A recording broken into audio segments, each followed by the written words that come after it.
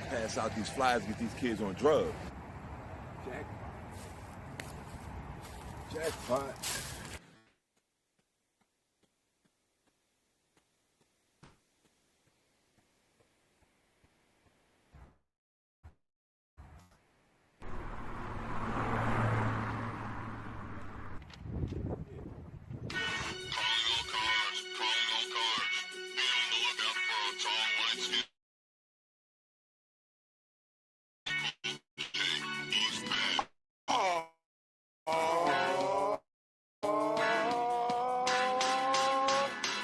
Nobody can smoke quite like I smoke. I take the muscle-bound joke and blow his face full of smoke. Beer mug, mafioso, no strain is come. Make you say, yo, J-Bell and roll a blunt. If you think you cannot smoke me, yeah, boy, I bet. Cause I ain't met a motherfucker who can do that yet. Smoke better, not wetter. My buds are good. I got a rolling trait that says I wish you would. And when the session begins, I got a joint in. And before the blunt is over, I'm rolling again. J Bella's arrived, so you better make way. As any we hitting the cypher said the kid don't play. Smoking hydroponics, that's my hobby and job. Chill with my mob while I'm rolling a bob. I got a pin joint rap that helps me get smacked. So many girls in my lap, cause my weed ain't crap. I'm smacked.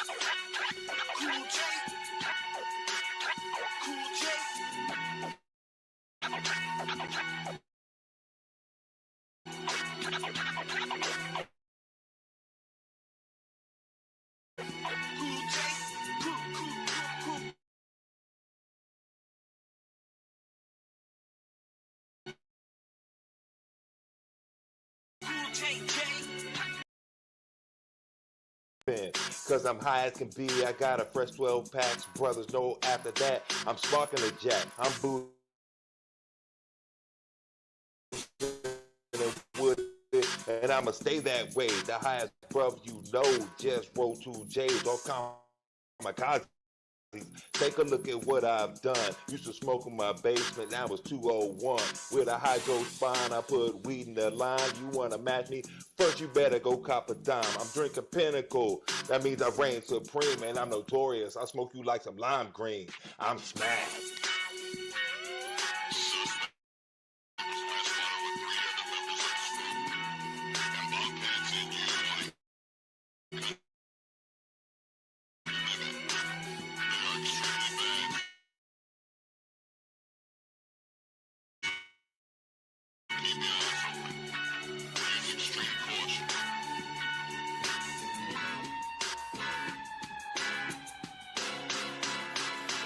I eliminate pump, break up weed chunks. Your ego shrunk, cause your weed ain't skunk.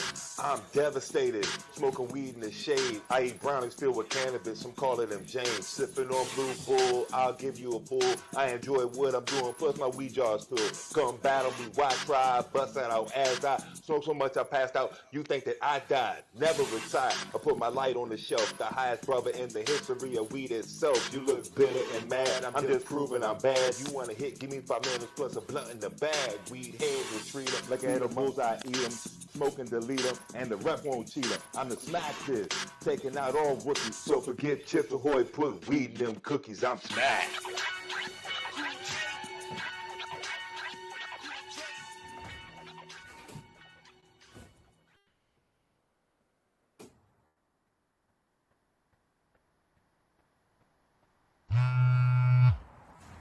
Hello?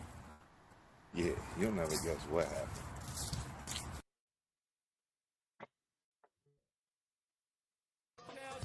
Alright, y'all, it's time to do this. Give me that pen.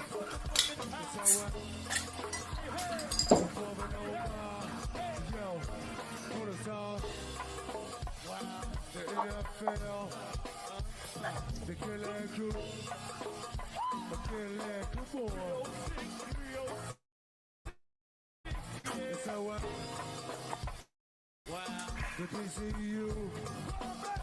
I might came through the red stone for the song.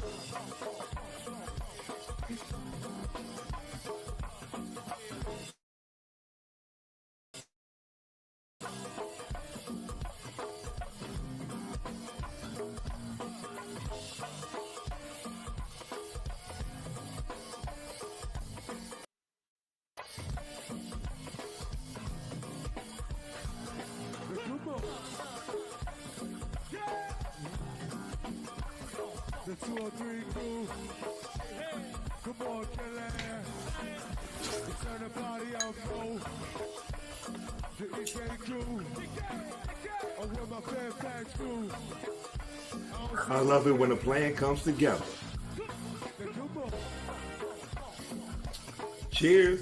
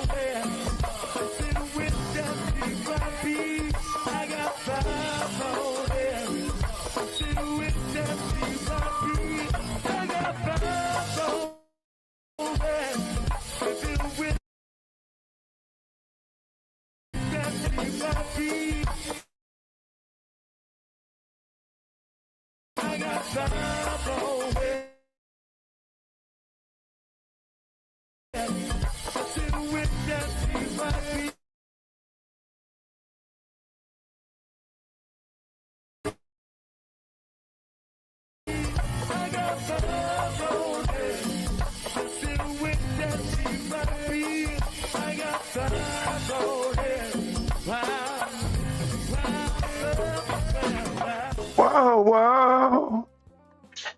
Come on now. There we go. Sauced Up Sunday, number 98. And now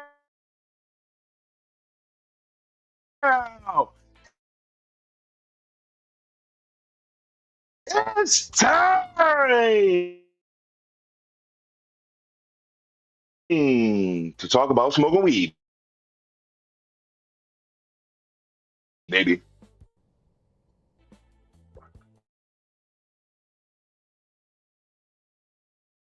I'm all smoked up, fired up, got my beer ready and drunk up. I hope you've been enjoying yourself. And we've got a action-packed episode for you for this Stuff Sunday. We're going to be looking at how to pollinate during breeding, whether it's male to female or female to female, using a reverse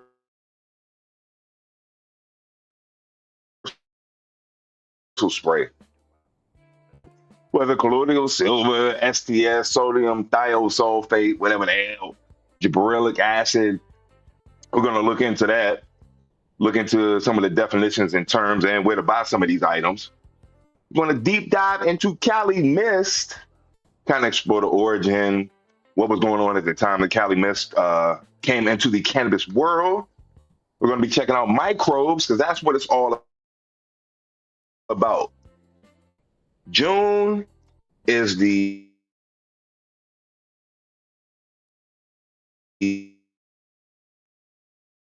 month with the most vigorous plant growth in the entire season. So we're going to try and maximize that, talking about compost teas, lactobacillus, molasses, aquaponics. I got quite a bit for you.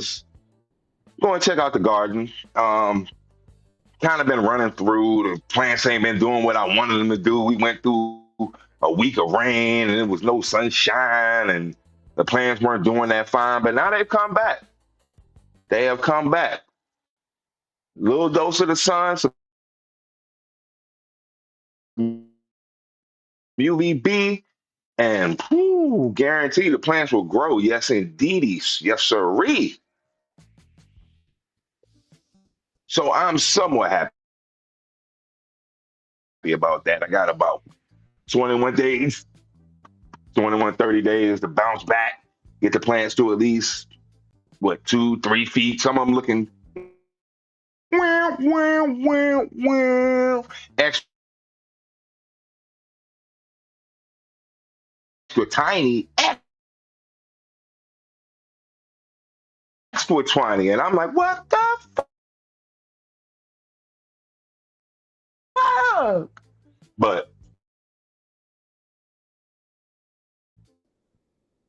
I've thrown a bunch of lactobacillus in there.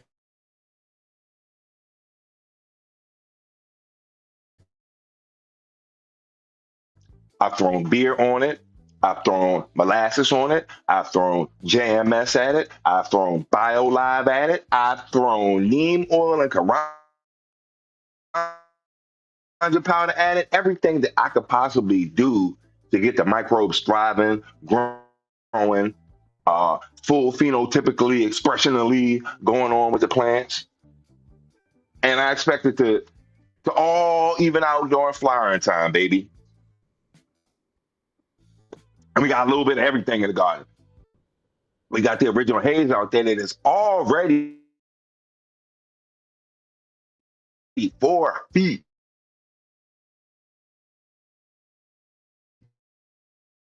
tall. 4 feet. So like, holy shit, not again, dude. We're gonna have another 10-footer out there. Ah, god damn it. But that's okay. That's okay. We figured out how to make our process better during the planting. Boom. Result.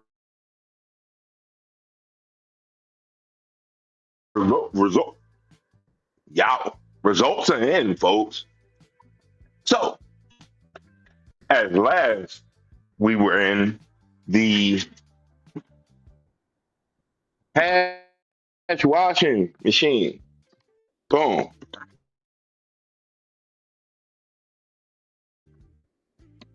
It was $200 some from what, Grows something.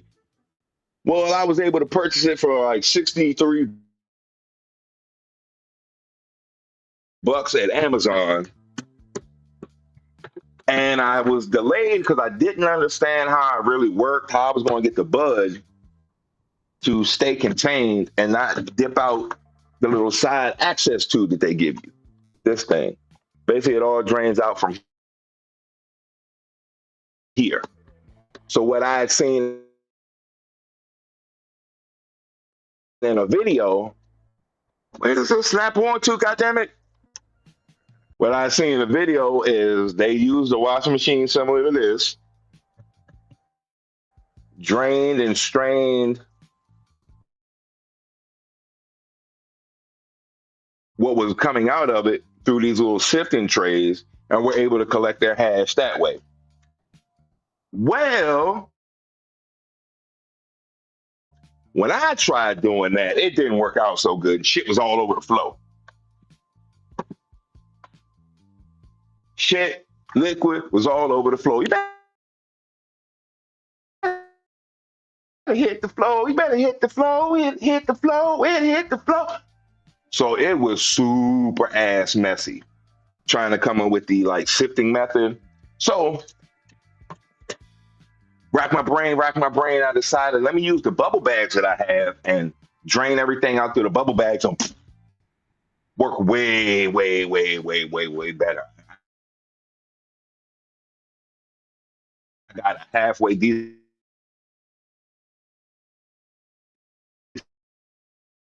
collection, but a lot of it fell on the floor, as I said. But now I understand actually how to use it.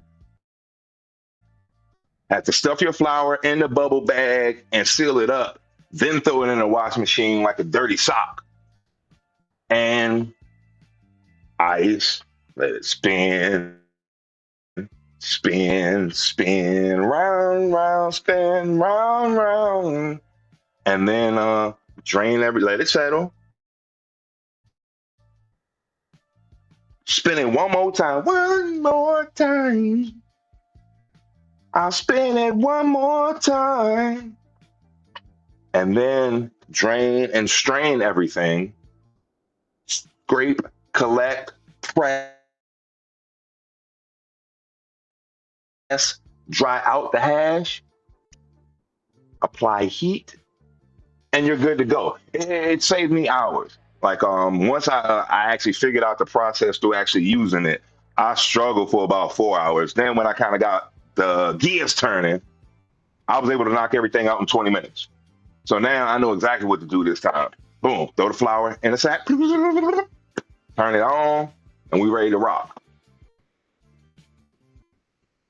I already even applied the bubble bags to the bucket. It's almost like a similar process of using a 5-gallon bucket to just straight up make the hash in. I eliminate using it in the bucket, let the washing machine do my shit, but I'm still going to let the bags do the work of collecting and filtering and grading the hashish. But I'm looking forward to it. As I said, we got 2 5-gallon bucket worth of shit, so that's like 5 pounds worth of shit. I'm going to make my break, damn it. Pork pie! Cheers, what up? Just talking about you using the hash washing machine.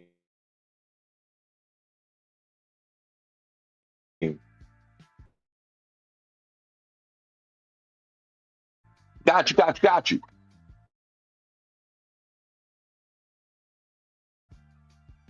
Taking the sifting screens and the Bud washing machine. You can buy it on Amazon for pretty cheap. I think I even saw one for like 50 some bucks, something like that. I paid about 63 for this, but it is a portable washing machine.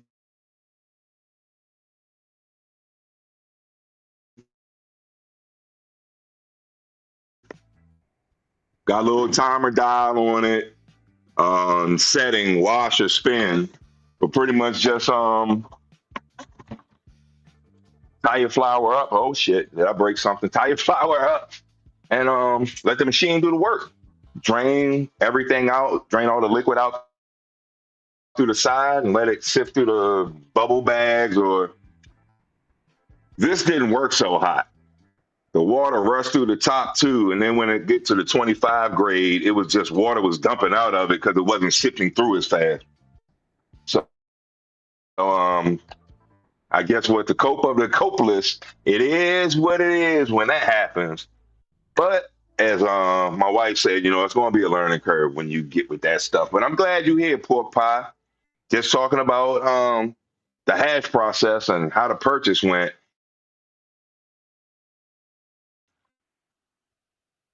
I'm figuring out a way to kind of merge everything up here. Yeah, I'm ready to start doing videos again. So I'm going to show the whole process. I'm going to make an infused double layer cake today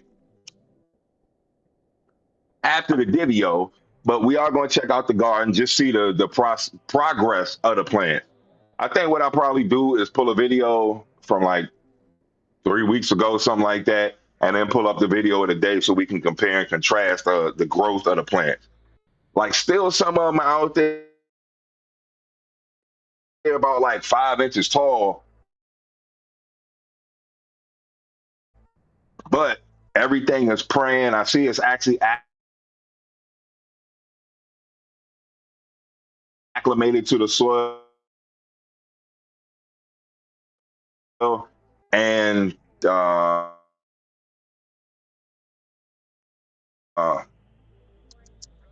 I still got some good shit out there. Got some skunk out there. Got some Thai out there. Got the chocolate kush. That shit is looking marvelous. That shit's about like 2.5 feet tall, I say right now. So out of the 3 years that I've grown it, it's pretty much acting the exact same every time.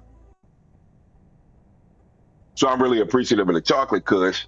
And then it's the 3 different pheno hunts, the dieselberry, the Yoda soda, and the redheaded stranger. And after that, we good to go.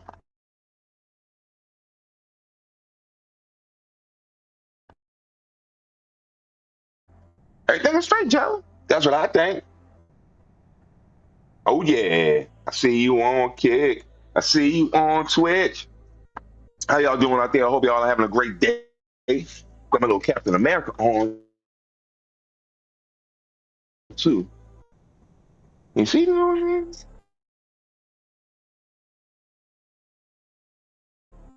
Hey, you see the Captain America? My favorite superhero. Damn right.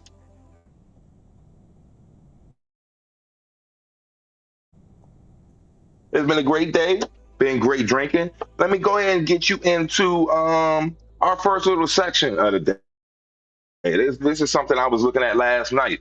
Let me pull this bitch up real quick. Almost forgot about it. Almost forgot about it. In addition to making the hash a lot easier to process, like the water hash making a lot easier to process, I was checking out like an edible machine, and I found one that actually creates RSO as well. Let me pull this shit up real quick. Where we at? Where we at? Where we at? Because I was like, what the fuck? Oh, that would eliminate a whole nother level of process if you just put flour in and then you get weed out. This is correct, right? No, not this one. Yeah, the Amazon. Cool. Cool. Yeah, this is gonna look crappy because I had it set up for something else. There we go. I'm gonna minimize this shit a little bit. Actually, I gotta minimize myself.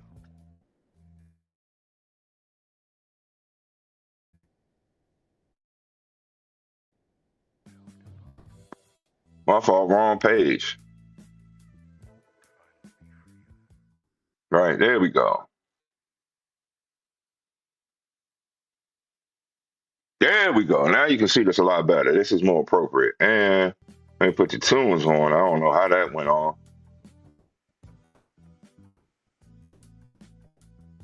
And I hope this is large enough for everyone to see. Let me enlarge a little. Come on. Shit out the way. All right, cool. So let me go ahead and get this shit up real quick. Bitch, there we go. So when I discovered this, I was like, holy shit, let me let everybody know, even though it's kind of, I guess, what makes my skin crawl a little bit for the price. But for the time that it saves and what it's able to do, I think it's well worth it. Like, this motherfucker makes RSO, it makes oil, it makes tincture, it makes butter. And from what it seems like, you take the top canister off, put the flour in it, then it's a tube. Where the fuck is the tube shit at? That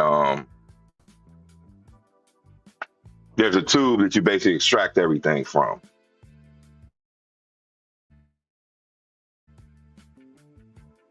There we go.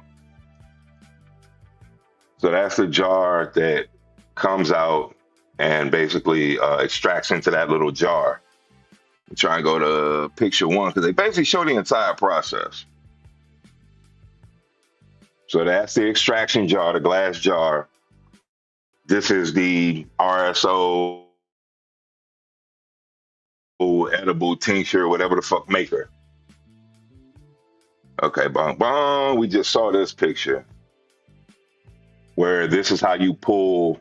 Once you get everything into the glass jar, you're able to put syringes. I'll just go ahead and cut to that. Cut to the last part. Using that to fill his syringes for the RSO. The little press to squeeze everything down to the bottom so you're able to suck out every little nuance from it. Easy to clean, I guess is what that's about. Showing you the material on the inside. Yeah, like you press everything down to the bottom, you can scrape everything down so you can extract all of it. No air pockets, no nothing. You're just getting good extract when you get it. And that's basically all the. I guess we could watch the video of it, but I hate fucking letting these bitches load.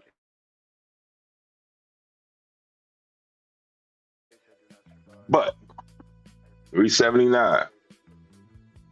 Butter maker, oil maker, RSO. It's specs. So I was about to get out of this shit. Let me check out the chitty chat real quick, because my bad. Steve, cheers. Checking out this RSO machine. The all-in-one smart decarboxylation, infusion, and extraction. No more messy decarbon and unsafe stovetop infusions. The Noid smart heating algorithm maintains temperature at within 1 degree Fahrenheit, a level of accuracy no other device matches, ensuring perfect bioactive activation and one full potent extraction every time. Advanced sensor, okay. It's important. Advanced sensor technology. Embedded sensors provide real-time temperature monitoring with industry-leading within 1% Fahrenheit precision compared to competitors at 5 to 10 degrees Fahrenheit. Twist control requires no app, buttons, or programming. Simply twist and walk away. Automatic shut-off ensures safe, consistent operation. So push it down, twist it's done. I guess it's like a diffuser, but it looks like a damn Alexa. The Metabody ensures durability, food safety, and zero smell activation. Infuse fresh, dry herbs, butters, oils, glycerin, honey, milk, tinctures, and more universal voltage. Adapts to any country. Borosilicate glass holds 1 cup. So the little glass jar holds up to a cup of liquid, 8 ounces of liquid. Holy shit.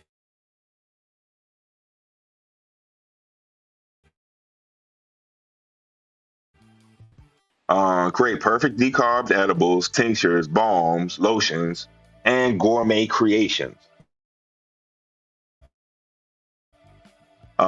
Complete system includes advanced heating unit, borosilicate glass beaker, real wood filter brush, glass pipette, silicone sleeve, and the user manual. Universal voltage of 110 to 280 volts. So basically plug it into the wall anywhere. Beginner friendly and versatile. So I compared these competitors too, and they don't make RSO. Like they are a much cheaper price. I was looking at like, 150, 140. that shit being like double and then some. But they don't make RSO, and like they say, the temperature range is like 10 times better than theirs, being at 1 degree versus theirs being anywhere from 5 to 10 degrees. So it's 5 to 10 times better of a temperature accuracy, and it actually makes RSO, which none of the other ones do. So Noids, Herb Lab, all in one. So that's probably going to be my next purchase, and I will let y'all know how that shit works out. Bong, dong, dong, dong, dong. Who's the man? I did it right. Yes. Shut that off and came back to the stream. Deal with it. Deal with it. So boom. I'm actually catching up to technology. I like usually doing everything myself, aka the cheap route. But the washing machine, once I figured it out, helped like a motherfucker. Shit made everything so fucking simple. The only thing that was a disadvantage, I will say, I almost forgot. The only disadvantage of buying it as just a straight up washing machine from Amazon, like a portable washing machine, versus getting it from a company, is I did not get the 220 bag. The bag they have, instead of it being open with the little pull tie, it actually has a zipper on it with the little Velcro flap. I guess to not have the metal of the zipper bumping up against the plastic repeatedly. But it basically comes in like a mesh cylinder for the most part that you put your flour in, and the washing machine I got did not come with that. So I basically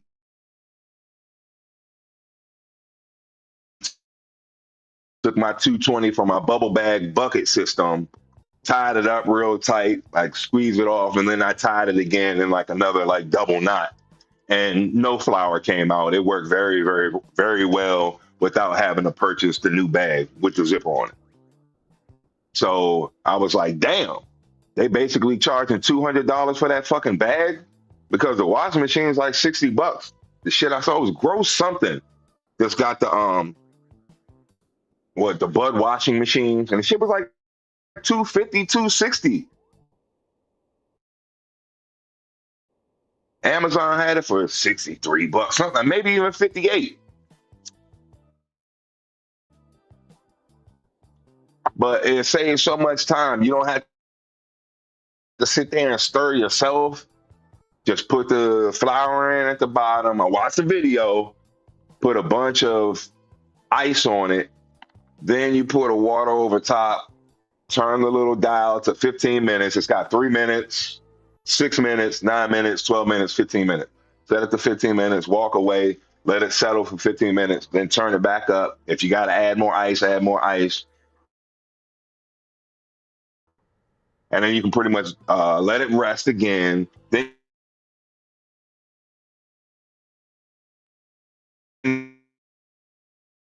strain it through the.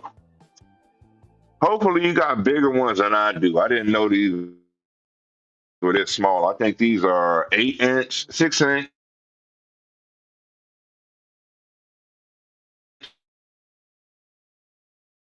6-inch sifting pan. 6-inch sifting pan.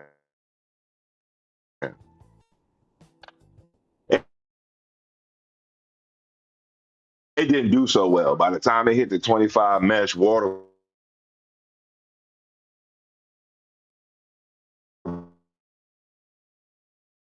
was dumping out the top. It's like the boat was sinking. But technology is going to get us there where we need to be this year. I'm making the best stuff with the least amount of effort, more efficiency. I guess that's what I'm trying to say. Becoming more efficient. And finally, as of yesterday, I transplanted the orange hat tomatoes and the Queen of the Night tomatoes. Which much reluctance and laziness is finally in the ground, damn it. Well, I was kind of actually waiting for my wife to transplant them. She ain't take them because she actually, I was saying what Voyager is volunteer seeds. He has a bunch of volunteer seeds. It actually worked out. She had a bunch of tomato plants last year. She just ain't pick up the tomatoes. I tried to leave them all out as much as possible, spread out somewhere. And she got like 6 different tomato plants growing. So it did kind of work out. But funny enough, not in the spots that I was like mainly trying to place them at. I tried to put it all in the front of the garden. They all grew in the back of the garden. Go fig. So I have no idea. Try to work with nature. Nature take over and show you who boss. Uh-oh.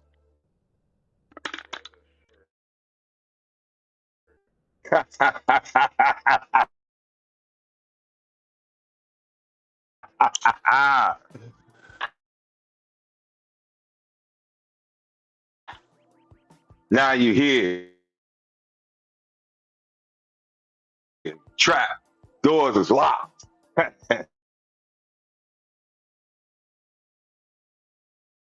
And I'm just getting started. Oh, wait a minute.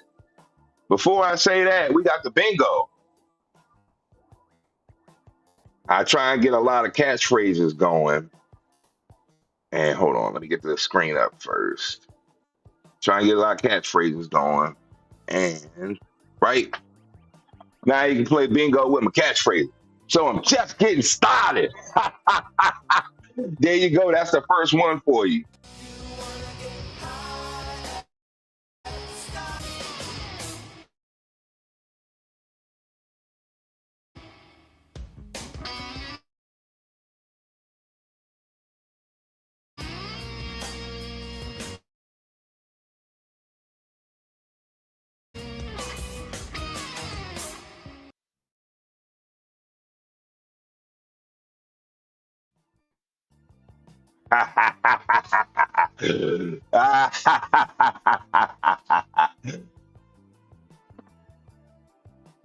We're about to be on beer number 2. Oh, I didn't change the body count, did I? No, I didn't. Like a jackass. I didn't change the body count. That's the whole point of doing that. I was supposed to be changing the body count. I didn't. But it worked. Boom. Slick. Slick with it. Slick with it. Nice with it. Okay. Boom, boom, boom, boom, boom. Got that, got that. Oh, here's what's the problem. I got a beer, but I can't get it open. I got a beer that I can't open. These ain't twist offs, baby. So I need Mir. I need Mir the hammer to help me. That's the only way I'm gonna get this open. Oh yeah, I don't see you. There we go. I see you now. You all right? Hammer? Hammer? Yeah, we can tell you're hammered. It's pretty obvious.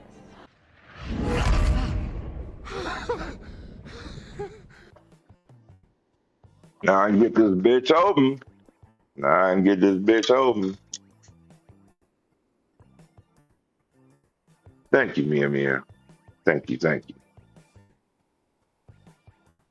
Whoever holds his hammer, if he be so worthy, should be able to drink like Thor. Ow!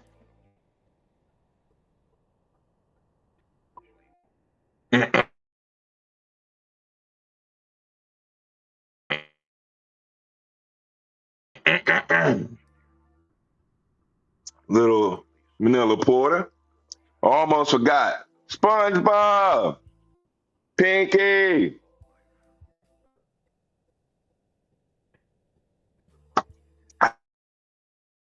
Much better.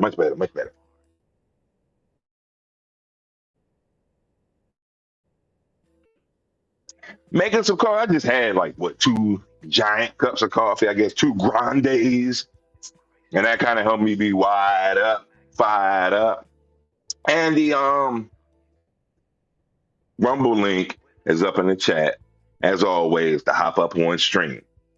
We just went through the RSO maker, and I told you I guess the hash washing woes of the washing machine that I had tried out for the first time, and I think I got it now. I can recommend it. I'm going to record my next batch of it because I got things to do. And I'm going to be recording making a double layer infused cake to go along with our edibles video that I plan on doing next week for the birthday stream, baby. The big 4-9, the big old one. So what do we got? Oh, we're going to be looking into fermented rice water right quick, as recommended, I believe, from James. Take a deep. I did look into it. Got a video for it to hopefully explain it to myself and y'all as well. But I figure we should all experience it together.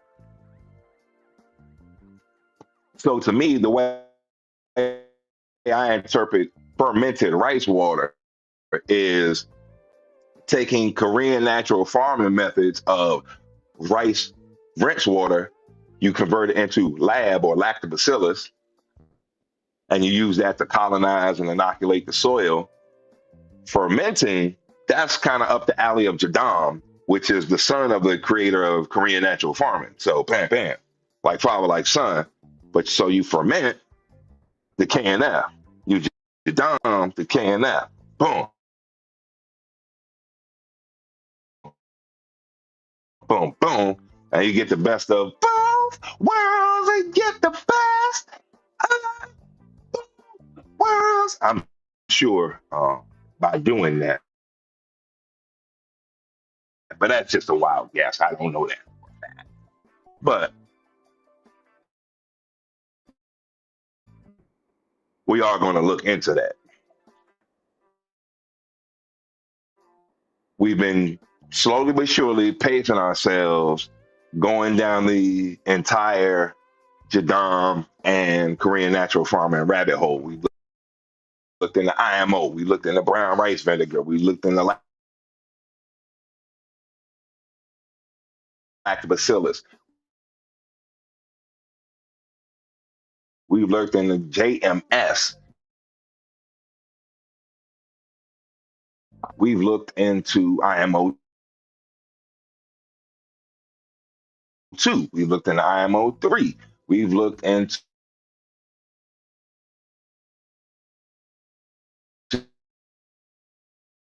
JLF, Jadam liquid fertilizer, where you basically take dark leaf mold, the biggest motherfucking container you can get with a lid, fill it up with water, and add your scraps into it. Over time, the dark leaf mold, within 2 weeks, the dark leaf mold will break down whatever is inside of that water. You can start using it as a fertilizer immediately then, getting the enzymes, hormones, nutrients, and element out of whatever was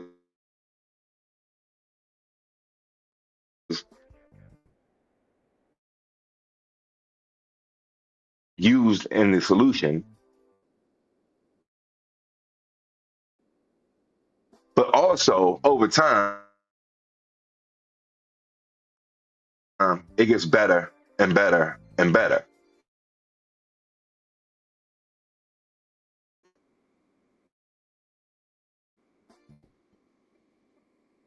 It's more direct, takes less time, and readily plant available is the advantage of using Jadam liquid fertilizer over just composting pretty much the same exact materials. Compost is broken down, I guess, through nature, time, a little bit of moisture. Jadam liquid fertilizer is in the water. Get in the water. Yeah. So it's all the way in the water, breaking down and decomposing, breaking down much faster in a plant readily available soup. I'm gonna make you drink through a fucking straw. That's exactly what Jadam liquid fertilizer is. It's allowing plants to, while they drink and moisturize and hydrate themselves, they're able to take in nutrients every time. It's like a healthy snack.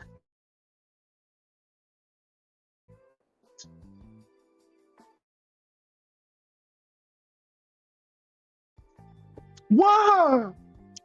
But we dived into that.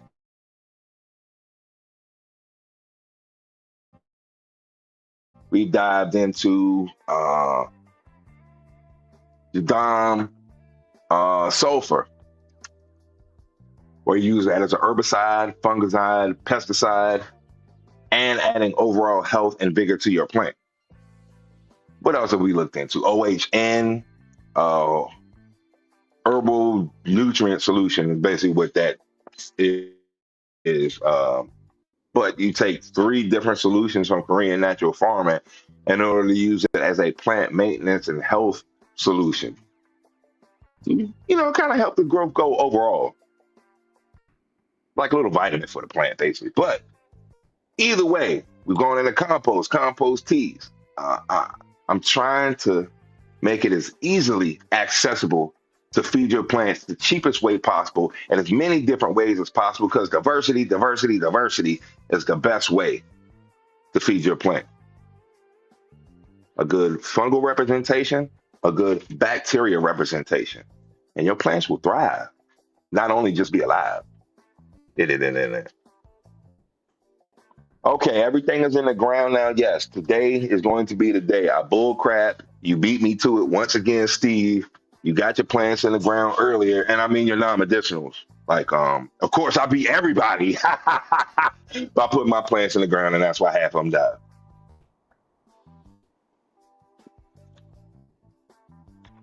I forgot about that. I still can't live it down. So we are going to finish our deep dive into looking into Korean natural farming and Jadam with the fermented rice water.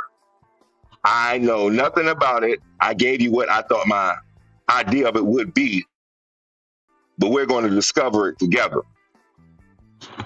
Actually, the plants ain't that bad. They might make me actually look good. They might do that.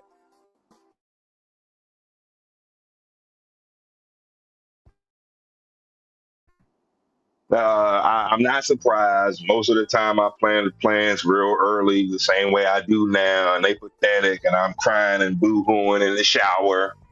Why my plants looking like this?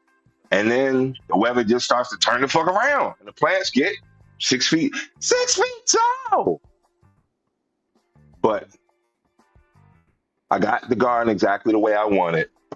I've redesigned it. I've put a shelf up there. I've got 2 buckets, 2 pots that I placed the board across, and I put 5 more pots on top of that, so I can have my melons and everything that I want to grow. Because I actually ran out of fucking space with all the damn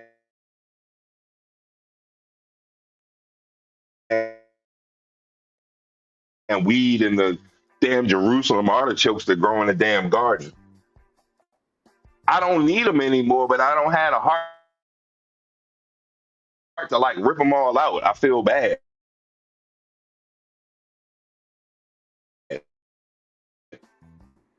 You can actually eat them, and it's a great pest. I'm supposed to make the damn pesticide with the damn Jerusalem artichokes, but the couple that I ripped out, they didn't do that good.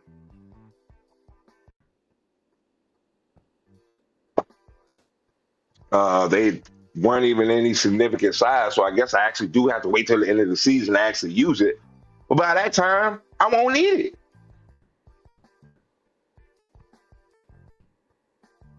I did see that you did. This week, I'm going to fix everything. My phone is on, and I'm actually listening to something in this ear.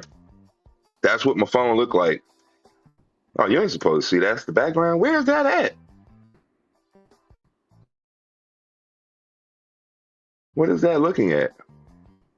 What's got steps like that? Oh, okay, okay. It's a tripod and shit on the corner. Anyway, yeah, I gotta fix my backlight. That's why I can't really do shit. My Wi-Fi was down for a week. Oh, Saturday night Wi-Fi went out. We weren't able to get anybody until Tuesday to come out here. They come out to repair the Wi-Fi on Tuesday, so I'm like, all right, at least I get to make up for the Saw Stuff Sunday on Tuesday. Well, the router didn't work.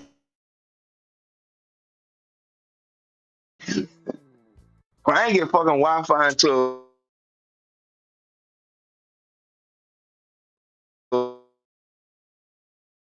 but yes, Friday night, I got Wi-Fi like about 6 p.m. I'm like, oh man, I'm having it rough. So I'm gonna fix the fucking phone. I'm gonna get my video editing software there. I'm gonna make more videos. I did see the hash plant shit, and I'm excited. I guess I could watch it on a laptop, but it's so it's rough. I guess I could. Yeah, my laptop is so like bad.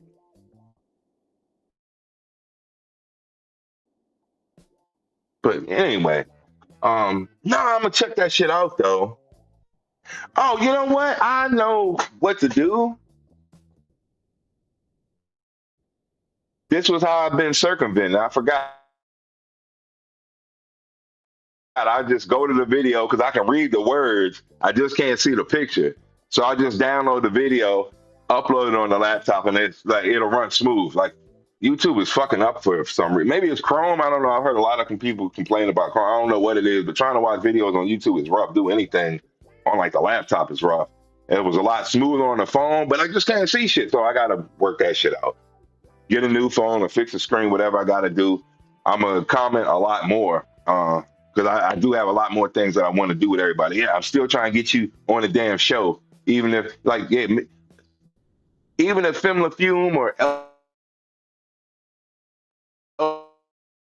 Elderly Scroll is your icon, and it'll just be the little every time you talk, the little bar will come around, the little orb to let you know it's you talking.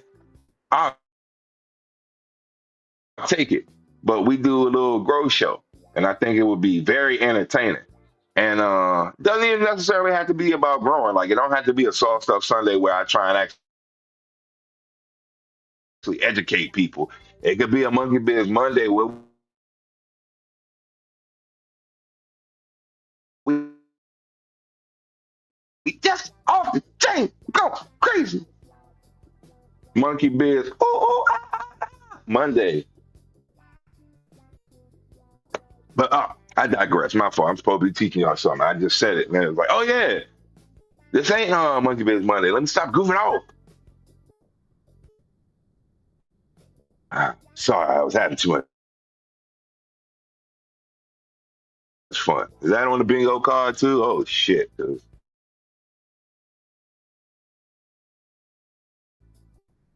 I'm just full of them today, I'm sure.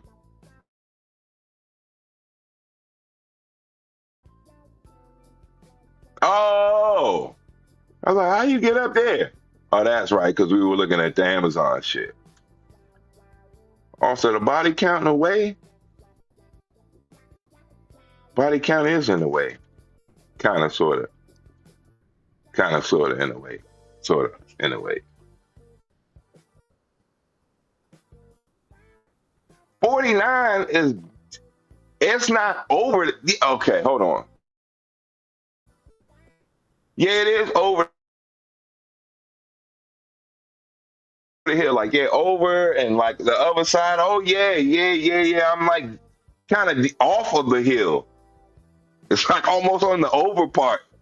I can like dive into it or like the broad jump into to the hill. Yeah, it's really over the hill. Like this. Like yeah, I was thinking of that.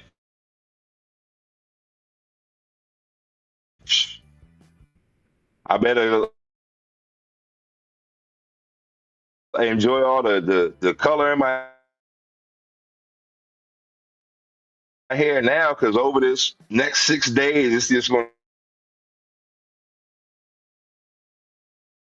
to gray until I'm just old and wrinkle.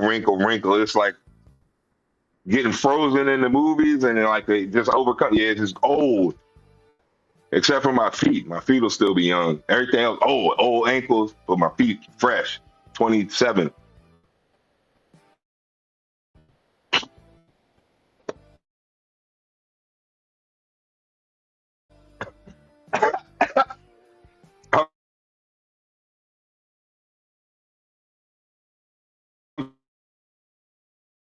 So I don't know why I said that in particular. I don't know where that came from. Why I wanted my feet to be fresh. I think I should have picked my face, but whatever. No, fool. Where the video? We're about to learn. Oh no, yeah, we're about to learn about the fermented crap. I had another video up here, but no, I talked all that shit about fermented rice water. I might as well go into it, and I don't have it prepared like a jackass. So where we at? Where we at? Because I think this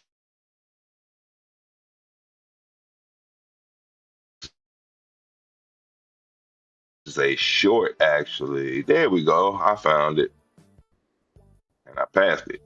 Jackass. No, that wasn't it. There we go. This is it. Now let's see how I gotta do this. Let's get embarrassed. It's gonna be all. The I secret knew of it.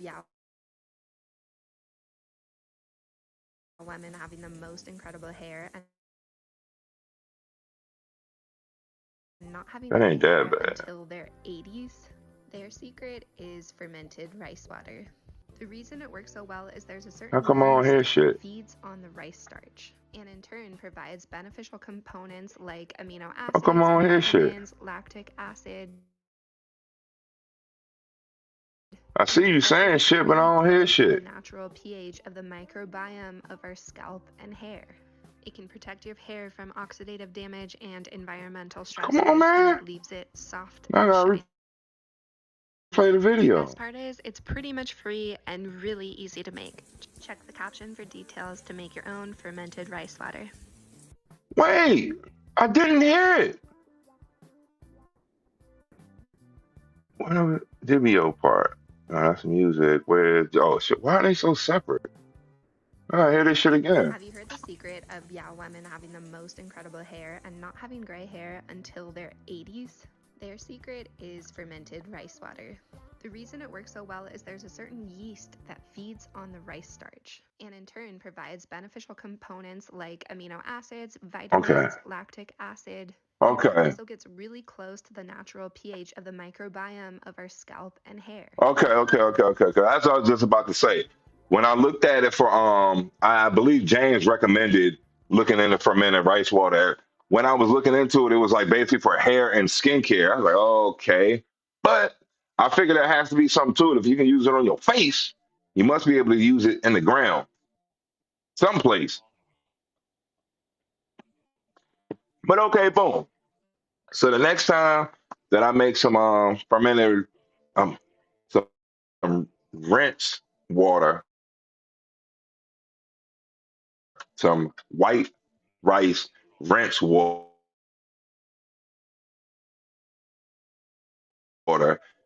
to get ready to convert that into lactobacillus. Well, lab from Korea Natural Farming's lactobacillus is everywhere. It's just a means to collect and harness all the lactobacillus in the air because they crave the starch from the rice water. Then once they kind of eat on that, multiply, cultivate, you got a good amount in your jar. Add a little bit of mint to it, give them some bulk, give them some protein, let them get big. So when you take the teaspoon of it and put it into a gallon of water and apply it to the garden, it's good to go solo. So now let me gear up the next video because this is actually what I had in this place. How am I dropping frames? What the fuck? What the fuck? I'm trying to add a bingo up there for y'all. Oh, hold on. I gotta bring this out real quick. Yeah, move that just a little tinier. My bad. Okay, boom. Bring it out. There you go for the bingo. So hopefully y'all can still see that shit. I just need more headroom. Okay, so I'd have to move this shit over in order to that. Okay, but let me go ahead and get the video up so we can learn how to pollinate. That was the first thing I was actually going to show. I think I just mentioned that, but I also mentioned that at the top of the show. So just to keep that promise and keep my word as a streamer and stay on task on top of that, because I can get saucy, and lose my mind up in here. And I just want to make sure I got everything right. So hold on, not pollinate, but seed bank. I mislabeled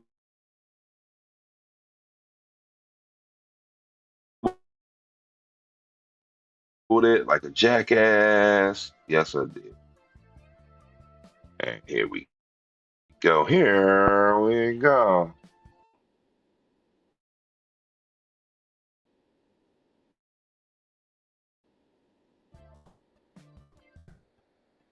All right, bum. Let me resize that. Let me move that so we can still see bingo and everything copacetic. Right? Yeah, bum.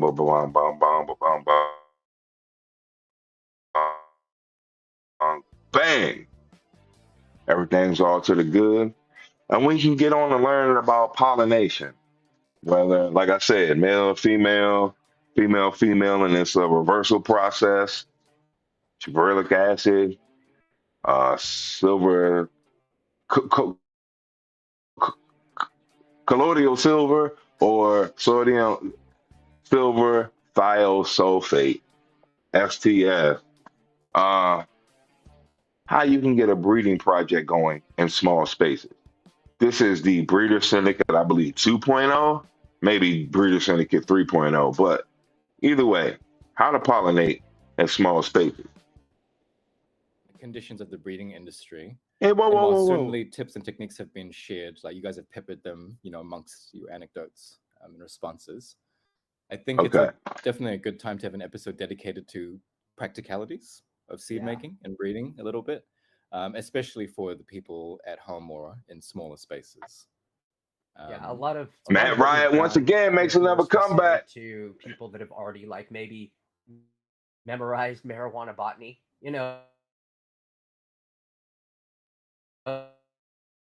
it's already more advanced what we talk about. I know someone who's memorized marijuana botany. So a lot of people have talked about they would like something more basic, just a quick intro on just seed making in general. A lot of the basics have been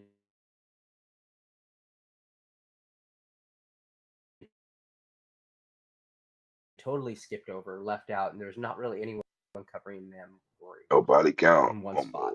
So yeah, this will be fun. Yeah, so looking I think forward to it. without further ado, I think we can start jump in. with making seeds with regular plants.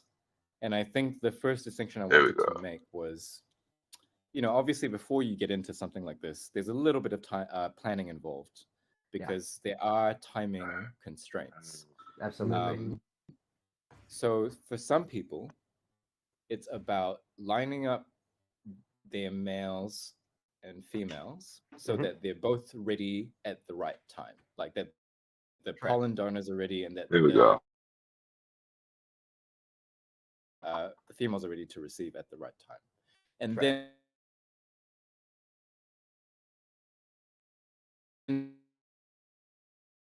there's another group of people who are interested in collecting pollen, storing it, what it takes to store Oh, hell yeah, some retain tobacco. viability on the pollen. So This is the maybe like pipe the first tobacco, question correct? is, Like ceremonial tobacco or the how do broadleaf you stagger tobacco? males and females if you're trying to line them up? So one of the questions we have is actually from Lily from our Discord. Okay. And Lily is wanting to do an open pollination on some of those AK packs. Yeah. They do not want That's to cool, man. They do not want to dust. They just want to let it rip.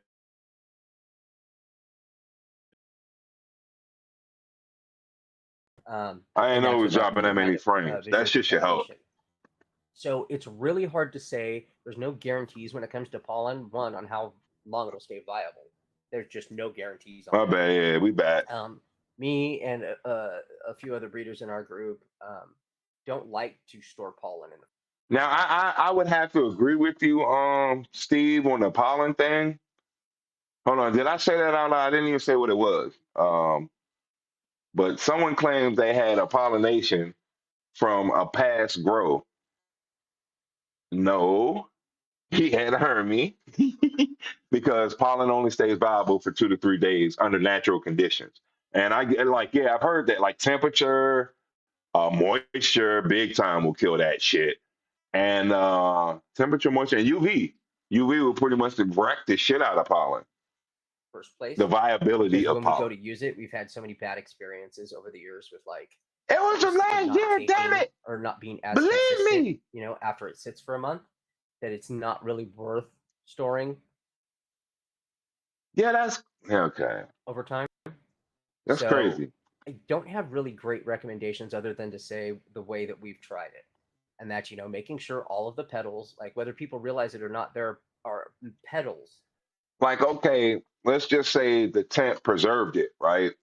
And it exceeded expectations past the 2 or 3 days that's under natural conditions. Like somehow the tent, the laws of physics cease to exist in its tent.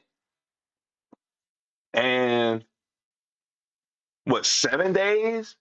8 days of viability, maybe? But what is he talking, like weeks or months? And like, I'm the type of person that'll like spray in the bucket in the tent, so there is like backsplash and whatnot.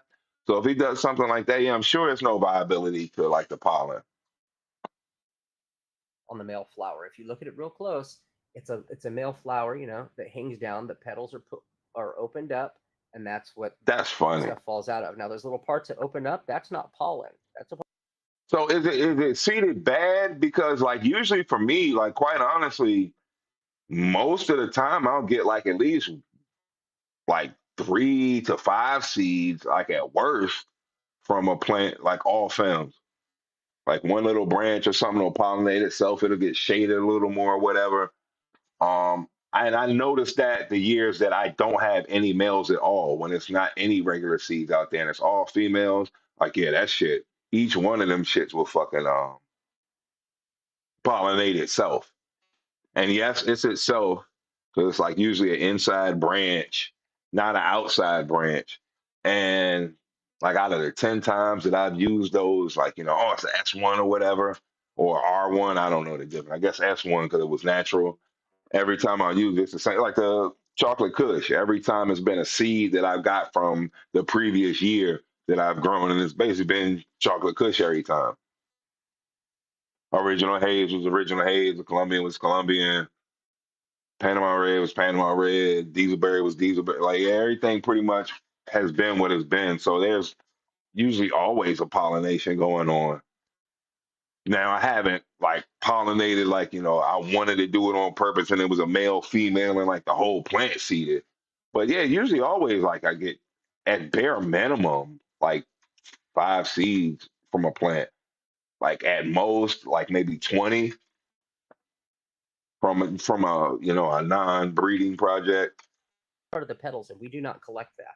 So that's like one of the most That's important things fucking that I funny. see most That's errors fucking made funny. are that people let petals in their pollen. Now, when they scrape it up, and you could put it in like a black film 49. canister, like the old, Oh, photography film canisters are perfect. Anything dark, you don't want any light getting to it. Light destroys pollen, and moisture destroys. you've shown it on YouTube with marmalade. Put Okay. it in that, seal it up, put it in a freezer, put it inside of 2, freezer bag, Yeah. Ziploc baggies. Throw that in the freezer, and No, I'm with you, Steve. Best case scenario. Best case scenario. Like, I try to even double the time on, average natural condition. And it still wouldn't make it. I'm sure. Plus, whatever, like through the grow, if you're at the flowering stage, all the extra dust and like debris that would have come into the tent from just opening and closing it to dilute the potency of the pollen anyway, or making full contact or whatever I'm trying to say. Roll your dice is about your best bet when it comes to pollen storage. I've seen people sell it. It's good. I've also heard nightmares about the customers who bought sold pollen that's been stored X amount of months, and sent by a mail. If you're going to do that, He's trying to make people afraid of their own seeds indoors. You damn right. Is that a recent thing? People selling pollen, or is that it's been going for a while, or? It's more recent. I mean, the past maybe 3 or 4 years, I started seeing it pop up, and because most people know, like, that have been making seeds, how unviable stored pollen can be and how unpredictable. So it wasn't really like a market, but now that more people are trying to make seeds that don't really have any knowledge about it, they're more susceptible to buying it. Seed pollen. It might not be viable. Okay. Another kind of ploy. Yes, 100%. Okay. Yeah. 100%. Yeah. I guess, just while we're talking about storing pollen and all that, and you kind of mentioned obviously you've had quite a bit of experience with this. Like, do you have any funny stories about storing pollen or like pollen fails or? Okay, no. We don't necessarily need the pollen fails. Let me try and salvage like this. A ping, like a specific sound. That's a good sign. It means that there's weight and heft to the seed. There's probably an embryo in there that's viable. And the look, of course, but the look is something that a lot of people don't get. Like tiger stripes, a lot of us use seed blowers now, and that can blow that thin layer. That tiger stripe layer is a thin layer, and that can be blown off just by using these blowers and agitating the seeds and knocking them against each other in the blowers. The best predictor is usually color, look, the tiger stripes, but not all seeds have tiger stripes either. A lot of Southeast Asians are pure black. A lot of Mexicans are pure black seeds. Sometimes some are just hard gray, I was going to say that. What about them shits? The shits that's just like gray. It's like, I'm just kind of over the threshold from being like white and yellow, but I'm not exactly brown either. A lot of the hay seeds that I have are like just pretty much that gray, that drab gray. Not primer gray, a little bit lighter than that.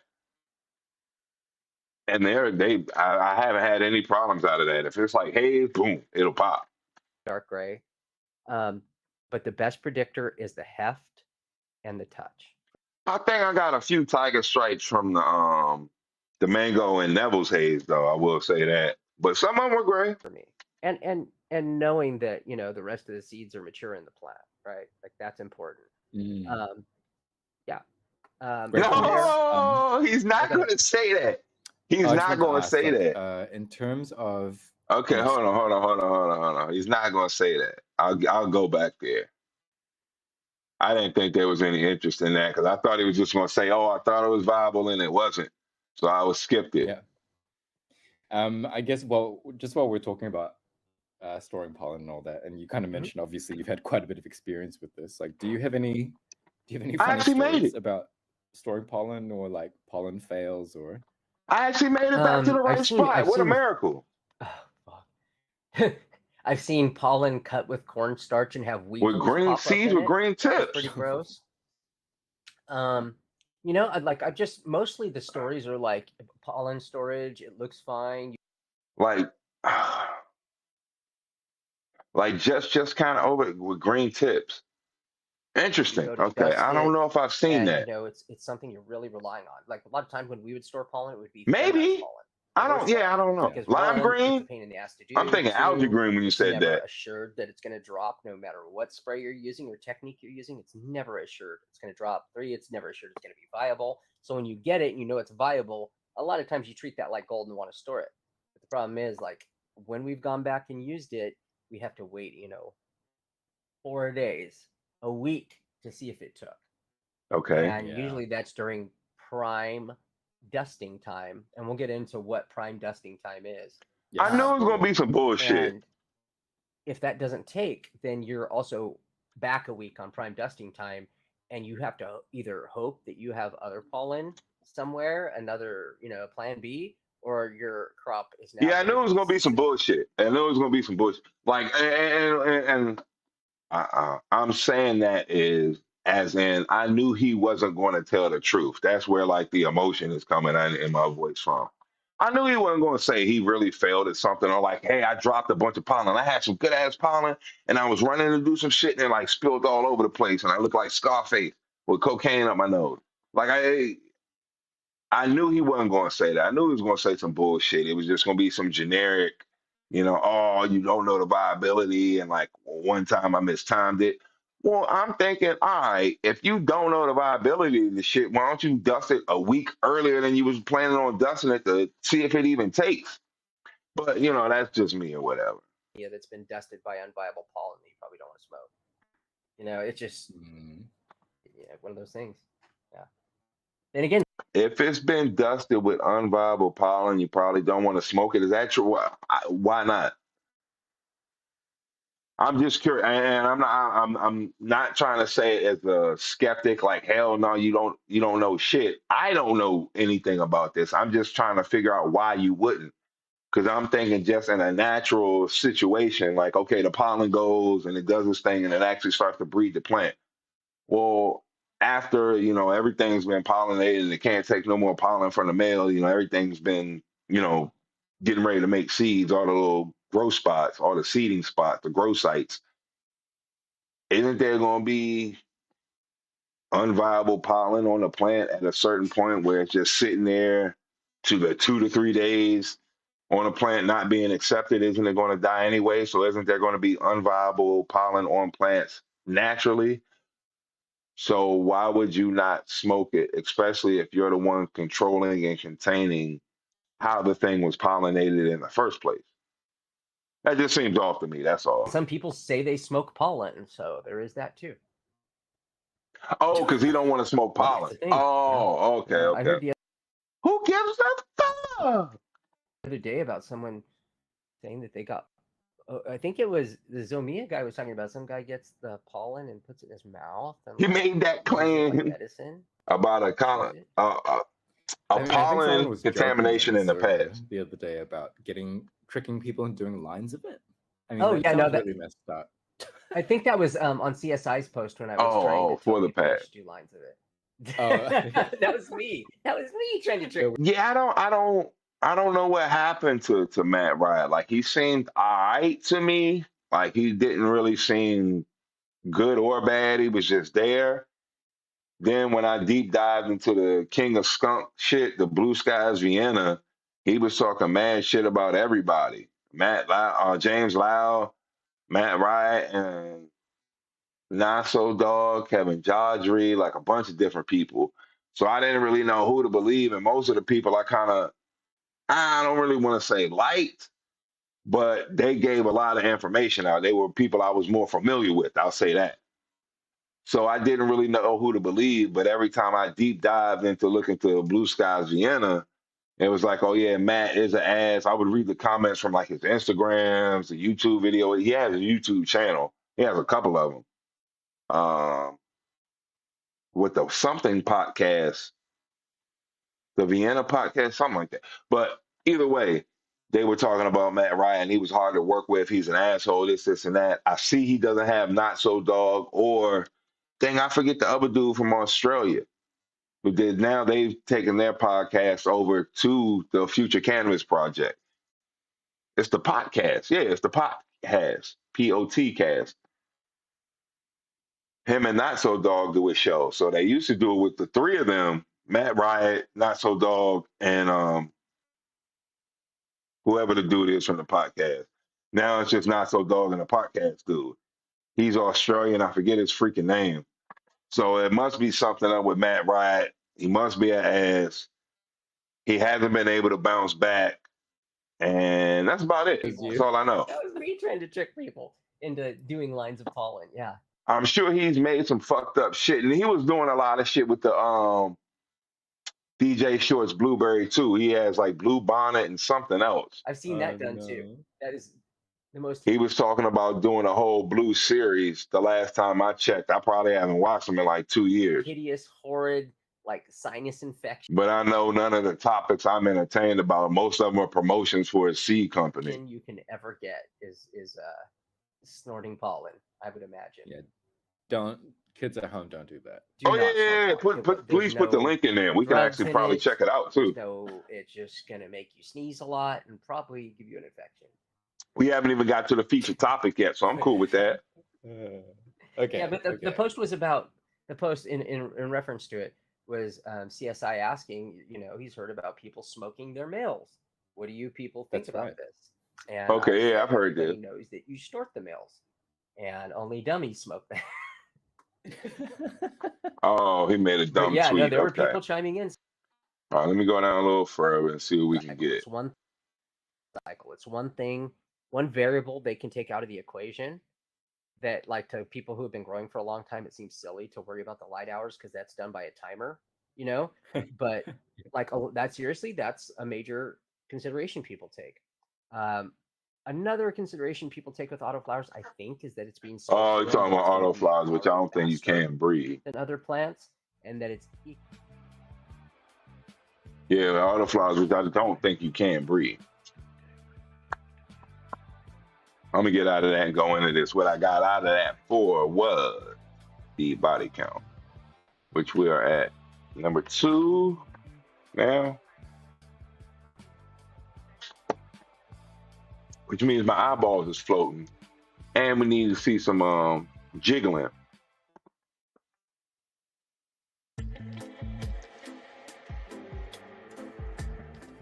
Two beers, 2 chicks. We're gonna get beer number 3, and let's get back on listen to Matt Riot, growing woes. Now, if you want to make seeds with autoflowers without going into the breeding aspect, and let's just I don't know how you would do that at all. Seeds of autoflowers. I'll be right back. Make sure you're crossing an autoflower to an autoflower. Do not try to cross like an autoflower line to like some photo period, which only auto growers call things photo period. So if you call things photo period, you're calling yourself out.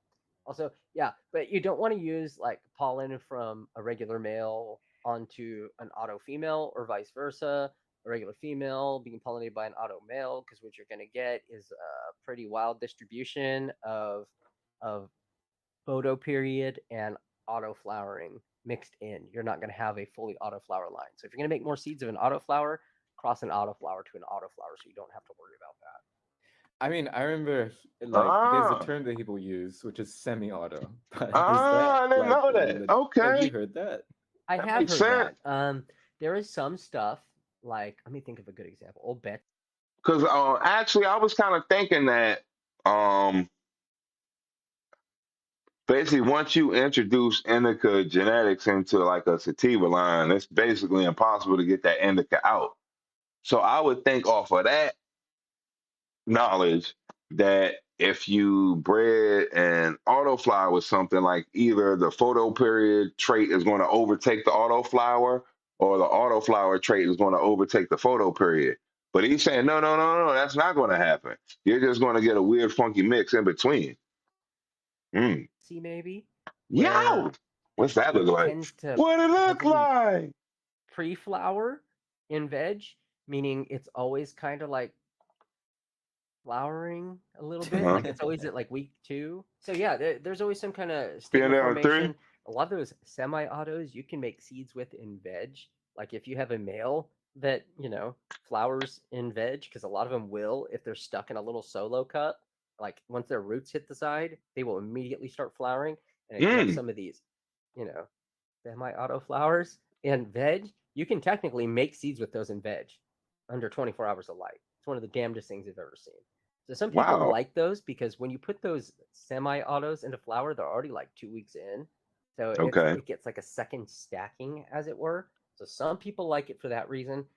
I can't think of any other reason A second stacking other than trying to create a new auto-flowering line through selective breeding, because it already has that early trigger trait, which kind of, there is debate on whether ruderalis is a whole nother part or section of cannabis, or whether it is like an Afghani that is just has a kind of mutant triggering trait, as it were. Like it's a trait that can be bred, as opposed to being a whole nother section.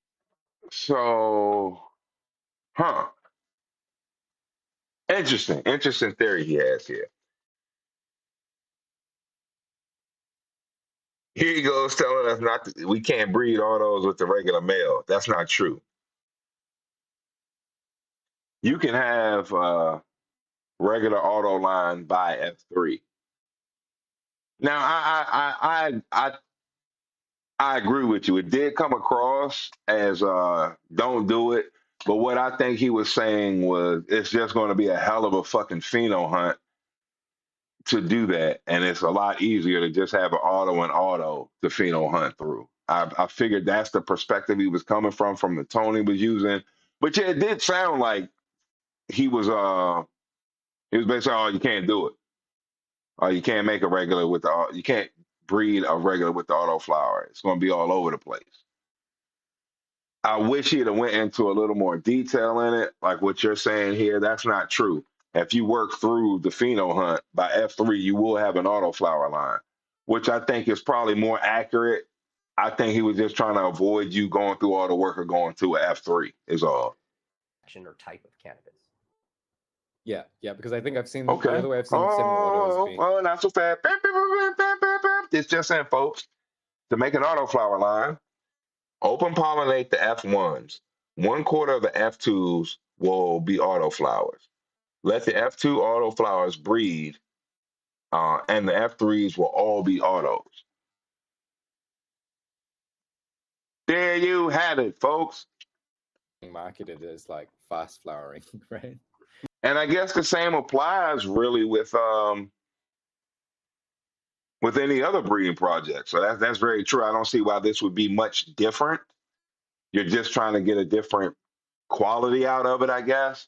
So I would have to agree with you there, Steve, Elderleaf. Oh, what'd I do? No.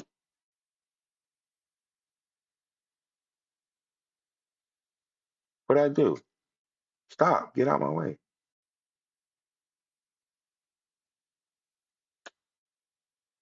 Yeah, thank you.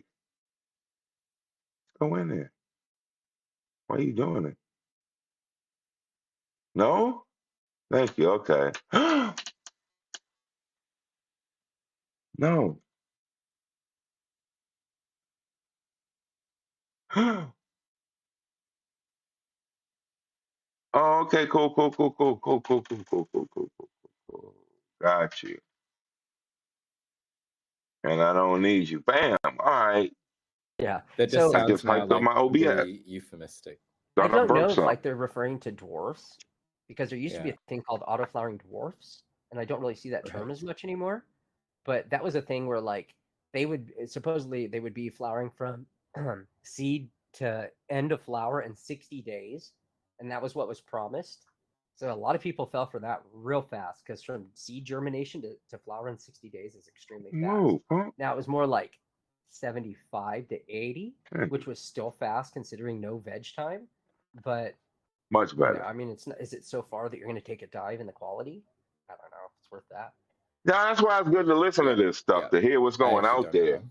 Shit about autos. Actually, I just thought about. I was looking at well, the Grow Cat. No, not the Grow Cats. Well, the Grow Dude. The Grow Dude show. The Dude Grow show. The Dude Grow show just came out with a video a couple days. Home growers are finally starting to not listen to commercial growers. And I think that's kind of what we're going through whenever we listen to deep dive into a lot of these videos. Some of these people just don't have, I guess, the nuance and the love of craft cannabis growing, and will tell you a lot of misinformation. It's not Yeah, they're true. gaining popularity. I think they didn't have any popularity in It's the US for a not long time when I started true. fucking with them. And then lately it seems like that there is a group in the US that are just like hardcore auto flowering enthusiasts. Oh, boom. Yeah, it did. It did. Like they need You're someone right. to be Thank you. enthused for them, I guess. Sure. It was big. Yeah. It was I big in mean, the European home grower apartment market. That's where it really booms. There we go. and that makes sense, you know, Yeah. from that perspective. Okay. No, really What's interesting. he doing? Well, I think There we for go. us, I'm we've pulling kind of it up covered now. the more linear seed making set of questions, i.e., how do you make seeds? And like I mentioned earlier, there is a whole section because people have all these different Overgrow questions and ideas about isolation. I'll pull that shit up. Like whether you're isolating the males, isolating the pollen, isolating the pollinated branches. And I think it'd be interesting for us to go through some of these questions because you already gestured towards the fact that you're pretty pessimistic, for example, about isolating your males in the same building, right? Yes. Like whether that can work. So okay, let's just get into it. Let's dive in. Let's dive in. So okay, of course the general question, and this one is raised by Dudeness. Ways to avoid you just don't like him while wearing his robe. Areas with turbulent airflow. But okay, don't answer that one because the more specific ones are like ones from Booze. Mm-hmm. Okay, hold on. Isolated space for males or donors. You kind of did speak to this already, and I assume. Isolated spaces for the males. Well, the male donor. Do you do it? Can you do it? If you want to try to do it, you know, what's the best you could do? So I wouldn't. And the best you could do would be to have enough money to be able to buy the right filters. You know what I mean? Like, there's ways to do it. Set it up like a tissue culture lab for each one of, like a mini tissue culture setup for each one of your males, and have. Okay, so he's basically talking about keeping males around the females, I guess, through the same ventilation, using the same ventilation throughout all the tents, and getting a filtration system, which I wouldn't recommend. All the exhaust. So let me end that. This just in. We got some breaking news. We're going to check out this article just sent in from Elderleaf in the chat. Let me just change this bad boy. And we should be good to go. Where we at? That's it, right? Boom. Overgrow. This was it, right? You don't need a filter. Oh, I guess you could have a wet fan or like a wet cloth over the vent. Or the little cover, your airflow through the tent. Man, I know water pretty much kills pollen. I've heard of that one, but so boom. What was let me just take a peruse this real quick. Whoa, before I peruse anything, I need some tunes. There we go. That's better. Oh, it doesn't exist or it's private. So where we at?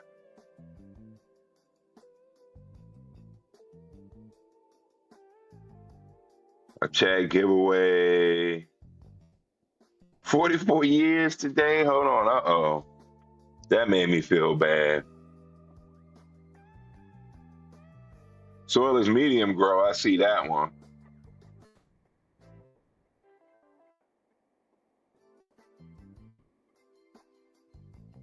Oh, yeah, you don't need anything. The pollen will die in less than a week. So as long as everything's in veg, you're fine. And I get you. As long as it's not trained already in flower, you don't have any worries about males pollinating it. Makes sense. A double buffer. But yeah, this is the link for the overgrow.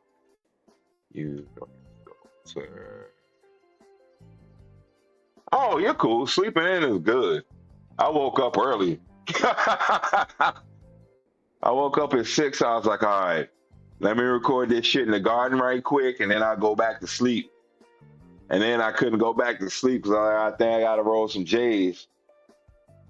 And then I was like, oh man, I got to make breakfast. Anyway,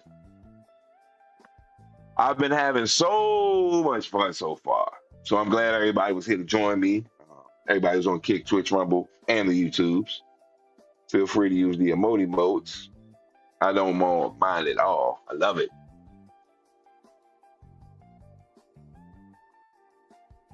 Oh, Matt. Okay. Matt, right. All right. So that's what I'm looking for. Oh, shoot. There's no search. I thought it was a search. Yeah. Man.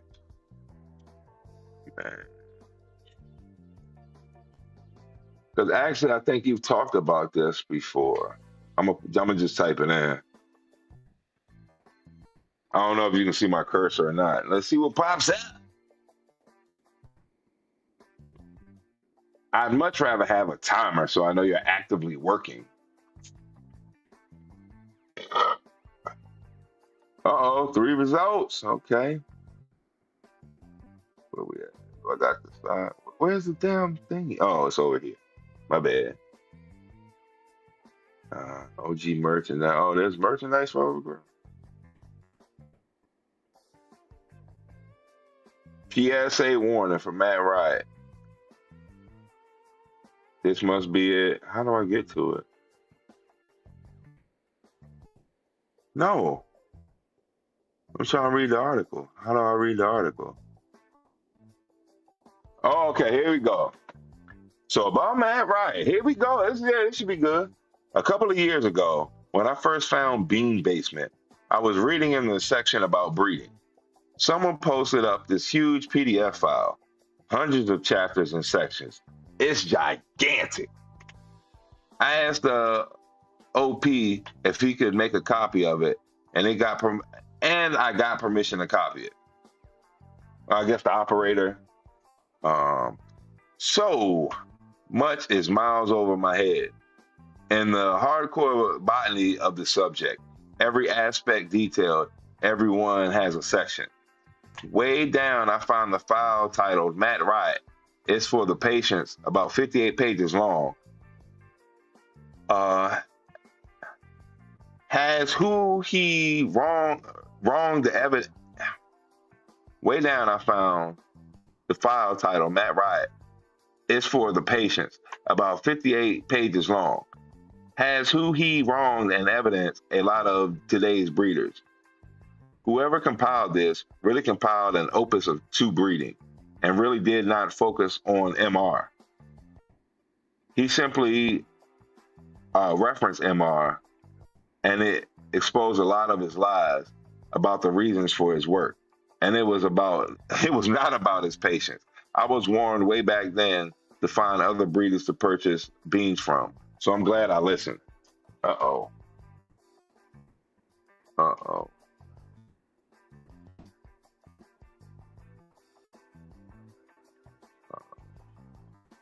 Okay. Hold on, there's more? Okay. It was Matt Riot's face. It had like 11,000 followers. I found it creepy. He put out a lot of work into making fun of Matt. I thought it was funny at first because I don't care for Matt, but now this guy got Matt's full story. Was not in the wrong at all. There has been good things. Afraid about the situation. What? Oh, a fault, a fair, the situation, a good thing, a fair about the situation. Threads like this are so productive. I love the trolling part, the heckling. Okay, apparently someone flagged my post.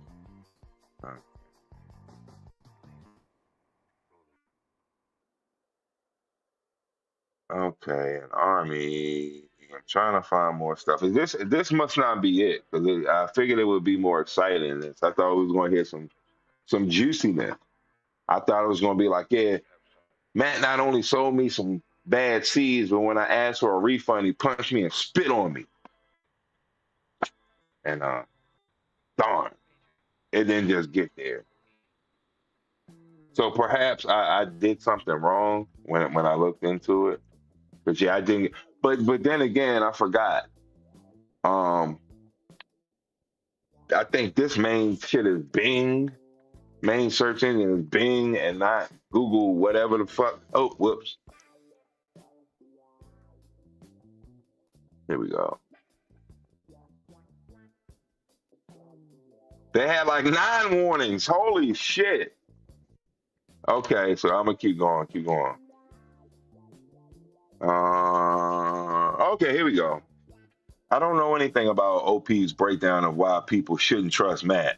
I only know why I would never refer doing business with the guy. He was on the podcast a couple years ago and went off on Gage Green in a totally psycho way that made no sense in my opinion, revealing Matt to be a personality disorder giant farming asshole, GGG, that went on to the podcast and was arguably worse in response. That episode was ultimately deleted. Damn. I have also listened to Matt on podcasts when he wasn't in flaming asshole mode and found what he had to say interesting.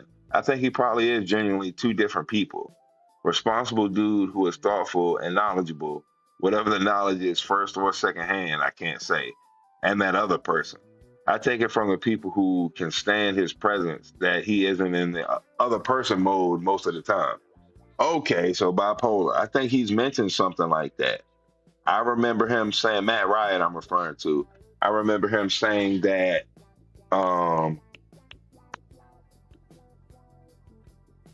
some strains have different effects on them. When people have strains that put them to sleep, it wires him up. And then when people are supposed to have uppity, sativa, focusly strains, he basically falls asleep. So I can believe there's something going on because that sounded very strange to me. He had mentioned that on one of these. So let's go on to one more.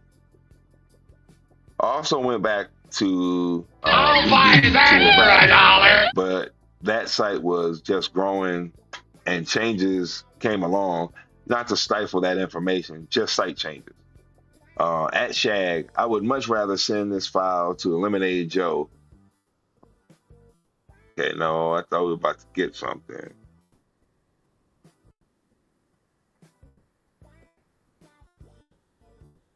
Yeah, no, okay. This didn't mention Matt Riot. I thought it was going to go on Matt Riot. This is an 8-year botany program is basically what the PDF file is. Definitely understand PDF. Yeah, so this link is freaking awesome. Thanks so much for sharing. Already able to download a few PDF of books I've been reading from samples, but I can never afford. Okay. So hold on. So he was bipolar. He was an asshole. Can we get more? Gage Green. I think I've heard of him. Is that the Australian dude? No, that's not him. His name is something else. It's something common. Uh, okay, hold on.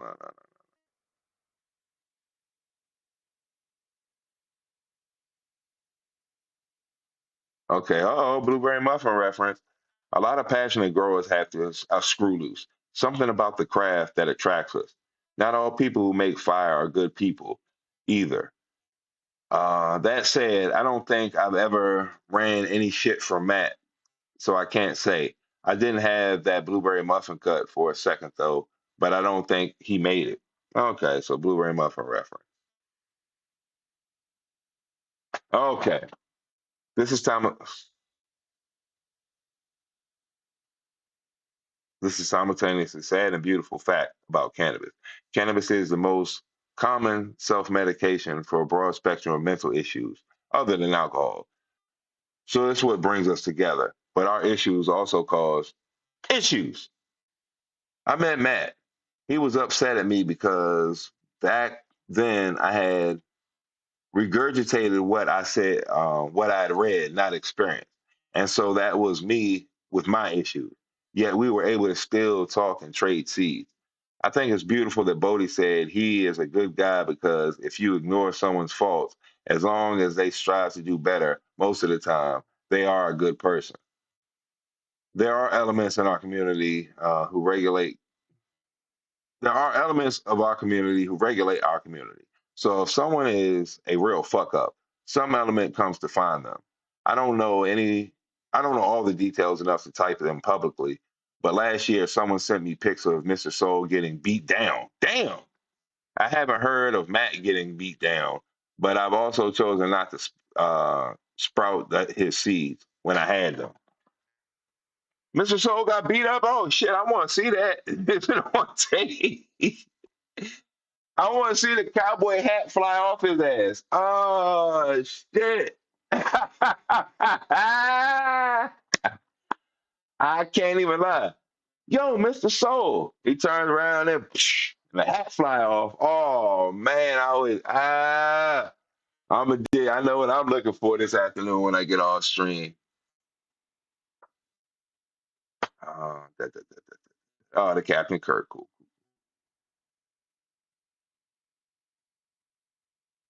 Skunk can smell like anything because haven't you heard of phenotype, bro? Blue skies, Vienna. So see, okay, there's the hate.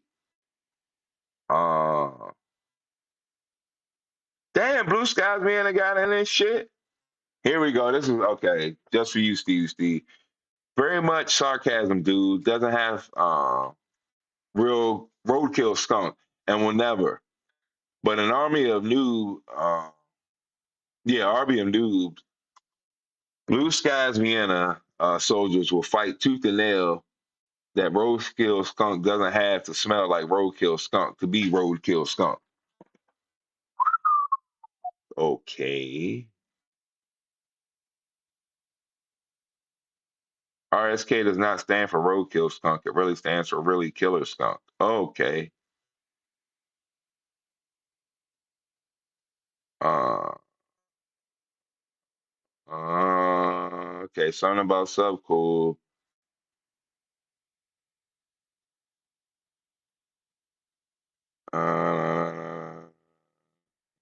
Nothing. Okay, no, I quit.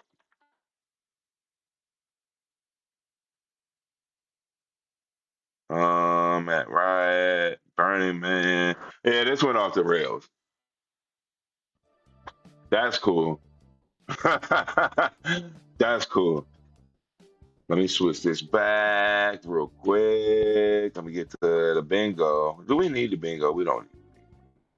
We don't need the bingo. We don't need the bingo. Ah! We all right. Yeah, we good. We good.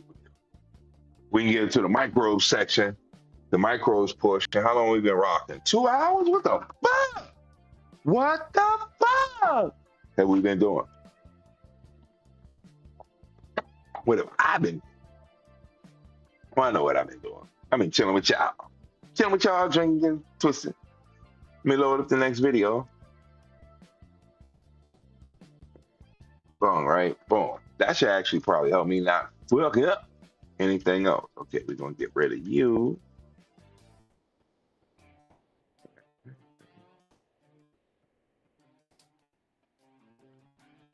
What was it? Down here. There we go. Yeah, there we go. Now I load up the video. And we in the house. We can get into the rest of the show, our featured topics. I showed you the fermented rice water. Had the wrong damn clip, but we did talk about pollination. And where do we want to go first? We want to go into this first, right? Here we go. Let me get my little juice. 12. God damn.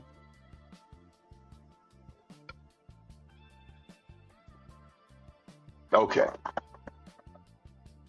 This is making compost tea. This episode is supposed to be all about microbes being alive underground. Alive in the ground. It's alive. Whether lactobacillus, compost, vermicompost, compost tea, aquaponic, lactobacillus, getting microbes into the ground. Mycorrhizae. This is what it's all about, baby. So let's get into our featured topic and continue the show. And if you didn't know, this is called the show.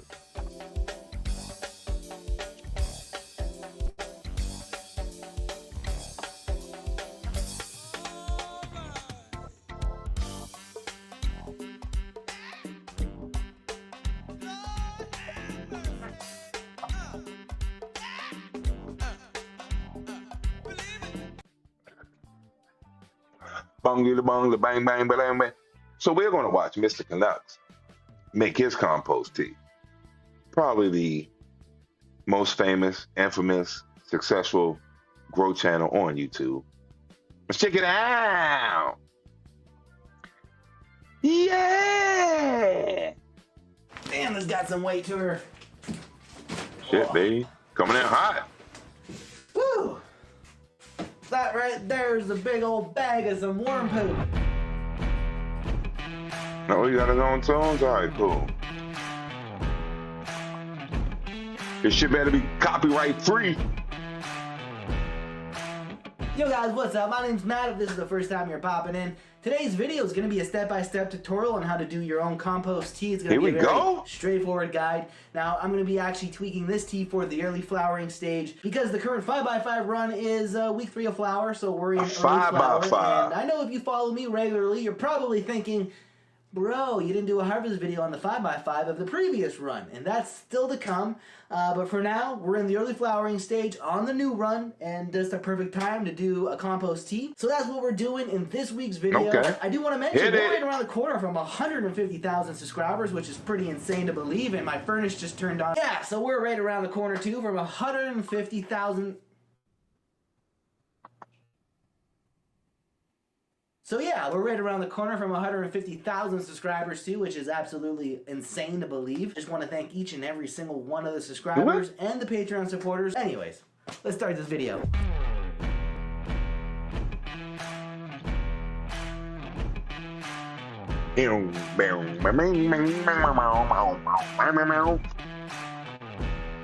Now, compost teas, they work on a few different levels for your plants and soil. Okay. The nutrients and beneficial microbes in the compost, they actually diffuse into the water, making a liquid fertilizer for your plants. Now, you can bring your soil to life with important microbes, but also it prevents pests and disease. Now, a soil alive with microbes continue to break down nutrition for the plant, so that means the plant can absorb the same thing comes from Sam Skunk. Yeah, I've heard that quite a few times. Like, that's actually kind of what made me actually buy Skunk One, was off of Matt Ryan and them talking about, like, everything could be in there. You never know what you're going to get. And then later on, when I heard Not So Dog talking, it was like, oh, well, Sam tried to breed out the skunk smell from the plants and go on a more citrus route. He didn't really like the skunk smell. I'm like, oh, shit, now I'm stuck with Skunk One. I'm like, why? Now, you only need a few items to make a compost tea, and here they are. A 5-gallon bucket for brewing and storage. Shout out to Canadian Tire, not sponsored. An air pump, hose, and air stone. The supercharge. Yeah, that's what you call it, right? Dude Grow Show really supports the shit out of recharge. No, it's recharge, not supercharge. Okay, I'm sorry. Smart Grower Supercharge is a micro blend that you bought. It is trichoderma, mycorrhizae, and sea kelp. It comes to work judging by the double widow cake going ballistic. Okay, because that kind of sounds like the same composition of BioLive from Down to Earth. The brown box people that you can compost the box. That's pretty much what that is made out of. Kelp, keratin, like what you call it, shells. Like it triggers the immunity defense in the plants to make them phenotypically express as much as possible. The same thing with the neem oil that makes the plants phenotypically express. It makes the plant think it's under attack. And so it, boom, busts out all this perfume to try and kill the plants. And I know what a lot of times when I'm harvesting, I'll just see intact bugs stuck on the bud. And I'm like, oh, I guess that Lanolube kicked your ass, didn't it? That's what you get for getting on my bud, punk. Now I gotta hold you off. Thanks for nothing. But you damn right, typically Steve. all to come together in one box like this one here. I get mine off So Amazon. James, okay, so hold on. Supercharge, Smart Grower Supercharge. Smart Grower Supercharge. I also said Down to Earth BioLab, but that's what made your double widow cake go ballistic was the Smart Grower Supercharge. Okay, and I'm sure Amazon is where to get. Amazon is the place to go. Like what the fuck? Google will teach you everything there is to know. It'll give you every answer, and Amazon has every product. Description along with the cheesecloth I'm also going to be using, which is not a necessity. Well, you would think without the use pure of skunk smells like skunk. I'm going to be using one today. Hence the name skunk. Oh man, here go, turtle. Even though it looked like a bird, yeah, it's still the same thing though, right? It's the real turtle, even though it's feathers and shit on it. Yeah, I would think that skunk smells like skunk, and like I from the stem rub of the skunk triple back cross, yeah, it smell old, like a smell I haven't smelled in quite some time. So I can totally believe what you're saying about you actually think it's a Pakistani hash plant. I'm not going to doubt it. Pakistan! You need your main base ingredient, which I'm using Earthworm Castings. The brand I'm going to be using today is Grow4 Organics. Oh, speaking of that, I was like with my wife, yeah, as much cannabis history as we doing shit, Iran don't never come up, ever. We'll go to Turkey, we'll go to Afghanistan, Uzbekistan, Kyrgyzstan,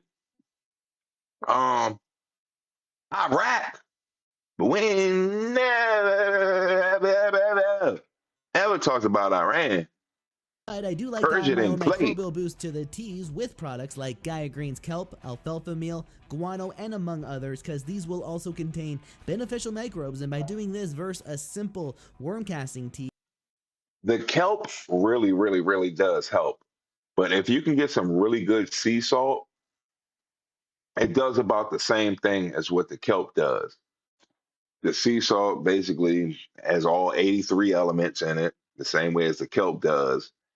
And you add about, 15 milligrams of it into a Jadon microbial solution, where you take dark leaf mold, like get the oldest tree possible, scoot back like a half inch off the top surface, grab a handful of that dark, spongy material, place that in a sock, a pantyhose. I have muslin bags. Place it in that.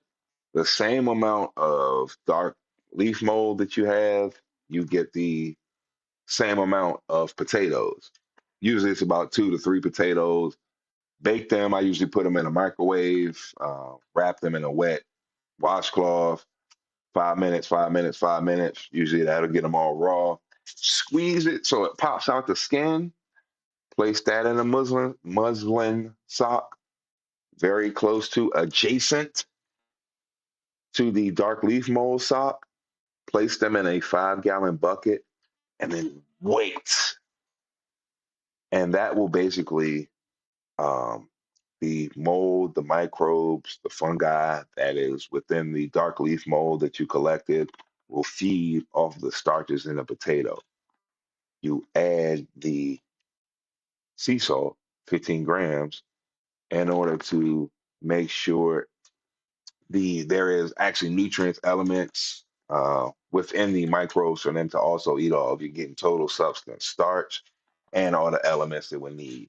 They culture that up, and it is a very, very, very powerful garden drench. where you could take that 5-gallon bucket after it's all said and done, and it starts foaming up, and oh, it will foam. It'll get foamy like a beer. Foamy, foamy, foamy.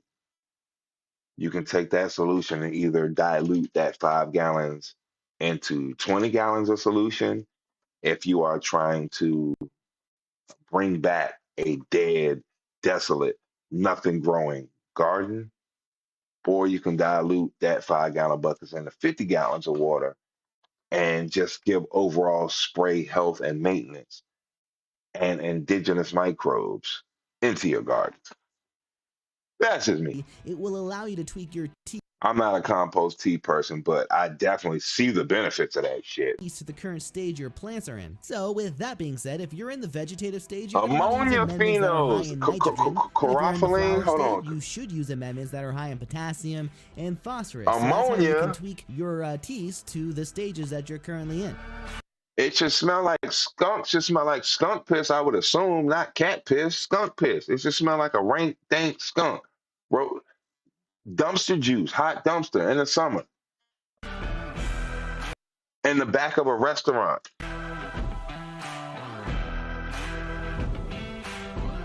Now, the last thing you're going to need is a catalyst. This is the food source for the microbials in the tea. Now, I'm going to be using organic blackstrap molasses, which is unsulfured. It is important to note that the recipes and preferences, they vary widely. Some may recommend up to 16 tablespoons of molasses per 5 gallons of water, while other gardeners may only use 1 or 2 tablespoons. So without a doubt, every gardener needs to experiment based on general recommendations and guidelines. So here are some tips and a step-by-step guide of how I went really hard one time on deep water culture hydro grow and put like too much molasses in it, and it just clung like shit to the motherfucking roots. Make a 5-gallon compost tea for the early flower stage.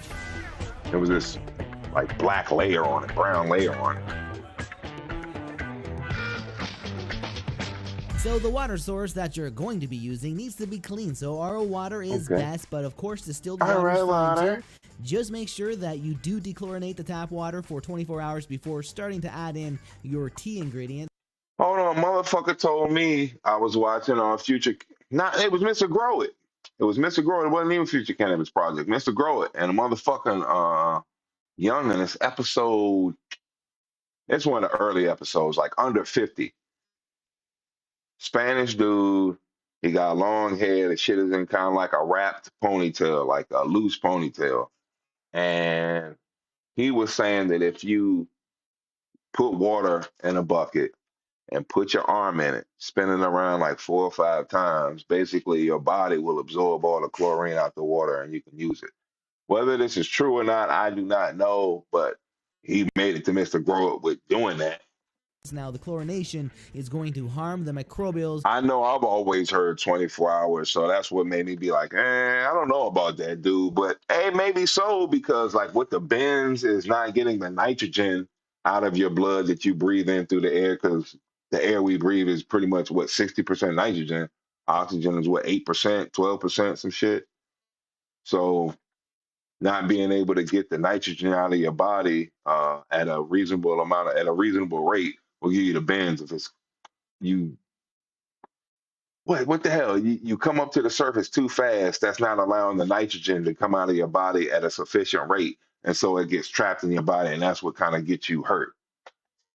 That you're trying to create. So you're not just filtering out nitrogen from the dechlorinate atmosphere. the water before attempting to make any kind of tea. Now I'm simply using tap water, and I am going to be dechlorinating it before using it. Now before you add in your main ingredients, make sure to add in your catalyst first, the blackstrap molasses. Today I'm only going to be using 1.5 to 2 tablespoons roughly of this ingredient. Now once that's stirred, you want to move on to your main base worm castings and powdered amendments that you're going to be using. I like to place these inside the cheesecloth bag. So my typical early flower 5-gallon tea consists of 1 to 2 cups of worm castings, 2 tablespoons of kelp, 2 tablespoons of alfalfa, and 1 tablespoon of bat guano.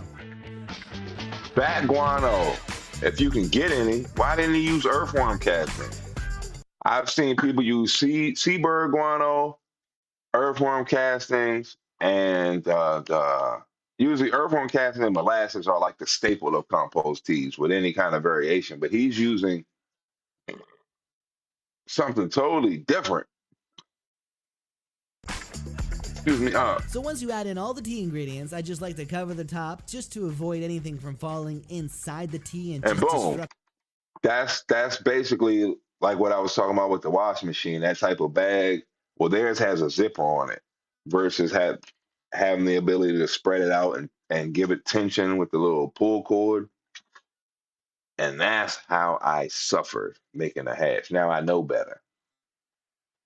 Once you put the flour in there, tie it up that way, but also tie it a couple more times so the top of it is a knot, and that way no flour will get out. You don't need to spend that money on that zipper bag the biology to make no hash in a wash and machine. Other than that, I just let it sit and brew up. Now, the typical brew times is between 24 and 72 hours, I think, roughly, but it's dependent on what kind of tea you may need. Now, shorter brew times lead to high fungal microbes, and teas brewed for longer become more bacteria-laden. Now, to help you figure out what's what, fruit trees grow best in fungal-dominant soils, whereas vegetables prefer bacterial-dominant soils. But anyways, I honestly think as a beginner, you should not be worried too much about the brew times, and if you should be... And on top of that, the ratio is bullshit. It's like fruiting trees is 51% fungal and 49% bacteria. And if it's a vegetable, it's 51% bacteria, 49% fungal. Like, is it really that much of a difference? If it's 50-50, you're going to die. Is the used people's going to die? I don't think so. Doing it shorter or longer, just effectively. Brew your teas for 24 hours or slightly longer, and you're good to go. Once the tea has had some I heard time less to brew, is better. Oh, okay. Boom, he just covered why. I heard less time is better. Like, you know, who the fuck? Leighton Morrison, Future Cannabis Project. Once again, and I ain't seen him in a minute, so I hope he's okay. But he was talking about, you know, people brew compost teas for like 48 hours or possibly more, and you don't need all that. It'll be good in like less than 12 hours. And so that must be what he's talking about, is getting a more fungally dominant compost tea versus a bacterial high compost tea, because it's a lot easier to make bacteria than it is fungi. Surface, which is a good sign that the microbial life inside the tea is flourishing. Don't breathe in bat guano and don't get fresh bat guano from your attic. We did the story on that. The New York gentleman that died from breathing in the vapors of the bat guano from having it in their attic. Yeah, don't breathe any of that shit in. Don't breathe any kind of powder of it. Yeah, that shit'll wreck you. And you sometimes you won't even know. Some of the stuff isn't sensitive enough to burn your nose, but if you have it, I guess, glaring in the sunlight or something, you can see all the particles in the air. So yeah, don't breathe in any of that shit. Rock phosphate, neem powder, what the fuck, azomite, any of that shit. Aloe vera powder.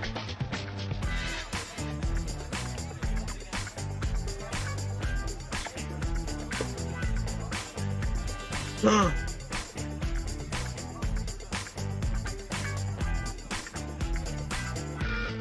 wow. Okay. Steve just came in and said that Canadian soil scientists basically said compost teas are worthless. I've heard that too. I didn't want to say it, but okay. I don't know what to make of the video. Now, I've heard that too, for the fact that once you get these highly oxygenated microbes acclimated to the oxygenated environment of having an air pump in there into a soilless, oxygenless environment, an anaerobic environment in the ground, they're pretty much going to die within 15 minutes. So hence the Jadam liquid fertilizer, or Jadam fermenting most of his fertilizers to make them thrive in anaerobic, non-oxygen environments, because that's ultimately where things are going. So I guess breeding human beings, or making fish, breeding up fish, and then putting them on land, or taking humans, breeding them up, and then putting them underwater. Like, that's kind of what compost tea is. From the theory that I heard, like pretty much you're putting it in an environment that it's not going to be able to sustain, and the microbes are going to freak out and die within like 15 minutes. Yeah, I've heard that. I heard that a couple years ago.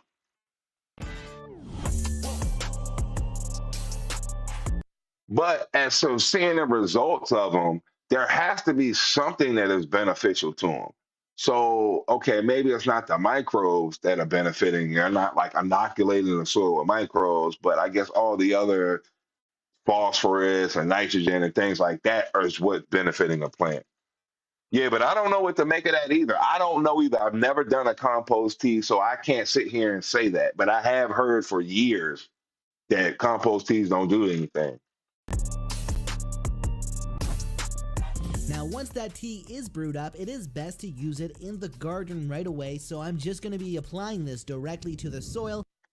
Like, kind of hence why my breeding thing is, my growing technique is using a little bit of Korean natural farming, using a little bit of jadam, and then also using a little bit of the soil food web, because I do use a lot of in-place or cold composting, have a lot of worms, nematodes, protozoa within the garden, so I utilize that system. Korean natural farming, to me, the way I explain the 3-tier system of what the soil food web, KNF, and Jadam is, KNF treats the plant, soil food web treats the soil, and the Jadam treats below the surface of the soil, And if you want to extend where this no 5-gallon oxygen is tea, present. you can simply dilute it with clean dechlorinated water and it will go farther into your garden. Now, a little goes a long way when it comes to compost tea, so feel free to dilute your teas if you'll want to apply more to your plants. Now, It's also beneficial to use as a foliar spray to help with mold and mildew prevention. I think, okay. Also, another benefit of the compost tea, I think, as I was talking about the readily available plant nutrients, like sucking food through a straw, that is something that compost tea does. All the, let's just say, if nothing else, it's just the micro and macro elements are left, and it's not really that microbially beneficial to the plant. Every time that the plant draws up water, it's also going to draw up nutrients. So I'll say that is at least a couple benefits that we have for a compost tea. That's one extra benefit. I personally don't use it as a foliar spray because I do have an impeccable growing environment with lots of airflow, and I do maintain my plants' canopy by defoliating, which increases the airflow and prevents. Now, okay, this is what I think this might come from too, because you can never really trust a study because they're not really 100% accurate. And what I mean by that, if you wanted to do a weed study on me, oh shit, simple. Yeah, but I smoke cigarettes too, so that's going to throw it off. You want to do a tobacco survey on me? Oh, cool. I smoke cigarettes all the time. Yeah, but I smoke weed too, so it's going to throw it off. So you can't really get a true depiction of anything because there's too many variables to make it exactly what you want, put in the parameters of what you want. But I will say that I think taking oxygenated water with like microbes and carbon beneficial hormones, perhaps enzymes, and putting it into the ground has to be some kind of benefit. I mean, I think honestly, okay, just the way I put it, oxygenated water. Every time you get ready, the water that you water your plants with, you put the little air stone in there. I think you'll find some benefits just straight up out of that. Reverse osmosis, what a distilled, however the fuck you want to give me the water out of your fish tank, the same way the aquaponic method. Your old fish tank water, using that to water your plant. Highly oxygenated water. Yes, it's more fertilizer in it. I think readily available. A lot of nitrates, definitely. And nitrides as well, but available to the plant. Get you that slime coating. And yeah, I think there's a benefit to everything you do, and more so than what you can register. All the different things you do make you go out and tend to the garden, make you go out there and be with the plant. For every element or every implement you want to put into your regimen of growing plants, it makes you go out there by the plant. So I think the more you're out there, being there, checking on the plant, they kind of notice that shit. I think it's a big difference in talking to, at least I talk to the plant. maintenance in the plants, water in the plants. It has a, I guess, not necessarily in vigor, I guess I'll say, and overall health. Like maybe it might not rapidly grow, but they're all like sturdy, if nothing else. I think there's a benefit to everything you'll do. Just because, like, what do I try and tell my wife? Just because we don't have a way to measure something doesn't mean it doesn't exist. At a certain point, we didn't have miles. At a certain point, we didn't have the ruler, so there wasn't a way to measure distance. But there was distance. Clearly, we just don't have a way to measure it that everybody accepts. So I guess the same way with whatever we do with plants, we don't have a system to quantify everything that you'll do to a plant. But I think clearly anything you do to a plant, in the right way, is beneficial. Giving it even just extra, just plain water, forget the oxygen in it. I think it'll do something to it. It's supposed to like soften up the soil and make the microbes live longer and give you more access to the nutrients that's in the ground. So yeah, I'm not ever going to knock compost tea. I just probably won't make one. Any issues with mold and mildew. However, if you have had issues in the past with PM problems, try using a. But how many of y'all pour beer on the plant, like straight up in the ground instead of the homies? Oh, no. Get out my way, homie. This is going to the plant. Move it. Like beer yeast, or actually, from the 6-pack that I drink and the little bit that's left in them from the night before, pouring all of that in a bucket and then spraying that on the plant to get the Saccharomyces bacteria into the ground. Why not? I can't quantify it, but I'm sure all of that shit helps. Just tending to the plant, caring for the plant. It all helps. It all helps. I can't sit here and say this guy oxygenating the water for 48 to 72 hours, put in the earthworm castings in there, put in what he had, Gaia green and some other shit. That's not going to help the plant. Bat guano. Bat guano. It's going to do something, even if it's only like a 0.2% benefit. Compost tea as a foliar spray to prevent those issues from popping up in the future. Now, you can use compost teas for all stages of plants, including seedlings and baby plants, and the gardener can use compost teas as often as they want in their gardens.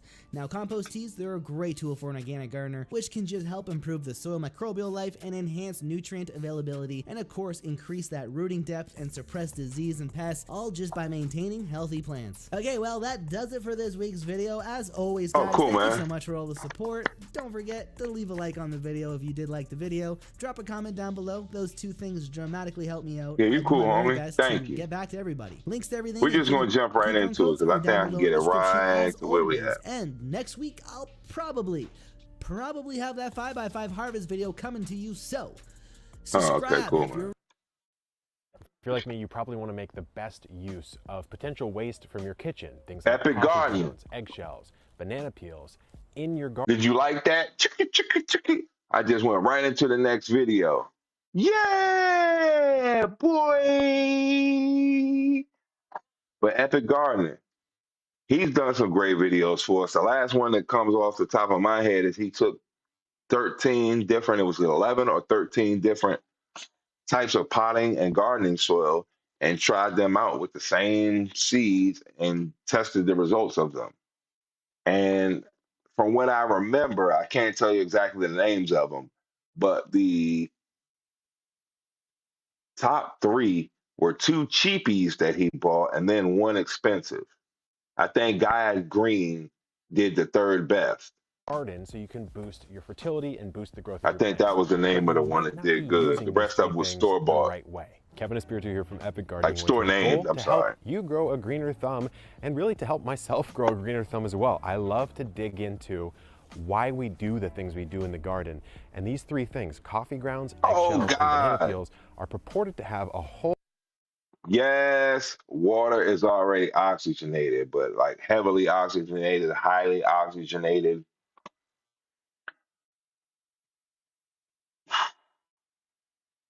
Like, I guess what hydrogen peroxide is CO3.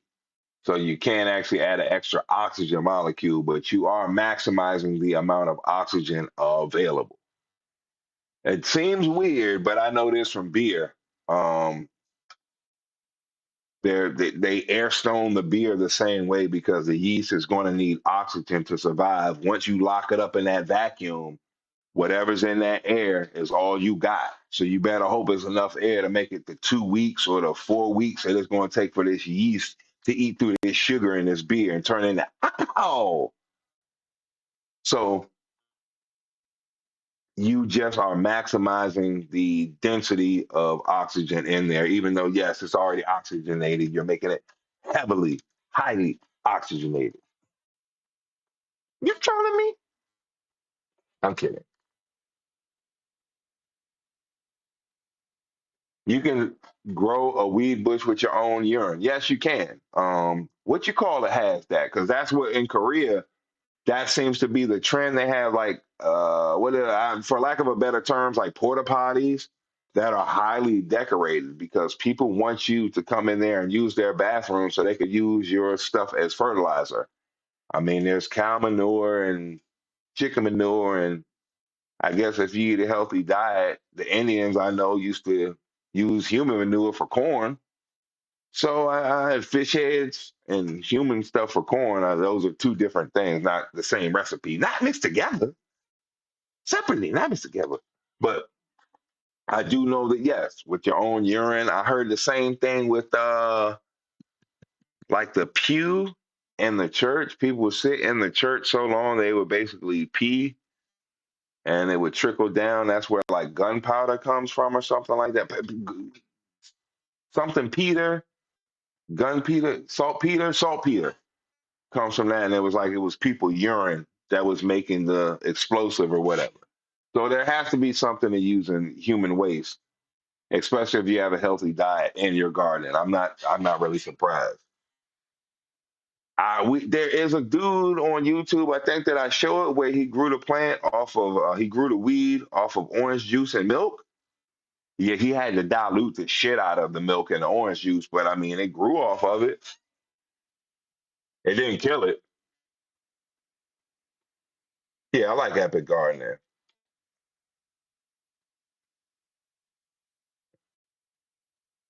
There's a strip mall church revival in the back of the shopping center parking lot. Hold on, do you live in Glenmont? Because the old bowling alley, like the arcade, that's pretty much where I grew up at. And there's a church like that. They have barbecues and shit in a little back alley behind the church. That is a converted bowling alley. So I can only imagine how big the fucking church looks. It was the eatery and shit, and then it was like, I guess like 10 to 13 bowling lanes, even though it was duck pin bowling. And then it was the arcade section where we used to go, and it had pinball machines, like 4 or 5 pinball machines, and like 1, 2, 3, 4, 5, 6, 7, 8, like 9 video game consoles in there, arcade machines in there. Stop by the Dollar Tree and get your guide on. Yes. And they'll be out there selling like frozen bananas and shit. So yeah, I totally know that experience. Where I live at now, I don't know what car dealership it was, but it's an old car dealership that's now a church, Freedom Church and shit. I'm like, God damn, I can only imagine the space in this motherfucker. It's like Avengers headquarters and shit. Because it's a car dealership with all the glass and whatnot. Like, oh, fuck.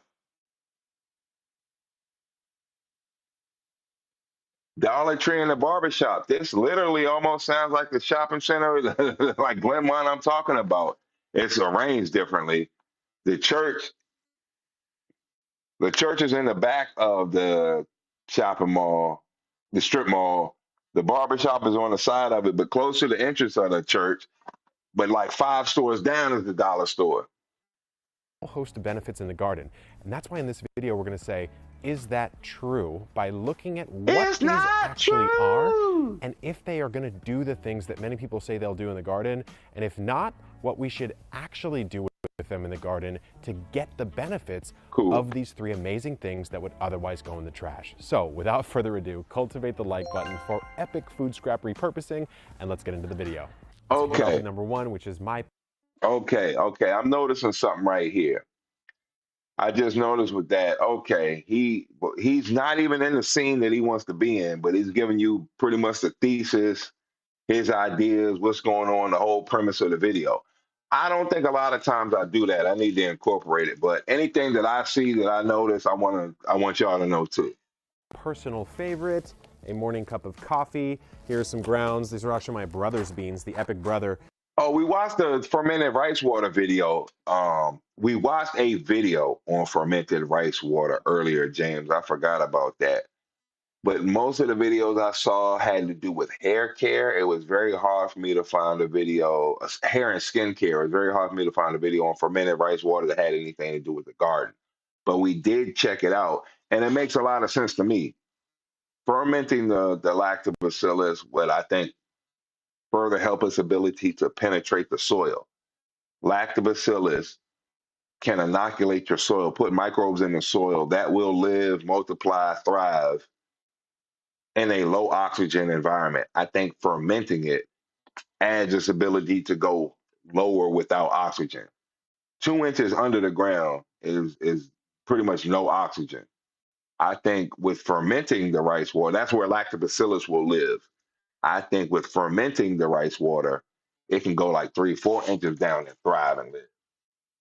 Roasts his own gourmet beans at home, and I get a little care package every now and then. So I've been making my way through this one very happily, and the grounds do get into my garden, but the way they get into my garden might be different from the way that a lot of people recommend. Now, number one, let's clear up a couple myths about this coffee ground. A lot of people will say, oh, don't add them to the garden. They're too acidic. They're going to damage your plants. Now, this is something I do too, the coffee ground compost.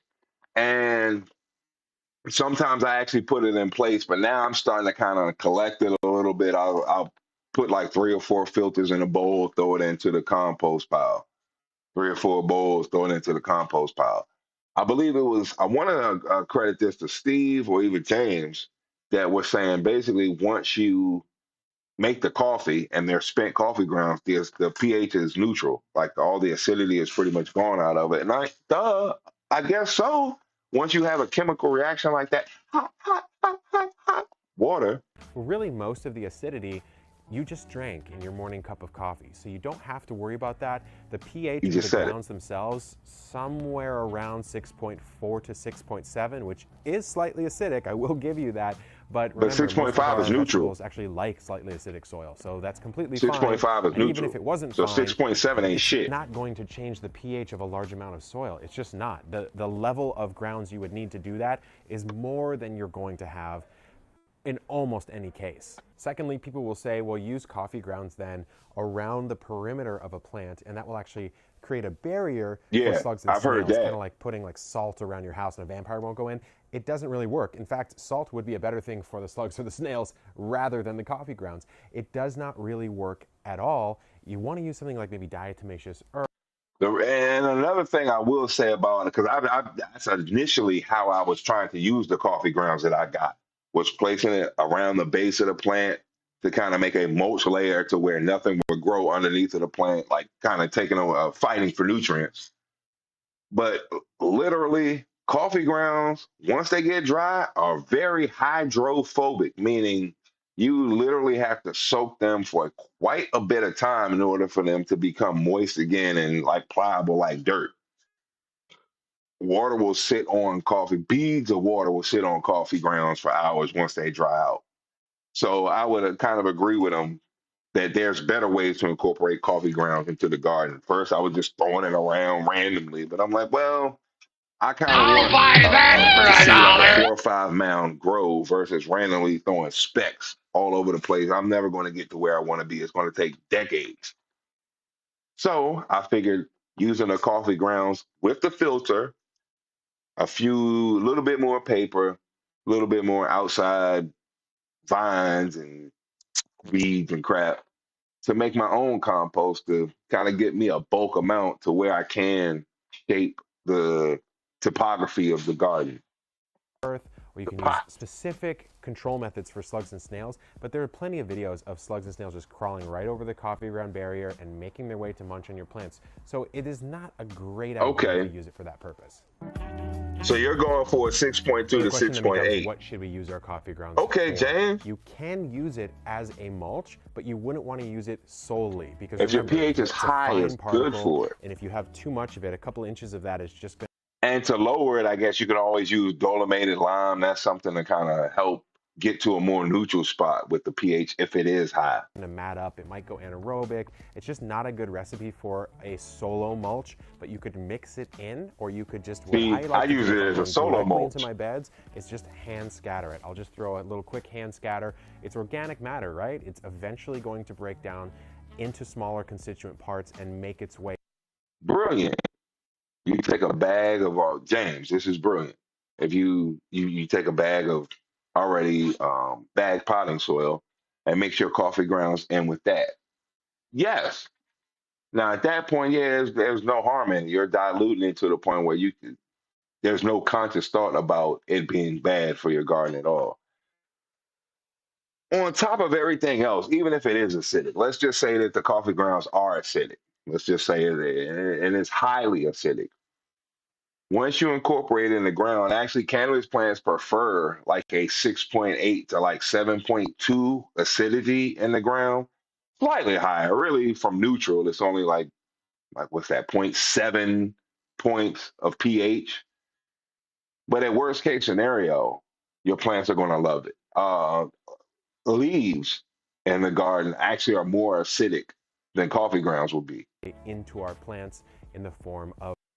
That's what actually the lactobacillic acid, and it's another acid within the leaf, is what helps break it down from falling on the ground in fall to being disappeared by spring.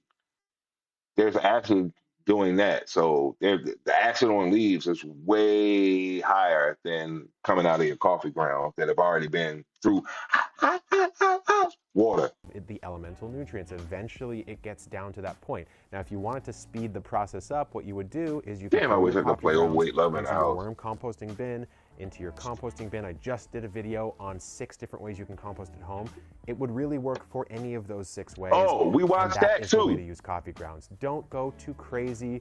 Don't get too fancy. Just either hand sprinkle them in your garden here and there, or mix them into your compost. Our second. Now, I'm going to say this. If you don't, just do some Jadam liquid fertilizer, some JLF. You can take a 5-gallon bucket even. Take some dark leaf mold, place the water, dark leaf mold in there. Make sure it's got a secure top, whatever bucket you use. I'm just saying 5-gallon bucket because I'm sure there's plenty of them. You can put all your scraps and everything that you were going to dry compost or thermal compost, whatever you want to say, like in the ground compost, in the water, and it'll break down twice as fast. Within 2 weeks, the fertilizer will be ready to use. It has 0 shelf life, not 0 shelf life, an indefinite shelf life. Like it never really goes bad. You can always constantly add to it.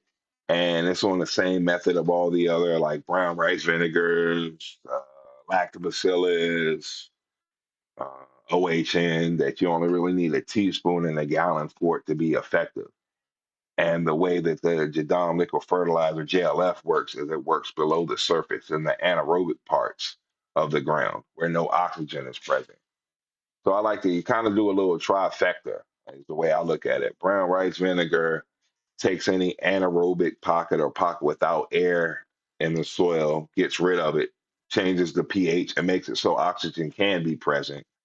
The lactobacillus stays in the soil, eating away, microbing, and then the Jadam liquid fertilizer goes below where the lactobacillus lurks and lives and still does its thing. Kind of like a submariner lactobacillus is the way I like to look at it.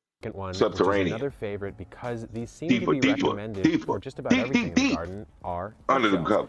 Eggshells. Why would someone recommend them? Well, it's something that we use a lot of in the kitchen.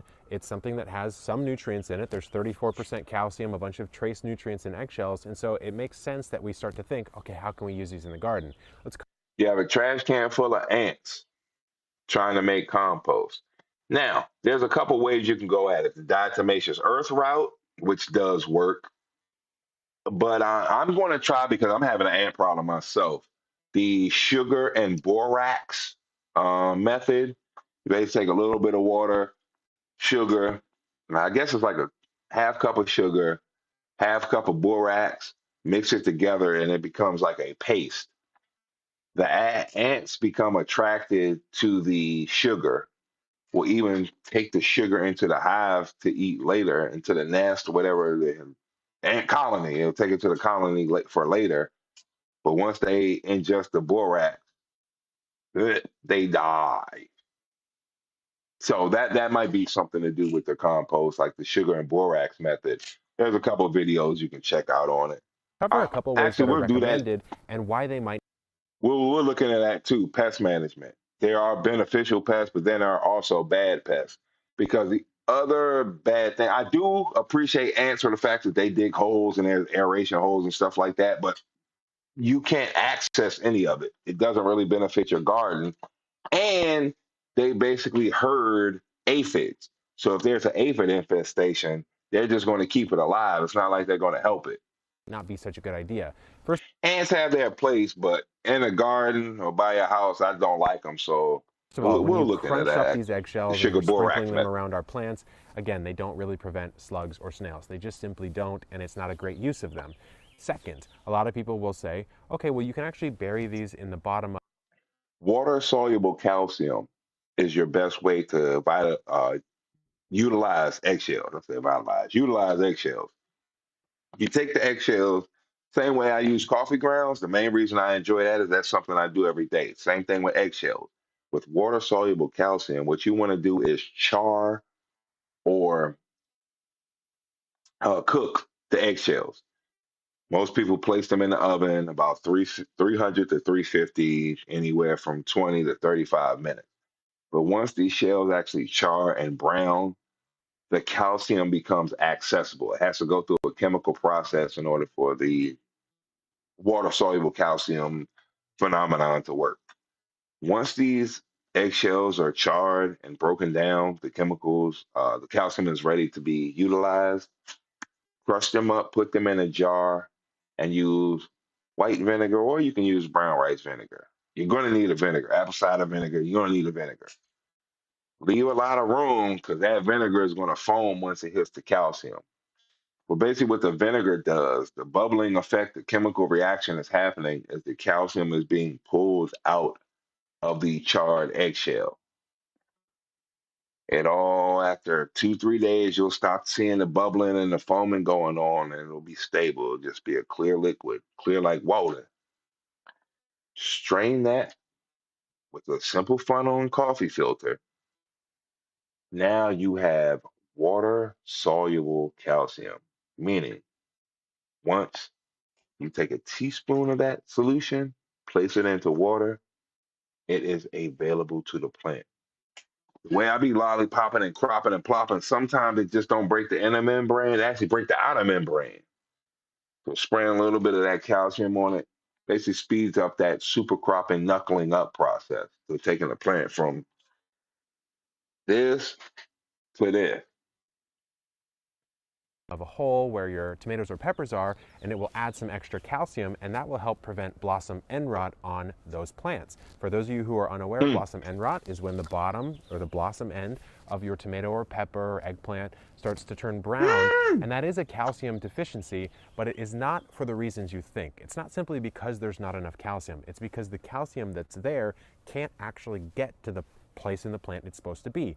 For example, it wouldn't be a good idea to give me more air if I'm drowning if the air's in another room. I don't care that there's more air in that room. I want air in the room that I'm in. So it doesn't make a lot of sense, again, to bury this. And the second reason, really, which ties into the third reason, is because they don't break down that fast. They really don't. Even in a compost bin, they do not break down that fast. The only way to use eggshells, in my opinion, there are two different ways. Number one, you can actually break them up, put them on a baking sheet, you can dry them out, get them nice and brittle, and then you can blend them into a powder. What that's doing is that's taking the surface area of this and fragmenting it. And so the surface area, the effective surface area of this matter The calcium powder. I forgot all about that shit. Yes, calcium powder.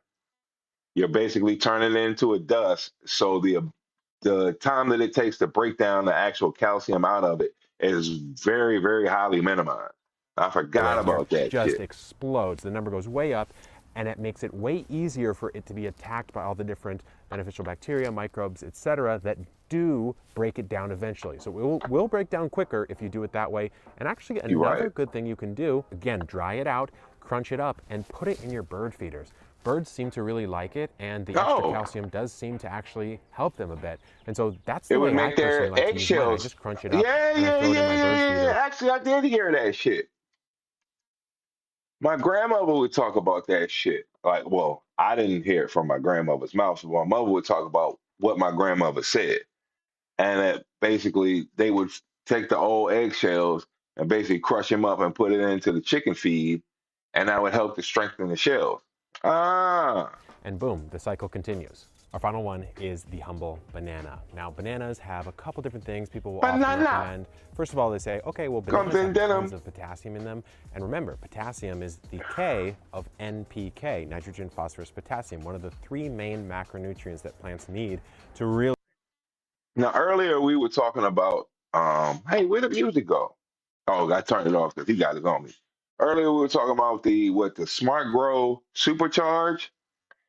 Whenever I, let's say 2 or 3 grow cycles of using the same pot and the same soil, sometimes certain elements get abused more than others. I'll take a banana, like strip the peel of it off, bury that like 2-3 inches underneath the surface of the plant, let it decompose for like, say, 3-4 weeks, and then transplant right into it. And that seems to help to recharge the soil as well. Another way I know, instead of using a whole banana and you just had a peel, that will break down very easily in compost. But you can take it, put it in water for about 24, 48 hours, strain out that liquid, and use that directly as a potassium boost for your plant. Really put on epic growth. So it can't be a bad thing that we're adding potassium to the soil, right? No, it actually can't be a bad thing. It's a good thing. Generally speaking, some of the resources on the internet are showing crazy high potassium numbers for bananas that simply aren't true. It is higher, certainly, but it's not a crazy source. If you would want to do that, if you're using it for that purpose of adding a lot of potassium, you could just add an organic fertilizer that How's it going, Wild Bill? I hope everything's going well on the K side, that high potassium. Now, I'm not trying to say don't bury this banana in the soil. You certainly could. Well, at least the banana. Wait a minute. Peel. You want to eat. Now, I know my phone's been broken pretty bad. You're still live streaming in the morning, I hope, Wild Bill, right? I've heard some warnings about smoking on a live stream, and I hope nothing happened to your channel. Thoughts? The banana. But what a lot of people will also do is they'll make a banana peel soak. And so they'll sort of soak this in water, and then they say, okay, I'm risking it, have a nice but I'm relying on kick. And then watering that will do something. It will do something to some degree. The potassium can actually get into the water. It's somewhat soluble, but it's not going to make a really big impact. Again, this feels like a tip that a lot of people have come up with simply because we all eat a lot of bananas, and there's a large amount of waste, and we want to think of things to do with it. And so we somehow treat it in a more special category than we would any other type of organic matter. You know, for me, what do I do with bananas? If I want to throw them in my worm bin, I'll chop up the peel nice and fine so the surface area again is higher and my worms can break it down quicker. Or I'll just throw it into my compost bin and let it break down, and then I'll work that into the soil. Now, I could just bury the peel. That's certainly a good idea. I choose not to because I'm in a nice urban environment and there's a lot of digger pests, and I try to avoid that. Now, I know it kind of seems like I was raining on the digger pests. Some of these really popular hacks and tips and tricks, but sometimes us humans in the garden, we like to overcomplicate, and it's a lot better. Now, I will say that a benefit of lactobacillus as well, I know I bring that up all the time, but it's very versatile in the garden. It not only breaks down organic material, but it helps to reduce the smell and odor of things. That never really comes up too much in the conversation because we're not necessarily raising animals, but plenty of videos are out there about people who have pig farms, chicken farms, and whatnot, and their neighbors are like, "Oh, I had no idea you had pigs. Like, I don't smell that shit. I thought it would smell horrible." And that's from them spraying lactobacillus. What lactobacillus does without inoculating the soil, it is a pretty much bacteria regulator. It places, it goes in soldiers. It's the maintenance, as they call it in the Korean natural farming. It takes each colony of different bacteria and places it all in harmony. So if it's too much trichoderma, it's going to kill whatever it takes to get that to be uh, in harmony with the Saccharomyces, the protozoa. What the fuck is the other shit? Damn, I forget the rest of the nematodes. That's what I was trying to say. It regulates all of that for everything to be in balance, so nothing gets out of whack. If you're having problems with odor or pest digging, rodents, varmints, whatever, like he was saying, spraying it and help breaking it down with lactobacillus will help reduce the smell and odor to possibly not attract those same digging varmints and pests, as he said. Take a step back, analyze, look at what something really is, and just keep it simple. You know, coffee grounds, compost them, throw them in your worm bin, sprinkle them here and there. Don't get any more complex than that. Sprinkle me, man. Banana peels, pretty much just compost them, throw them in your worm bin, bury them if you really want to. And eggshells, you can crunch them up. You can really make the powder. Good to go. I forgot about the powder. That's smart. Besides that, don't try to cast any magic spells. Don't try to do any potions. It's just gardening, guys. So I hope that was helpful. If there's something that you actually find to be really effective that I didn't mention about, well, you can drop it in the comments. And until next time, good luck in the garden and keep on growing. Hey, thanks, homie. Yeah, you can't. You can't. There is no magic spell. That was the first thing I heard when it was talking about growing. I was like, there's got to be. There's got to be a magic spell, and there is not a magic spell for growing at all. I guess the same way with people. Like, yeah, I guess you can bulk up somebody who's 5'2" and make them wide and give them extra muscles and all that, but they still 5'2". So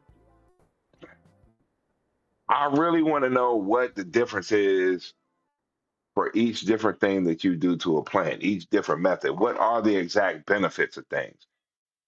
I do agree that no matter really what you do to the plant, it is going to be a benefit. But how much does that extrapolate overall as far as efficiency? How much effort you're putting into doing whatever is in your regimen to how much overall yield you get out extra from doing those same things. And that's something they never really figured out. Like in beer, you know, there's all these different hops in craft beer. Well, there are certain breweries that will take one single malt and one single hop and make a series of different beers using that same malt with like 15 different hops, 15 different malts. So you get to taste and get to know exactly what you're tasting. So when you see something that's like, oh, we got cherry, we got this, we got guava, I don't like none of that shit. You'll know firsthand from being able to experience each individual one.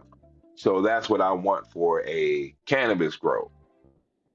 Not only what soil will give you the best benefit, which we did see a test thanks to Epic Gardening, but adding extra sulfur, adding Epsom salt, doing a Jadon microbial solution every month helps. Doing fermented seawater helps. Like, what are the exact benefits of the plant? Like it grew, you know, a neutral plant that we just water only or whatever, or use Miracle Grow on. Not Miracle Grow. What's the fuck is the name of this shit? Flora Grow. So we just, and then, you know, hey, we use Epsom salt. We use fish tank remnants. We use bat guano. Use earthworm castings. We'll use, you know, cocoa coir. What I like, kind of what makes plants do what? What is the overall benefits of each of these implements that we're putting in? I always wonder that. I always think that. We were just looking at the compost tea. And I would have to agree that, I would have to think that a plant not using compost tea versus a plant that is getting compost tea would be better and yield overall, but how much so? For you, I guess, brewing for 48 to 72 hours, say maybe like 12 to 20 times during a grow, how much more of a benefit? If it's only a 10% benefit in your overall yield, I think there would be better ways to do it. If composting is only 10%, yeah, like I don't know which is better. We're all trying to figure it out, and we're all going off of different theories, trying to implement them into our plant. But ultimately, as long as we're happy with the results, that's all that really matters. Because at a certain point, you're not going to compare. You're not going to be able to compare the shit at all. It all comes down to personal preference. So that's why I try not to knock really any method, any kind of fertilizer, any kind of genetics really, because it's all on what you want. I'm more of a photo period, grow it outside and let that shit go wild. While I do understand there is a need for people who need auto flowers because they can't change the light, and yielding a great bunch of stuff and having to trim it down is a huge nuisance. So it's all on where you at in the game, baby. I'm still in the youthful side. I still got it. I still want my plans to get big, and I'll go up there and like dunk that top cola, get that off. But I'm about to hit the big 4-9 next week. Ooh. Probably the week after that, I'm gonna be on the hover round. A hover round, the hover round. I'm gonna need one of them motorized scooters, all gray and a motorized. Actually, that's a great idea. Yep, that's what's gonna happen for my 49th. But let us go on to the next section. We looked at compost, we looked at compost tea, we looked at fermented rice water earlier, not in the feature section. Lactobacillus. I'm gonna get our next video ready, but we're gonna keep going on to the different ways to get microbes, vitamins, fertilizer, enzymes, hormones into the plant. Because as I said at the top of the show, June is the month for the most vigorous and robust amount of growth for a plant in the entire growth season. So if we can max out June, which usually is kind of what I have to do, we're gonna have a smooth ass flowering season. Then we're gonna get into a flowering time. Then we're gonna get into the harvest time, bud watching time, curing time, smoke time. And oh yeah, I almost forgot. I did appreciate Wild Bill coming in. I appreciate everybody being in here, but I didn't do a little slide that I wanted to do. Where you at? What just died? Oh, where you at, punk?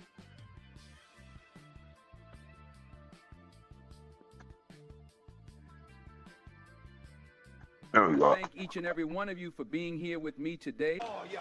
Oh, yeah. You too, lady. Every one of y'all. I forgot what the fuck I was doing. That's what the fuck the problem was. That's what the fuck the problem was. I was supposed to be loading up this video and I got confused. I was doing some other stuff. I wanted to thank everybody and got excited. So let's go into, loading up this video. So we checked out the compost tea. We checked out the compost. Now we're going to check out our next video on getting microbes into the ground. Oh, yeah. Jesus Christ. Okay, we did that. Oh, more fermented rice water. Oh, so we can go in depth. Thank you. Thank you. Thank you. Now, a more in-depth look. We showed the short earlier fermented rice water. Now we're going to see a more in-depth look of fermented rice water. In your kitchen, there's a hidden treasure for your garden. It's free, it's really easy to use, and your plants and soil will love it. It's rice wash water. It's the water that you use to wash your rice once you've rinsed it. Keep the water, put it in a container, and I will explain to you what you can do with it and how wonderful it is for your garden. And I'll share a trick with you to make it even more effective, and also a tip to really supercharge its effectiveness when you add it to your garden. Let me explain how. When you're going to cook some rice, you've got to rinse it first. Don't throw that water away. Partly fill the rice cooker This with is just water, lactobacillus. This rinse ain't it, fermented. and then drain it off into a container and set it aside. Because the Yo, rice champ. wash water contains nitrogen, potassium, and phosphorus. I didn't know that. I didn't know that it had any NPK in it whatsoever. But champ, this is just lactobacillus. This isn't fermented rice water. This is just plain rice water that you use to collect lactobacillus out of the atmosphere and culture it up to be able to use in your garden. This is a dupe. This is what I get for not pre-screening. It backfired on me. It was so smooth. Now I'm back down to 17% of being accurate. All right, fine. We're going to go into our next little fermented. All right, did that. Fermented rice water, did that.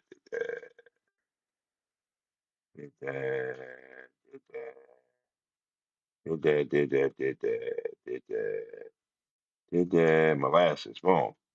Got you. Hey guys, so last week I talked about in the greenhouse, I've tried 30 or more recipes from various ways to stimulate plant growth, stimulate the roots of the plants. These two tomato plants both started by seed, started at the same time, same watering schedule, same light amount in the greenhouse, but one has had a very specific regimen of a root stimulator, a very organic root stimulator, something you probably eat for breakfast now and then. So this is a very simple recipe, but I'm going to show you 5 different ways to prepare this, and the main ingredient is going to be oatmeal. It can be quick oats or the type oatmeal, whichever, but just take some ordinary oatmeal. You don't have to go with a name brand. I've got the less generic Walmart brand, not the Quaker oat, so it's really inexpensive to create this recipe. Some real, not instant ways to create it. And as you can see, the growth stimulation has been incredible over the last month. I managed to keep the temperature in the greenhouse above freezing, so we've had no frost inside the greenhouse because some of the heaters I've come on, let's stop. Okay, so interesting that he brings up the oatmeal part, right? Because actually I believe it's Paulie Paul, who uses coffee grounds and oats to feed his worm bin, to actually feed his plants. Now, oats gelatinize, like they get like jelly or whatever, so they can also kind of be used as a mulch as well. They're kind of versatile, but very interesting that he's using this instead of typically rice. Greenhouse over time, so I was able to manage to start all my seeds and not to worry about the temperatures. I've got a little alarm inside the greenhouse, so if it does dip below 35, I'll know to come out and add some extra heat, but I didn't have to do that this year. We're getting a very early spring, so let's take a look at these 5 ingredients, but I just want to give you a comparison.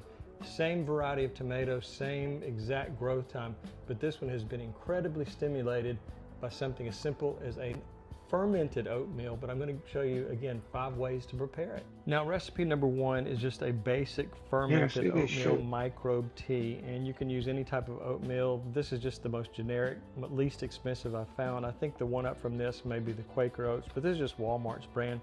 So you want to take I would use the Walmart shit too. You can do the instant or the little brown package. Either way is fine.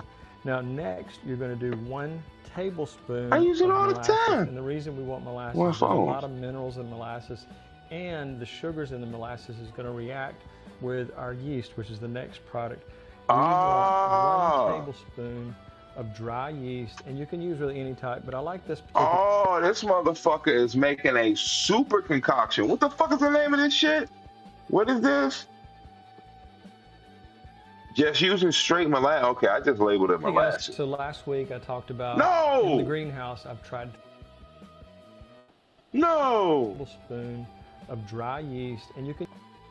There we go. Okay, I got us back the way we were. Oh shit, he ain't making a concoction. You're still keeping the blue fog lights on.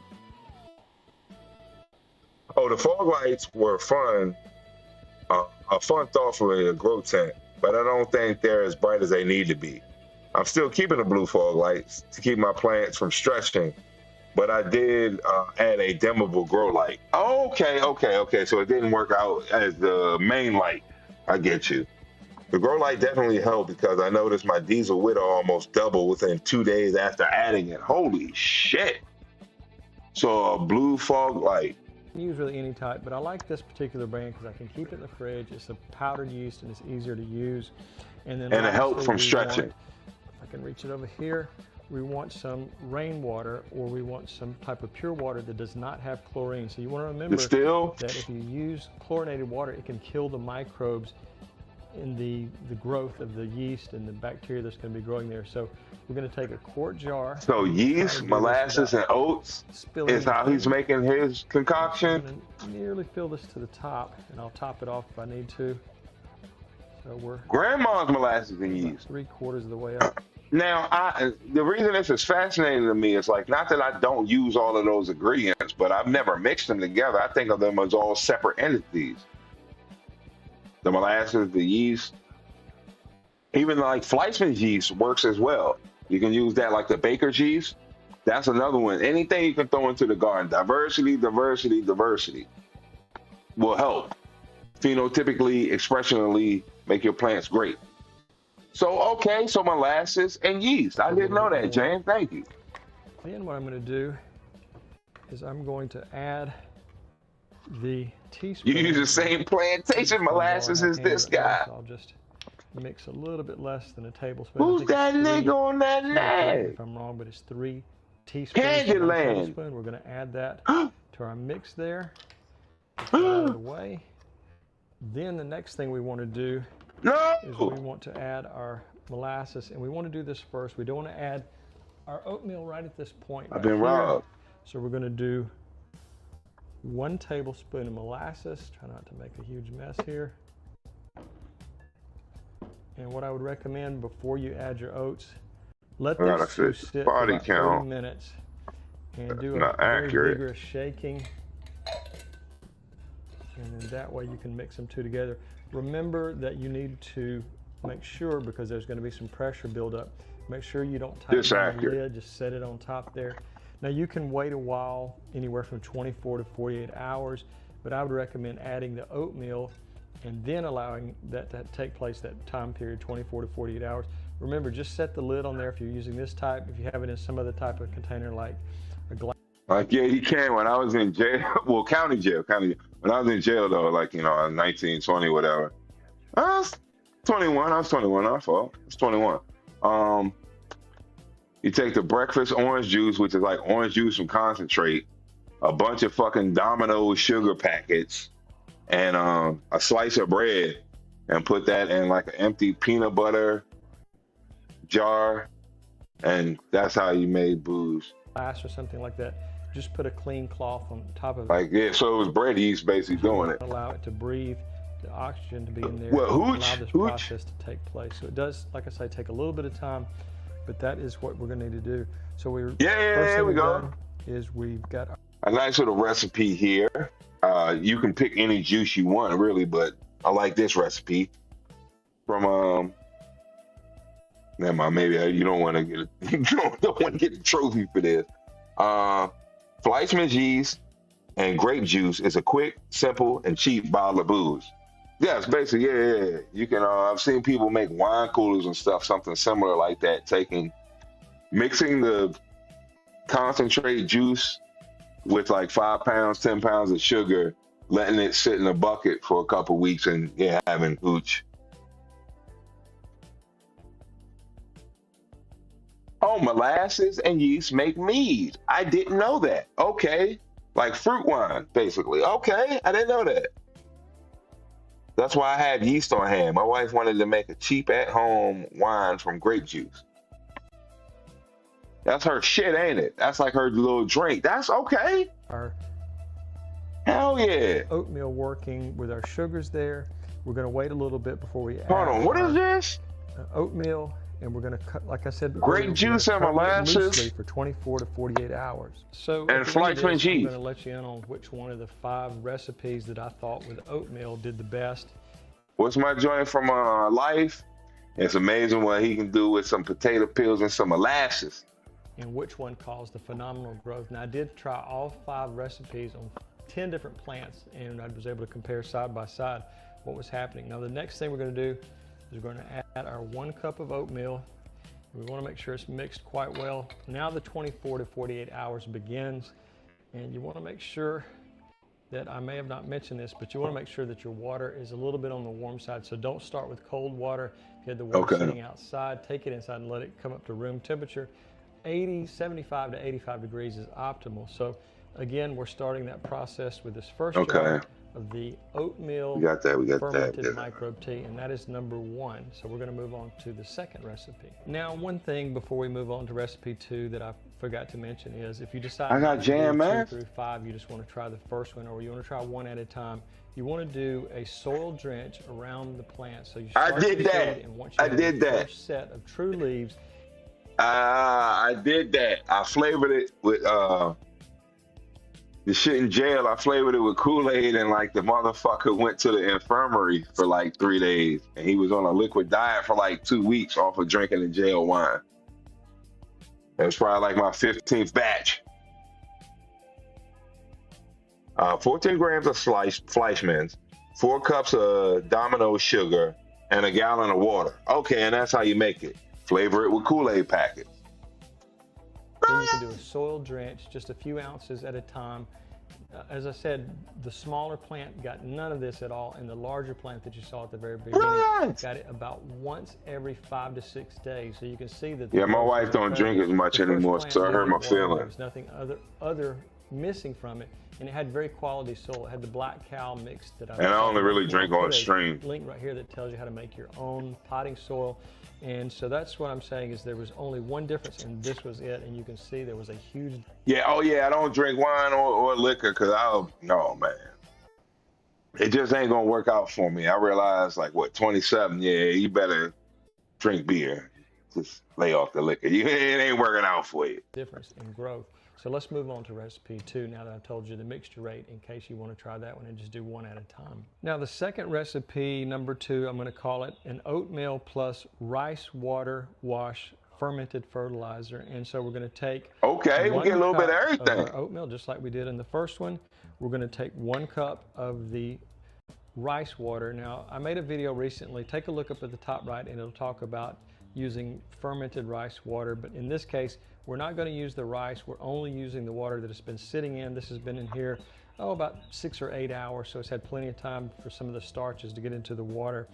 Next, we're going to use 1 tablespoon of the molasses, just like we did before, and I believe we did a teaspoon, of our active dry yeast. And of course, you want to make sure that this is still functioning properly. So you can do a test with some just ordinary sugar and water, warm water, not chlorinated, and make sure that your yeast has not gone bad. If it's an older yeast, some people keep this in their fridge or their cabinet for years and years and years.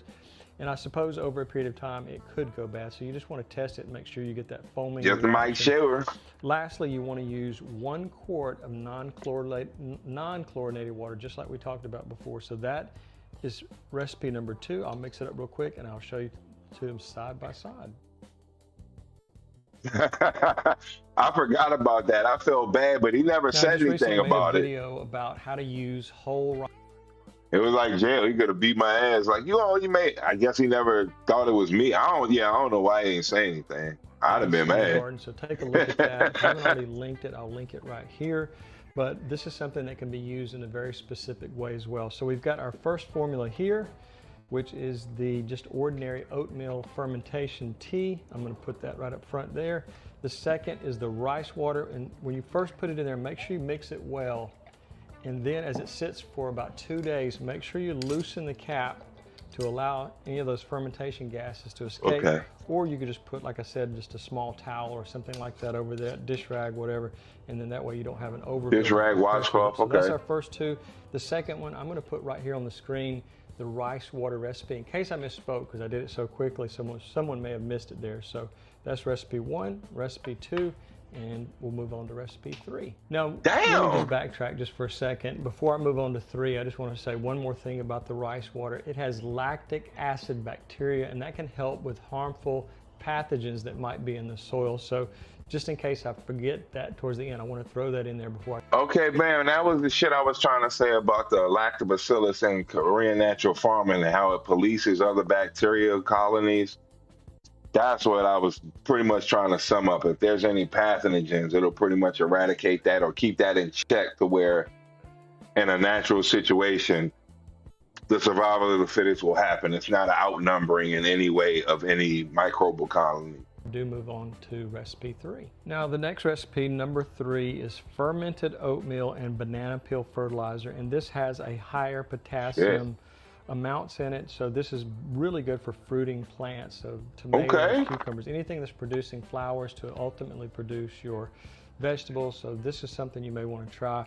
I always recommend trying all 5 of them, or experimenting and find out what works best in your garden. So the first ingredient is going to be a banana peel. You're going to take it, it's the one I had for breakfast this morning, and we're going to cut it up into small 1-inch, half-inch to 1-inch squares. Little chunky squares. And then we're going to take 1 cup of oatmeal, as we did before. We're going to take 1 tablespoon of molasses, 1 teaspoon of our dry yeast, and remember we want to use our rain catch water that's slightly on the warm side. So I'll mix that slightly on the warm side. 3. All right. So I'm just going to fast forward through this. But man, you got major jars for days, motherfucker. Then the oatmeal, then the molasses, that, and before we do any of that, we're going to add our very pure water. Very pure. Rainwater pure. Now, as I mix each one of these, I'll just give it a good 45 to 1.5 minutes shake. Make sure that it's well mixed. Make sure that our yeast is mixed in with the sugar, so we'll have the proper reaction. And the thing to remember is, in a couple of days, you're going to see a lot of foaminess, a lot of that reaction happen. You may smell a little bit of a sour smell, or probably maybe a sweet smell, or possibly even a beer smell. But remember, on each one of these, we need to loosen the lid or just take the lid off completely and cover it with a dish rag and allow it to go through that process. But if you choose to do just 1 or all 5 of these, you can test each one. Like I said, he gave us a rack of shit to work with. Best, and I got the most results of.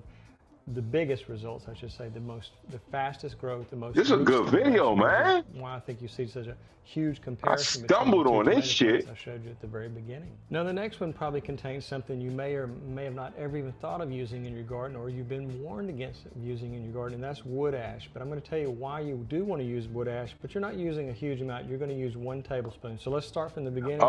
Again, 1 cup of oatmeal, 1 tablespoon of our molasses, 1 teaspoon of whatever type of yeast you have, and then 1 tablespoon of wood ash. I'll tell you something very specific about that. And of course, our quart of warm, pure water. Now, wood ash, you don't want to use, potassium. I make my own in my fire pit, but you can also, I ordered this one just to see what kind of quality it was, and it is a hardwood ash. But if you do make it at home, make sure you don't use anything like painted wood or treated wood. You want to make sure that it is nothing more than just tree limbs from hardwoods, not conifers or pines or softwoods. So hardwood limbs have the most minerals in them. So the smaller the limb, the more concentrated the minerals. The larger part of the tree, if I get that out, may have less minerals in it. So you just want to use the very small parts that you... Oh, interesting. That's good to know. There's time sensitive and shit. Hold on. Cheer me out.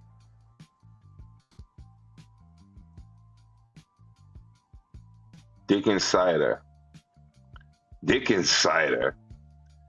Just saying, San Pedro cactus is a legal sacred plant that you can grow at home. It contains mescaline, just like the peyote. Oh shit, I didn't know that. Historically, it's been used for shamanic purposes. Okay. I didn't know that. At all. And it's really easy to do. Now, one more final note about wood ash. Some people will say that it will alter your pH in your soil and it could damage your plants, but we're not, like I said, we're not using a large amount. Oh, pill bottom of the jar for the airlock. Potassium, magnesium, and calcium in it, so that can be really good for heavy feeding plants such as vegetables, cucumbers, anything like that, tomatoes, peppers. It's going to really help a lot because that is all heavy feeding plants, and that makes a huge difference in the soil. So that heavy feed, okay. It's going to be easier drawn into the root system and up to the plant and makes a big difference. Now, one more note before I do a high-speed combination here. Put your water in first before you add your wood ash, because sometimes that can stick to the bottom of the jar. I've noticed that a lot of times that even if you mix it vigorously, shake it, sometimes it can stick down there. So just fill up your jar to about where you would normally put your water levels in. You can always top it back off if it's not enough in there, and then go on and add everything else in your wood ash. And again, vigorously shake it for anywhere from 45 to a minute and a half.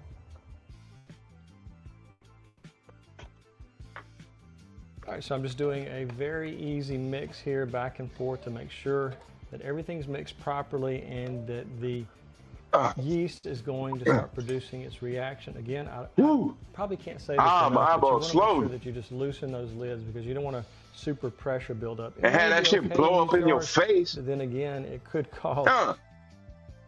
Like making beer, right? It's kind of the same thing as fermenting.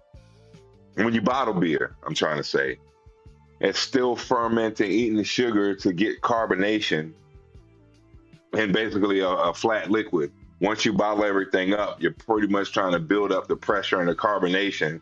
So it goes through the bottle, it builds up so much, it gets forced into the liquid.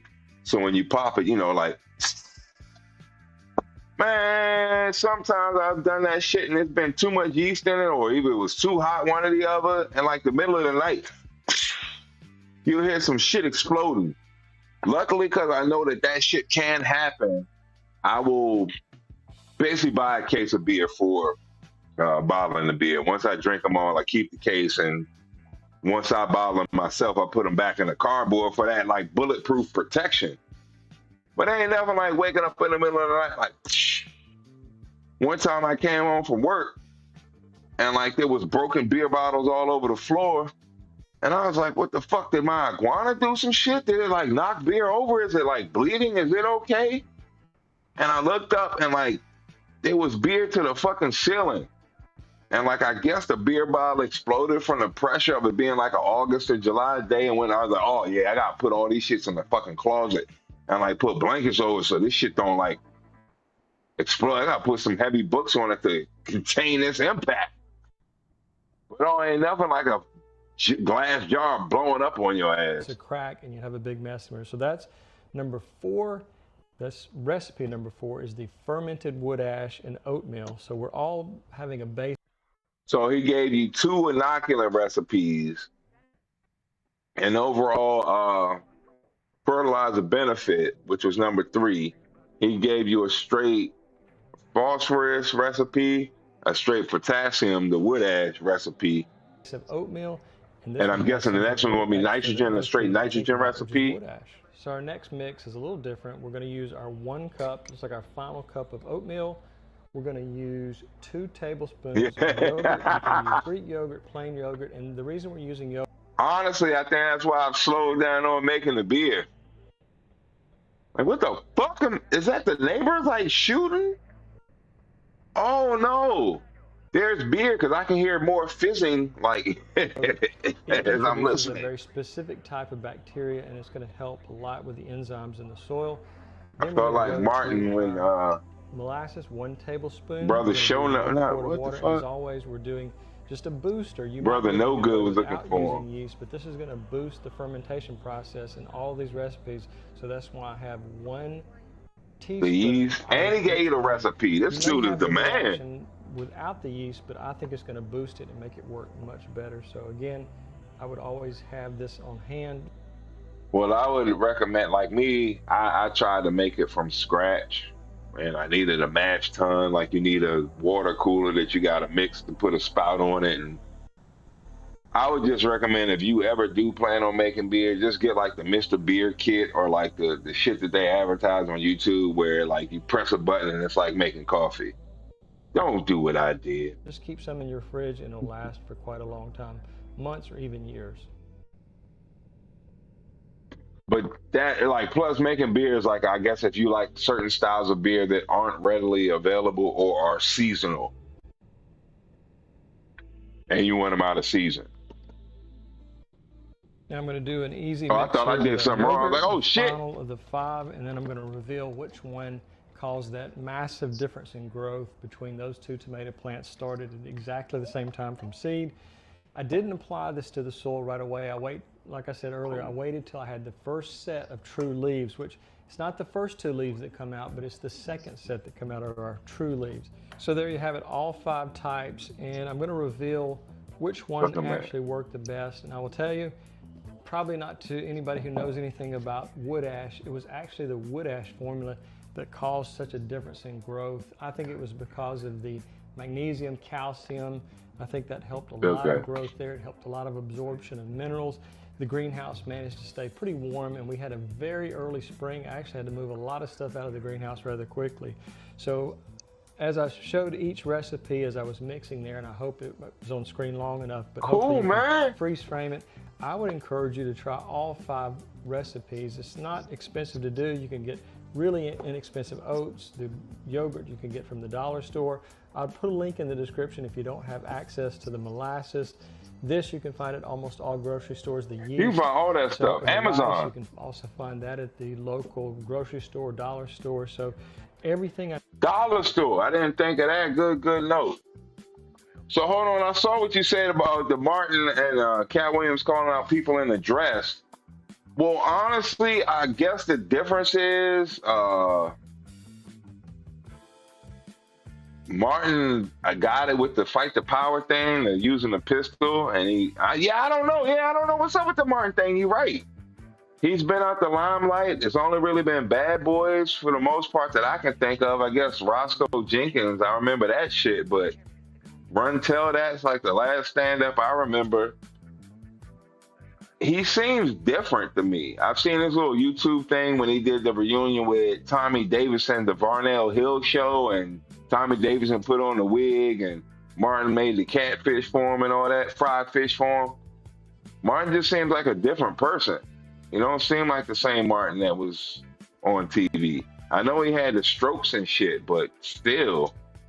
So what was it? Fucking, he was on DDG, the Snoop Dogg little show podcast when he talked to people, and Martin was up there. I was like, how the fuck is this the same dude who did You So Crazy? How is that the same dude? I don't see it. I don't get it. Yeah, I wonder why Cat Williams never said anything about Martin, but maybe because he don't got the same connections anymore. I don't know. Like, what? Hopper Carew, he lost his boy, talking dirty after dark.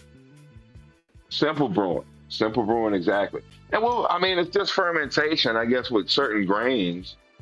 But it was like the same thing the dude was making oats and molasses and with the yeast. So we just got, I guess, better yeast to make beer have specific taste, get more clean. You can filter them down. But yeah, simple brewing is the way to go. Bad Boy for Life, Bad Boy Records, and nothing came up. Yeah. Well, it wasn't a criminal case. It was a civil case, right? And Bad Boys. Bad Boys was actually fucking good. Bad Boys was a really well-written movie. I didn't really watch Bad Boys 2. I think it was on. Is kind of leaning more into comedy, I guess, because the first one was so serious. And the third one I thought was pretty good. That Bad Boys for Life, that one was pretty decent, I thought. I mean, it is like 20 years, 30 years after the fact you came out with the other movie. So, yeah, it kind of made sense. It seemed appropriate for where we at in the stage in the game. The Alaskan Bush People family, the one guy like Matt Brown was just found in a river yesterday. The Alaskan Bush, I don't know which show it was with the Alaskan people, but it was a couple that pretty much were going to get married, and so they were fixing up the house that they were going to have as a married couple. Like, they needed to have running water and some other things because it's going to be frozen out for like 8 months out of the year, and they just need to be prepared for living on their own. I don't know if that was Alaskan Bush people or what, but Matt Brown, when you said that, I was like, the immortal Matt Brown from UFC? But he was found dead in a river. Anybody? Oh, shit. Hold on. This might be important. What's up here? Oh yeah, I still got this shit up here. Matt Wyatt. I still got the Matt Riot shit up here. So what was he talking about? Matt Brown?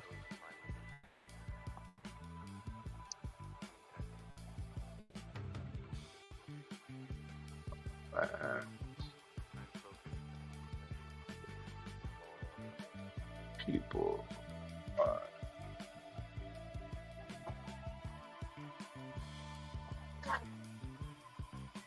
Good.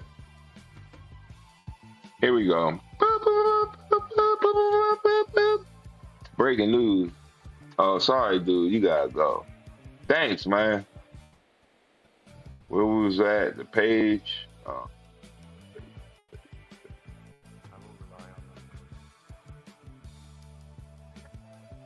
All right, that large enough. So as I say, that's some bullshit. Bing is what my search engine is, so it might not be the greatest. But when I say, I'm like, oh, I gotta pull this up. He dies at 42. Oh, shit. Any day now.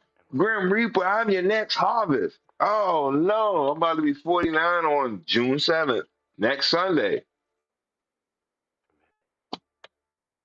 Now, it's fucked up because I missed the live stream. This is episode 98. It's actually supposed to be episode 99, and my birthday was supposed to be episode 100.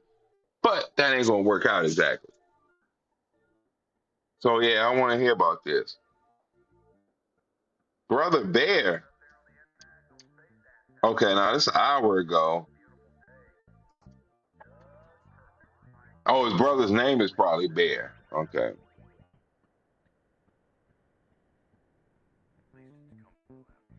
Come on.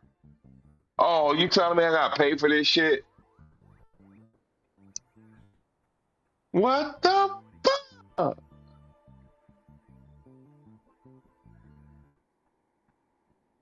There we go. No.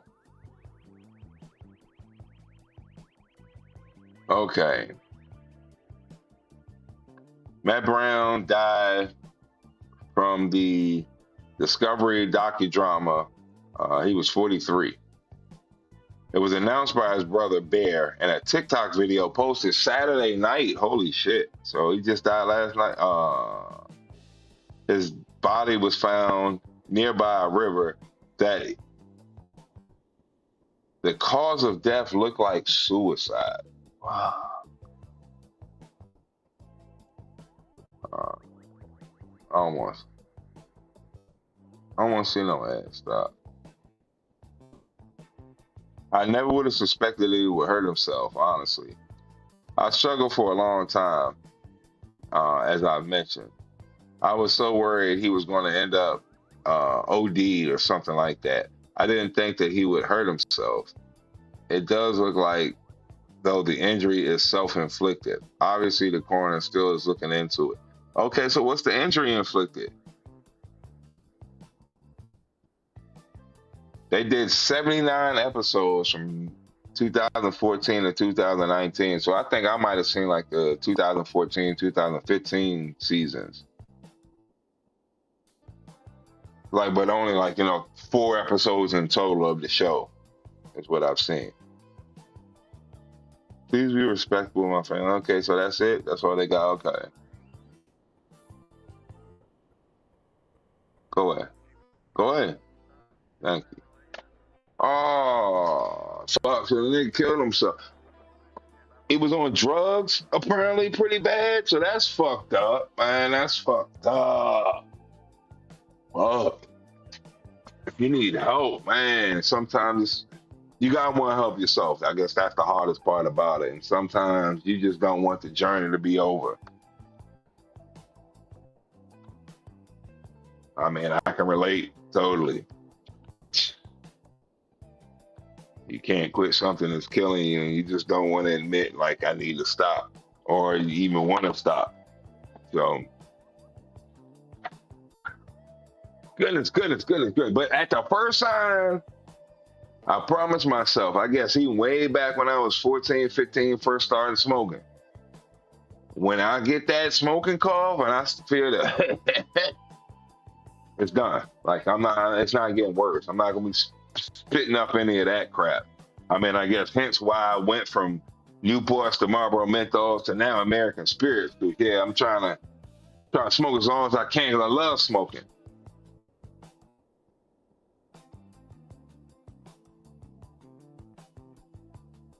Basically, YouTube community pushed them over the edge. I don't know how to take that one. Like I've seen quite a bit of controversies and people, basically people on the internet are mean. And quite honestly, either you get on or you get off. Like you can't stay in something and cry about their being mean. Like if they're being so mean and it's hurting you, you literally gotta stay off. But let me stop. It's the same thing. Something is harming you and you can't say no. And you keep going back to it. So let me shut my mouth. I was about to get on my damn high horse. And I still got the pack right next to me. I just shut my mouth about it. And it came right back, just in a different way.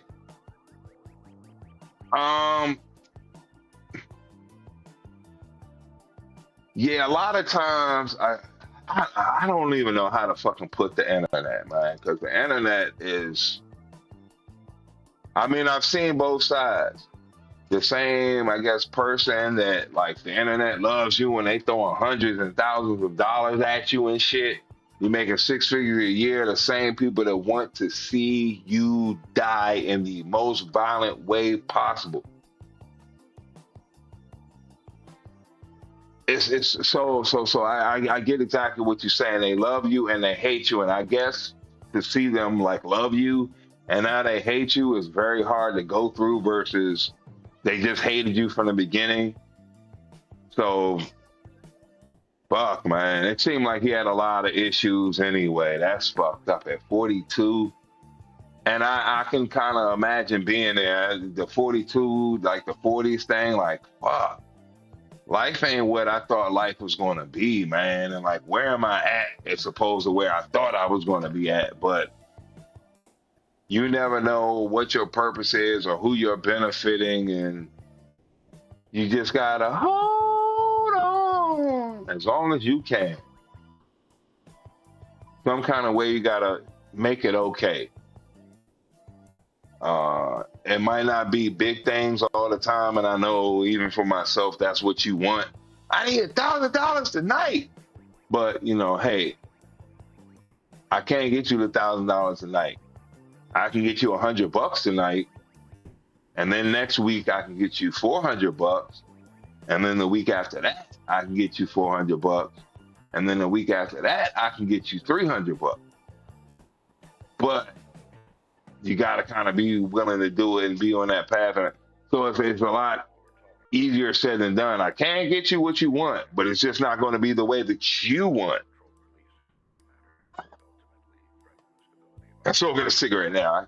Yeah, I can't. I can't help it. It is what it is. I try not to hide anything and any flaw. I think that, or anything that could be, I guess, looked at in a negative way. I want it to come out right away so we can just get over it.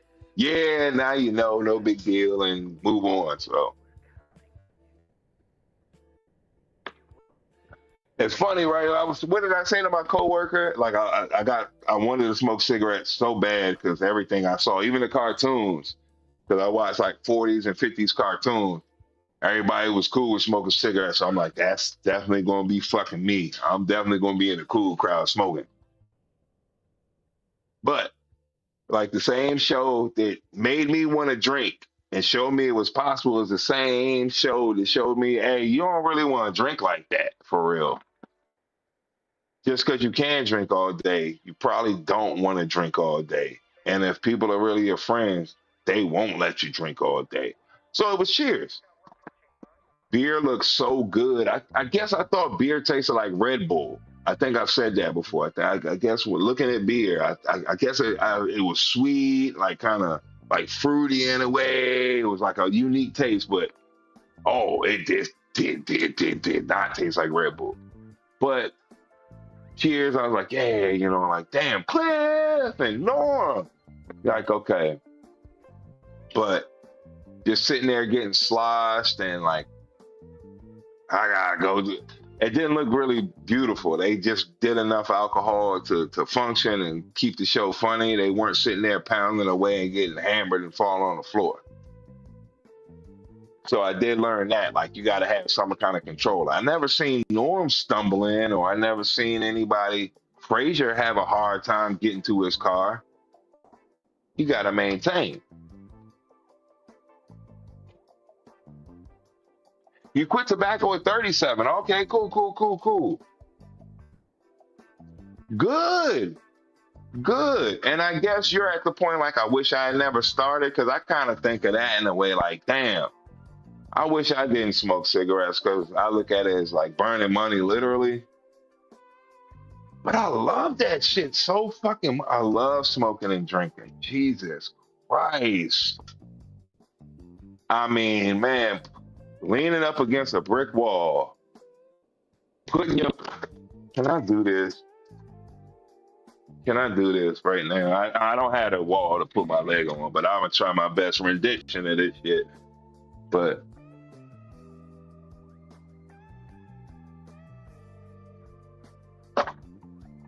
my leg up on the wall, can you see the leg?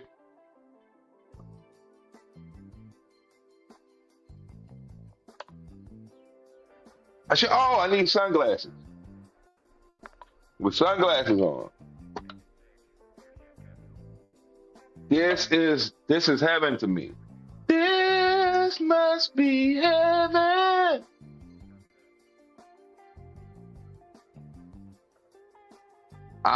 Leg up on a brick wall, summertime. Beer in one hand, cigarette in the other. Woo! Ladies and gentlemen, that is exactly what I want to do. That's my favorite post. So I'm glad that you were able to quit smoking at 37. I have stopped smoking before, but then, like I said, I did like 2 stints of jail. So like, I quit before I went to jail because I knew I wasn't going to be able to smoke in the county jail. So I probably quit for about like 9 months. Then as soon as I got out, I had like 4 packs of cigarettes in my fucking coat, like the clothes that I wore in there. So I started smoking again. Then I got locked up again, like I violated the halfway house or whatever the fuck it was called. I forgot the official term, but I had to quit for like another 6 months. And then maybe I quit for like 2 months after I got out, but then I started smoking again. So I have quit before. It kind of is a mind over matter thing. At least for me, I can't smoke the start of the day. I can't have that first cigarette. And I just got to tough it out. And even now, as of recent, when I was broke like a couple months ago or whatever, I would have to go like 2-3 days without smoking sometimes. Like, and I still kind of maintain, like, I guess the mind over matter thing still kind of work, but it's tough. Now that I know American Spirits, allegedly, there's no additives, just tobacco and water and the Arizona sun. I love cigarettes. Even more. Smoking weed, smoking cigarettes, and drinking German beer. I'm there, dude. I'm there. I'm there. Then, since we're in the summertime, growing weed, I love it. I love growing it. But I hate having to harvest that motherfucker and wait for it to dry out. Oh. I ain't trying to wait. So, this reminded me. One more thing. I got 2 videos on the cure jar. These are like the perfect cure jars. These are from Vivos, I believe. I forgot. I wanted to kind of go over this as well. I got one little, please listen to my demo. Please listen to my demo. Please listen to my demo. Yeah, dude, damn. Dude had the fucking facts with the molasses shit. Where we at? Cure jar. Because I got cure and cure jar. But which is which? So I don't know. I named it something different. I think it's a vert too. Oh, and I still got to do the fucking garden update. Fuck.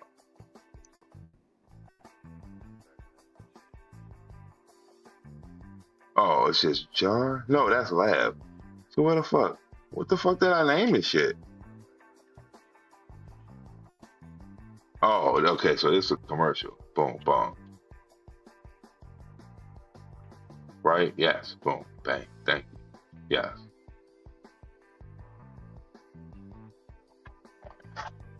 The cure jar. For the perfect cure. Speaking of hating cure. The weed adds 10 years to your life while cigarettes takes away 7. I was about to say that. I guess I'm winning by 3. Damn right. I'll take it. I'd be happy to win by -1. I don't know how I'd be winning at that point, but winning by 3. Weed adds 10 years to your life while cigarettes take away 7.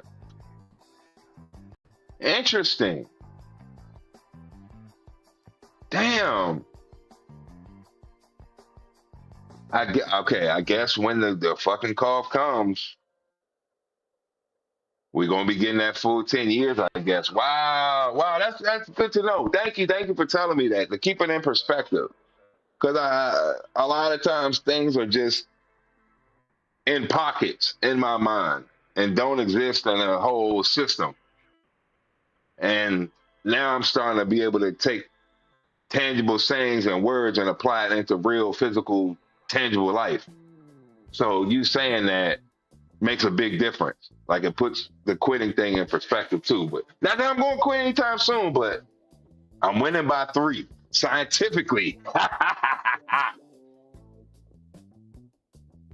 I hate horror. Yes, I hate it. That's why I wanted the tumbler trimmer and all that shit. Doing a gorilla grow now. I gotta have a cross. You're gonna have to cross a creek in the middle of the night to harvest. You one of them. Holy shit.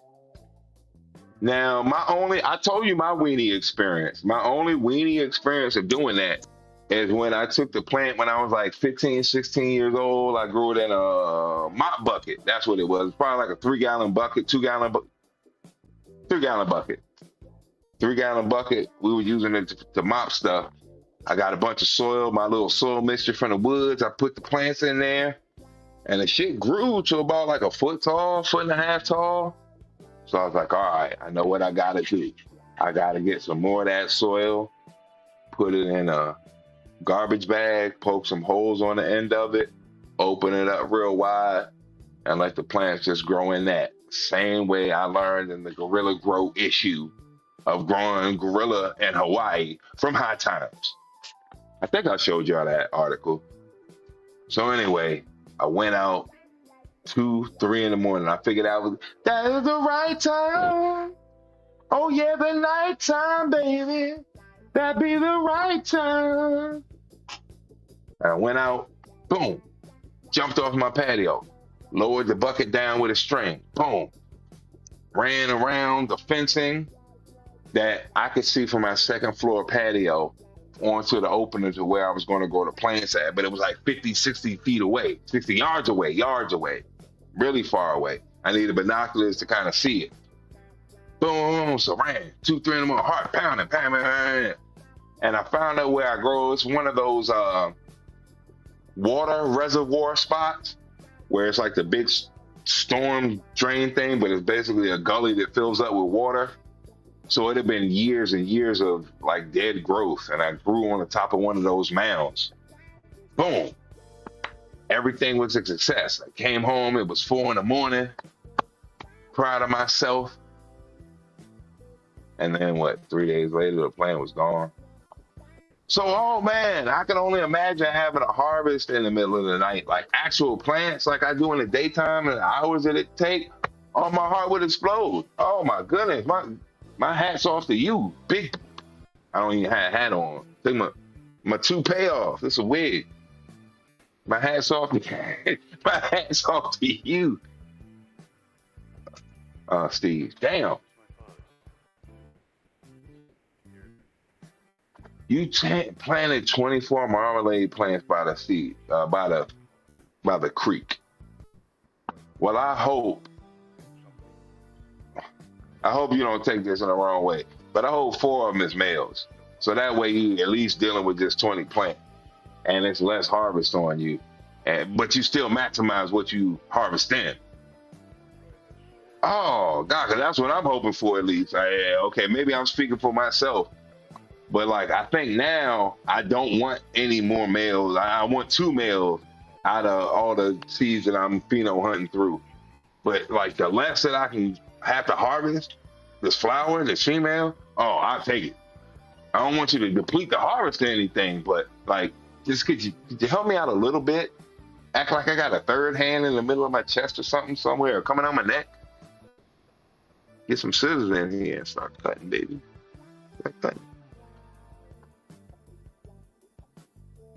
A contractor trash bag. So, okay, I've kind of seen that, like cut just branches, place them in a trash bag, take them over the creek, and then harvest it trim it at another place. Let's check out these damn curing jars. Oh, that sounds like a mission. And I'm crying.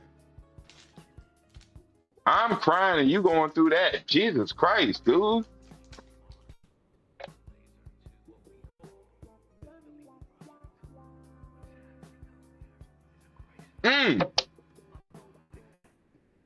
Oh, this the test of the shit?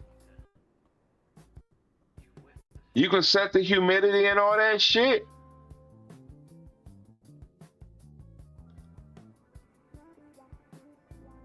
USB?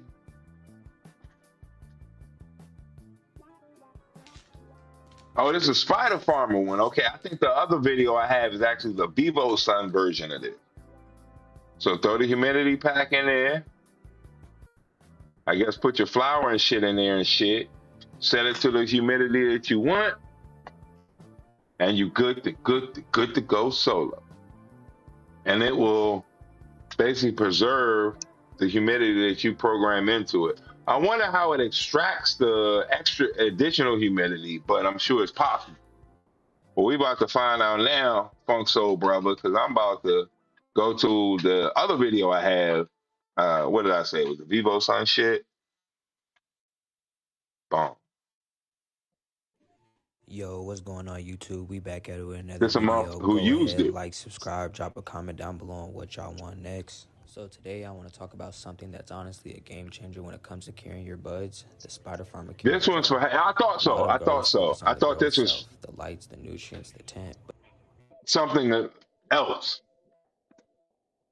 Yeah, this is different. Because you only got so much space. Because I kind of am in the same boat. Actually, I tried doing that years ago, but it just, the area that I picked, it was like on the other side of my house, is just too shady and other. But the curing stage is where the magic finally finishes. The Spider Farmer curing jar is designed to keep your bud. If I can't do Mr. You never grew no weed before, can't be happy with a 6x6, now a 12x12 plot. Something wrong with you. It's in perfect environment. But not that I don't want to have something else going on while they finish curing. So congratulations. The flower keeps developing in better flavor. It's too low. With a smoother smoke and a stronger aroma over time.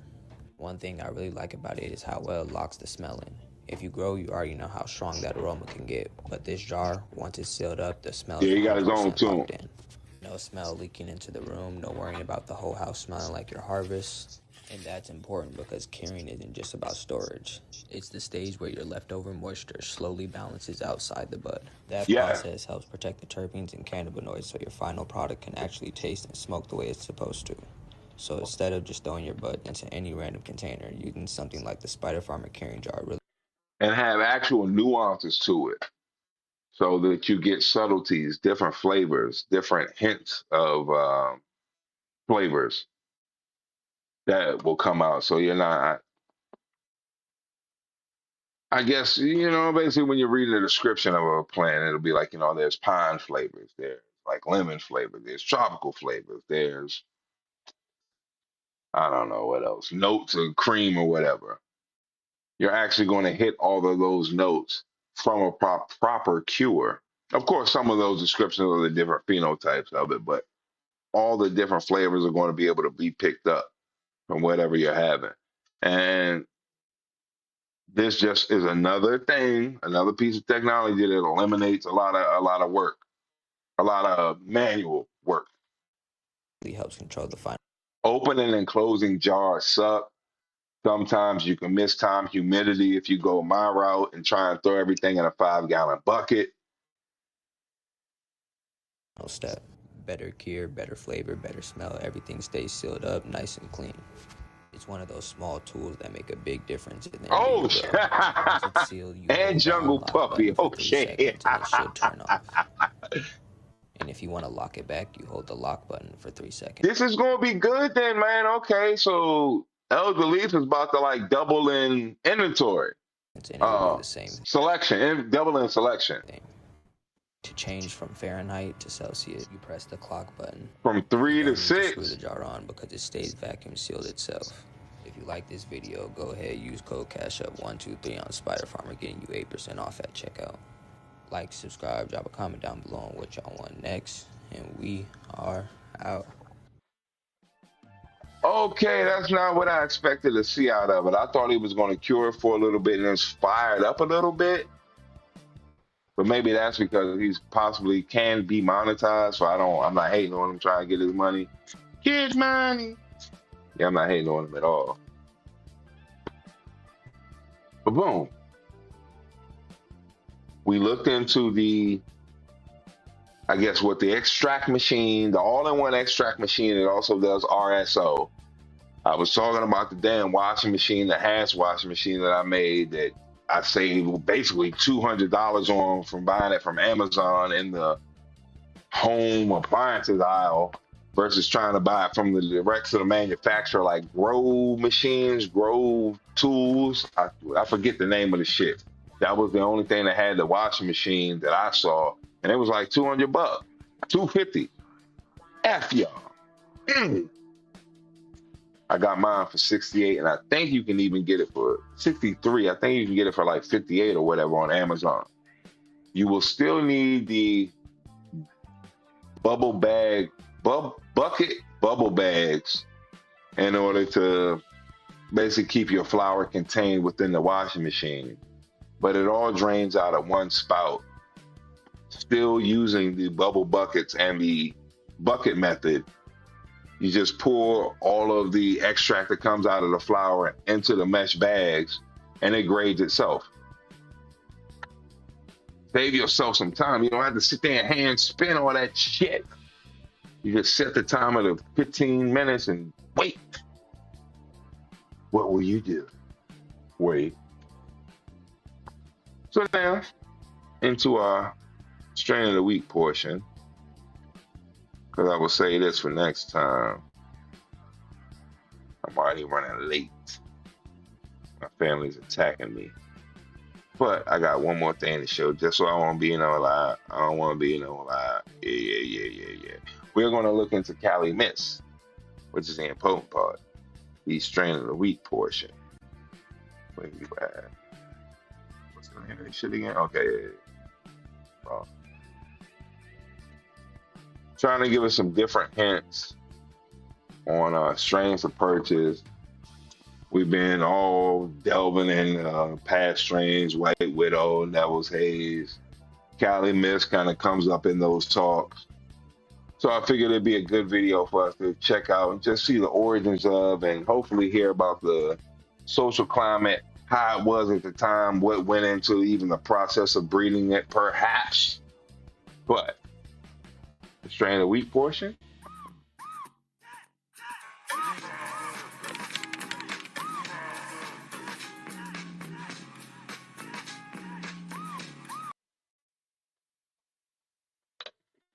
Here we go. Cali Mess, baby.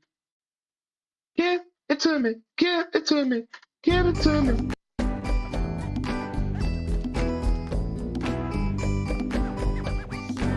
Coming in. Welcome to International High Life with Simon Moker. In this episode, we're going to have a look at the Cali Mist, which is a strain that comes from serious seeds. It's almost a full sativa and should give a nice, happy, euphoric high. I'm going to have a smell from the strain, see what scent comes off. Yeah, incognito spot, you're right. No last year incidents. Interesting. It's a bit woody, it's a bit diesel-y. Good luck. I hope it works. Sweet.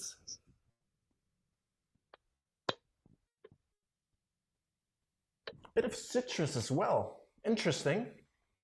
But Jungle Puppy and dog shit I did too. Close up of the strain. But After skunk that, we're and going to vaporize golden nugget I did. Okay. So let's have a closer look.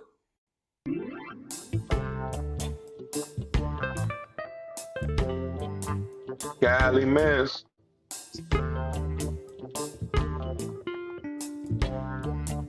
Yeah, man. I said, hey, man. Where's John?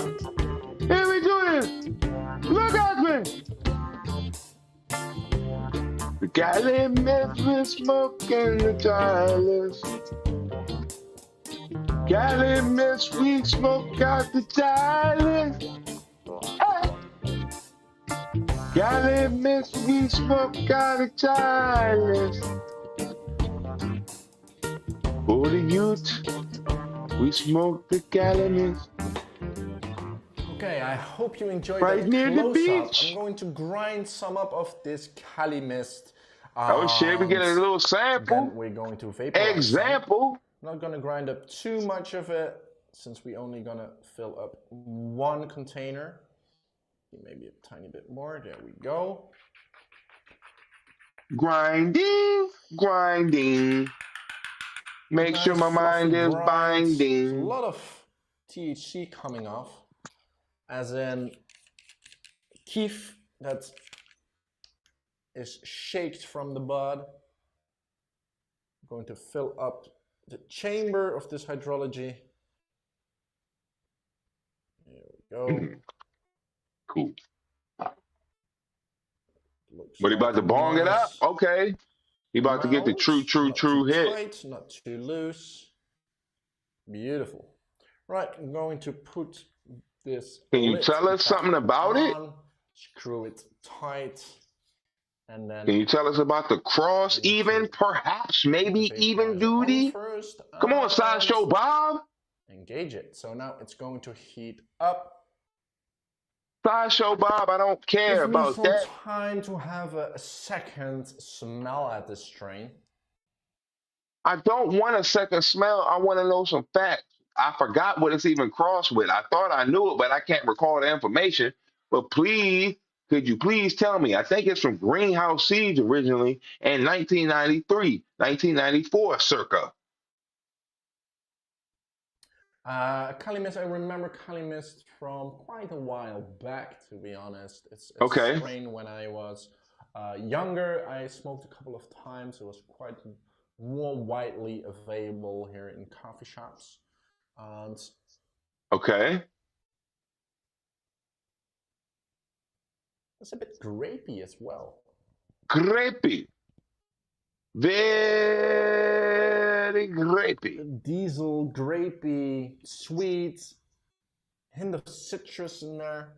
Diesel, grape, sweet, citrus. Are you sure? You sure? Interesting. Very interesting. Like I said, it's a strain that comes from serious seeds. Or at least they made seeds. Come on, man! I could do better than this. A vaporizer is already. And I ain't getting paid. I can do better than this in my garage. Oh well, I guess he's not Brutal Monkey, sir. Already done here, but that's quickly. You can already smell it Nice. I smell it. Have a vape. Smell it through the bag, baby. Smell it through the bag. We get from this Cali Mist and what flavors it will bring. You just told us grape, citric, something. Diesel, grape. Mm.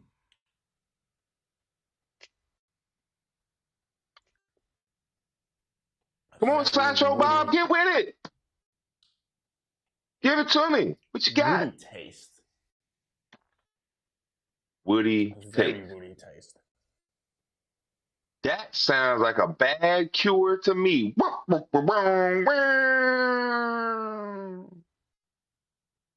A woody taste? Like chewing a branch when you break a bud up? Woody taste? You mean toothpick?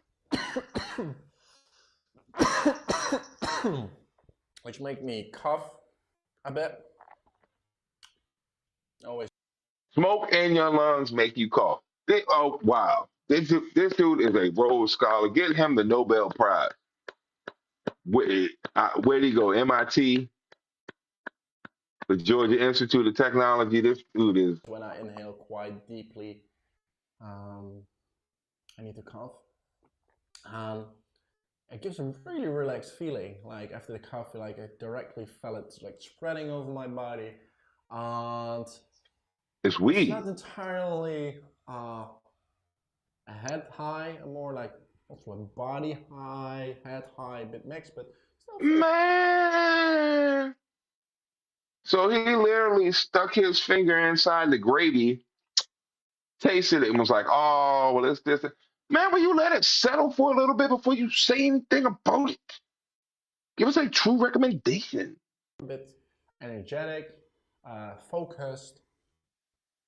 Oh yeah, the Cali brand. That sounds familiar. Yes, no, I thought it like Kalima. I thought it had something to do with that. Like India is where the Cali Mist kind of came from, not California. I never took it as California. It's not as terpy as it smells. I think what he has is like a heating element in there. You basically put I guess like what's the shit? A chalice. Yeah, I was saying that. I guess it's like a vaporizer. More so, you put the flower in there, and I guess steam heats it up, and he gets to taste it. Pico style, full expression, cannabis object. But definitely a nice effect for during the day.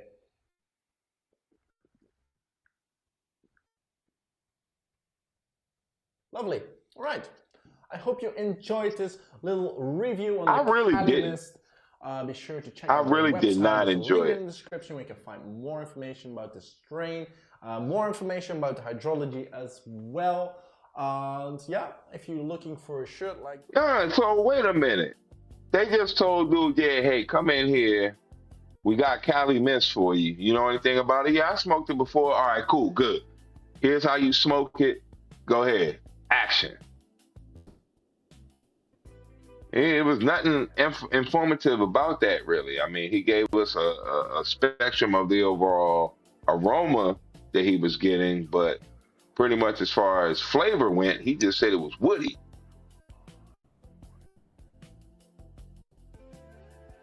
Boo! Hold on. Oh, no, it is it. Thumbs down, Patrick. Oh no, I got it. I don't need to do that. I got my own thumbs down, Patrick. Where you at? Come on, Patrick. There we go. So now we are going to head to the end on a good note portion, where we are going to look at a 116 ounce milkshake. It is actually, what would that be? 6 ounces short of an actual gallon. But I'm a milkshake fanatic. There is actual fat in milk. The extractor that we were looking at earlier in the show, the RSO maker thingy-minky, that thingamajiggy, that Chicadera actually will help you to extract in milk. And I'm thinking milk shake. Infused milkshake. Let's hear it. But you know, I gotta figure all that shit out. Cause if I had used a wash machine, recorded that first time fail on live stream, I'd have had to leave the internet. I'd have been so embarrassed. I'd have had to leave. There was so much shit falling on the floor. I was crying. No, half my youth is on the dining room table. But I figured it out. Now I'm ready to record. I'm brave. Where we at? We was on video 2, right? Yeah. So I am on a good enough portion. We're going to look at the 116-ounce milkshake man versus food challenge, because ultimately I think this is something that I really would like to get into. Some weed versus food. That's what I would call it. Instead of man versus food, I call it weed versus food. So get really, really high and do food challenges, whether they're my own personal or actual establishment sanctioned food challenges. But that's actually what I would enjoy doing. Here we go. Perfect. Everything's queued up, ready to go. We have resized the bad boy. Everything is great. Perfection. Where we at? And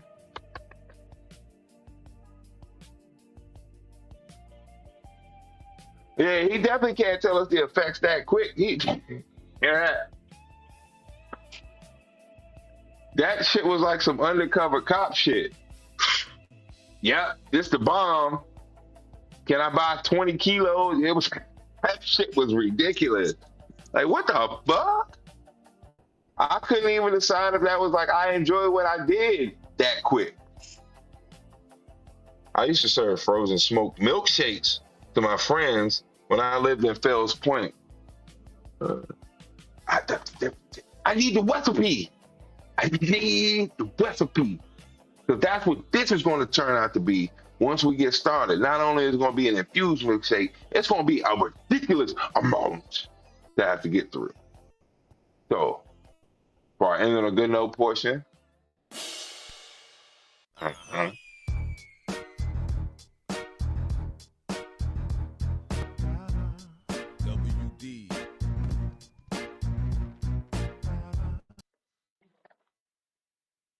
Man versus food. 116-ounce milkshake.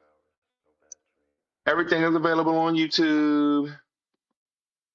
And this is what Food Network UK is, I think. I can't have any fat whatsoever. No fat. So that kind of eliminates me eating pork for the most part. So I'm reduced to eating turkey, fish, tuna fish, and chicken. Like, even if it was a steak and cheese, like, it's just gonna be too greasy. I couldn't eat that much. Like, I love steak and cheese. I still eat that shit. I had 2 this week, but to have to eat an abundant amount, like I didn't eat the whole steak and cheese either. I ate like half, waited 4 hours, then I ate the other half. But to sit there and have to eat it'd be like an overload of grease. I couldn't do it. There was no mayonnaise on it either. I'm just talking straight steak and cheese. Steak, lettuce, and ketchup. I want to hear this one. Empty bar glass and a block of ice. Put a bong hit into the frozen glass to freeze the smoke. Tilt it back and inhale. Body heat causes smoke expansion. You exhale every little smoke. It's a great high. And it's the best bar trick that you know. Okay, let me get this right one more time. I used to serve frozen smoked milkshakes to your friends when you lived in Fells Point. Empty bar glass into a block of ice. Put a bong hit into the frozen glass to freeze the smoke. Tilt it back and inhale. Body heat causes the smoke to expand. Right there. The variable is the fucking solid. There's no telling how much room, what it's going to take for me to get all of that down, how I'm going to have to stand, bend, contort in order to have to eat that shit. But drinking a fucking milkshake is no problem. Like, yes, tipping a gallon up is tough, but if I had a straw and it was milkshake, oh, I think I can get it done. Maybe not after the sandwich, but I think a gallon of milkshake, that's what I want when I order a milkshake. Like, you can't get what the milkshakes is like 20 ounces or less now. Fuck that. Back in my day, them shits was a quart. It was 32 ounces. The large was the large. The same amount of large soda was the same amount of milkshake you'd get. There was no differentiation. So one is just enough to go with the meal, and to walk home, I'm gonna need another milkshake for me chilling so I can smoke a cigarette and enjoy it. Smoking a cigarette and having a milkshake, or if you have to settle, it's just as good with ice cream. But smoking a cigarette with a milkshake, that's at least 64 ounces. Being nothing. No.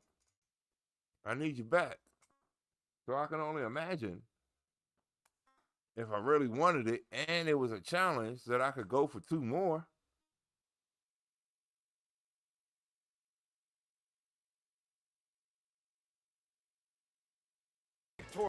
I can't do it. I could probably drink 4 out of those 5 milkshakes, but after the damn sandwich, there's no way I can eat them 5 milkshakes. Like, straight up, I could probably do the 5 milkshakes.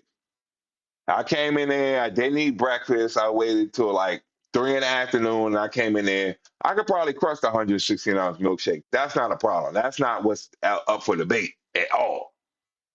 The sandwich aid alone is a problem. Then you want me to eat that sandwich and have a milkshake? I'm not. I need to grow like. I can't eat with my fingers. Eating with my hands does change shit. Like, I'm not really a ham person, but when, like, you know, if it's Thanksgiving or Christmas or something like that, I'm forced to eat ham, and that's the primary, like, the only meat. I can basically like chop all the fat off of that, eat it with my hands, and I'm able to go through it. Normally, I can't really stand ham. I gotta fry the shit out of it almost till it's burnt in order to eat it. But okay, eating with my hands, I could do that. I could pull the whole sandwich apart and more than 3 chews. That's going to take like 9 chews, to be quite honest. A double cheeseburger like that, that's like a half pounder. 9 chews, 8 bites. 72 bites? Yeah, 72 bites to get rid of that cheeseburger. Okay, the sandwich was a problem though. I think that's going by that same philosophy. It'd be like 108 bites. 108 chews. Excuse me, 108 chews. 108 chews plus the, like, what, 72 chews? So what, 180 chews to get through the cheeseburger and the sandwich. Then we got, because the main thing is what your mind timer gives you 20 minutes to eat. After 20 minutes, the signal to your brain, to your stomach, like, okay, it's time to eat. Then after 20 minutes, your stomach sends the signal to your brain, all right, we full. Because you never get full as a human. You're always on the next quest to eat. You never go to capacity. You got 20 minutes to do that shit. So that's why I'm timing it down to bites, because I seriously considered doing these shits, the hot dog eating shit. But when Kobayashi came and started destroying with 100 some hot dog, I can't do that shit, because then it starts to become fat to me. But I think I could do this. Okay, 100 and where are we at? 180 bites, and then we gotta do the milkshake. Okay, that phrasing is deceiving. I have the ability to do this shit, is what I mean by I can do this shit. I have the ability to do this. This is in my grasp. It's in my state. This ain't far from where I live at. Now, I'm trying to plan out actually being able to complete the challenge, I guess, will be the next part. Not to be confused with I can do this. To complete the challenge, I think I have a chance, but it's like a 65, 70% chance of doing it.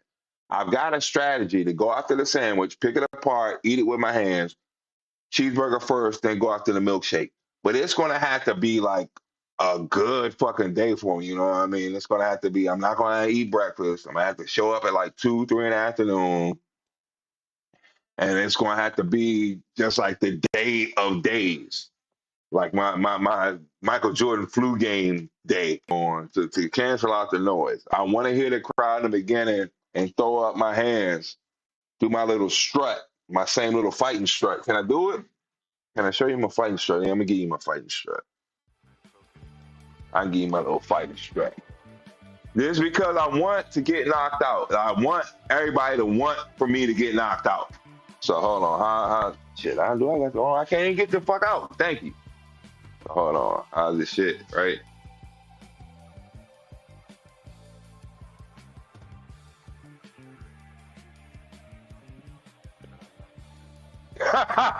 Don't you want to kick my ass?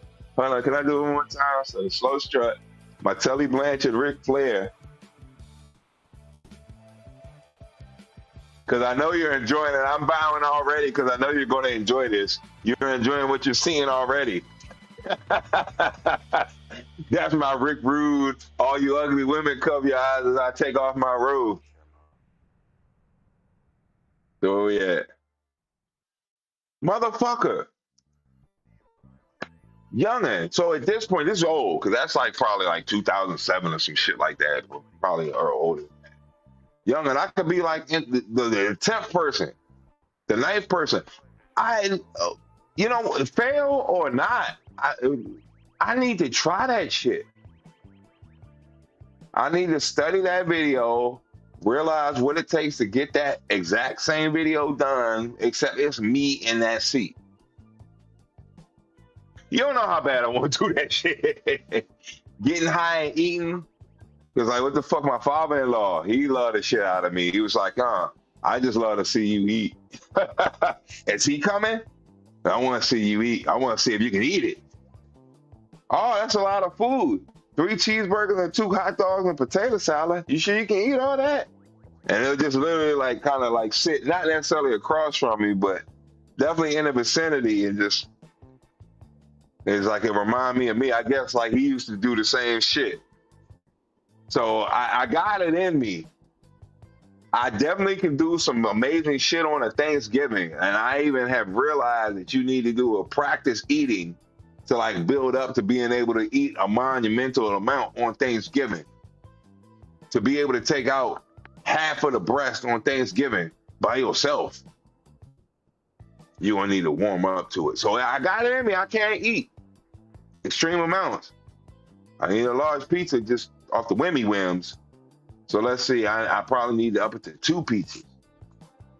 That's going to take a little bit of getting into, and I guess a financial dedication to doing it.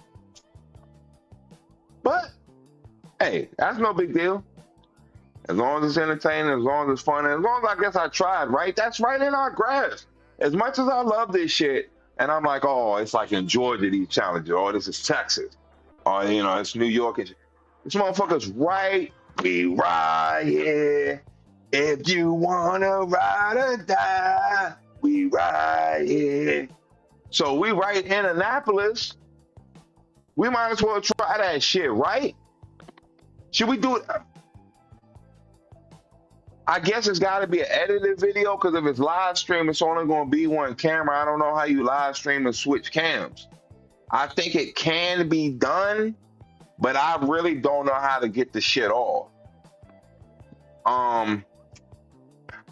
Like you can have the laptop and the webcam go, but I guess you would need the restaurant Wi-Fi in order to have that cam going. Then you can use your phone as a satellite camera through OBS using a specific password.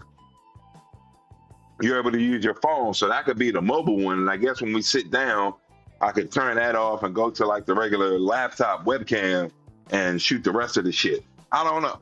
I gotta figure all that shit out in order to make it the best visually pleasing food challenge that I can give y'all, whether it's live stream or not.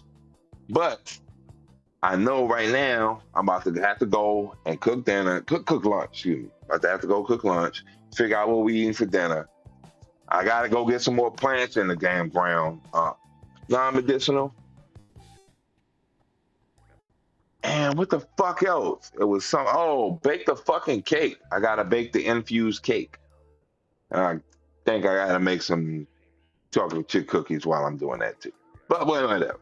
But next Sunday, the birthday celebration, we're gonna be partying for quite some time, I think. Probably like 5-6 hours, some shit like that. Sativa Swami. I finally got the damn ruby on it. Can you see the shit? Yeah, I got it, finally. My little Swami hat. So got the questions and everything ready for that. I had bingo up here earlier. I don't know if I actually completed any of the bingo shit. Where the fuck we at? So we can see this shit. Cause I see it's still there. We right here. Where you at? Right? Yeah, there we go. Got the bingo. We're gonna be smoking some crazy J's. I guess I didn't do the garden update this time, but hopefully by next Sunday I'll have some kind of editing going on and we can check out the garden in a better fashion than just the raw footage of me walking around the garden. It has been some major progress though, I will say that shit.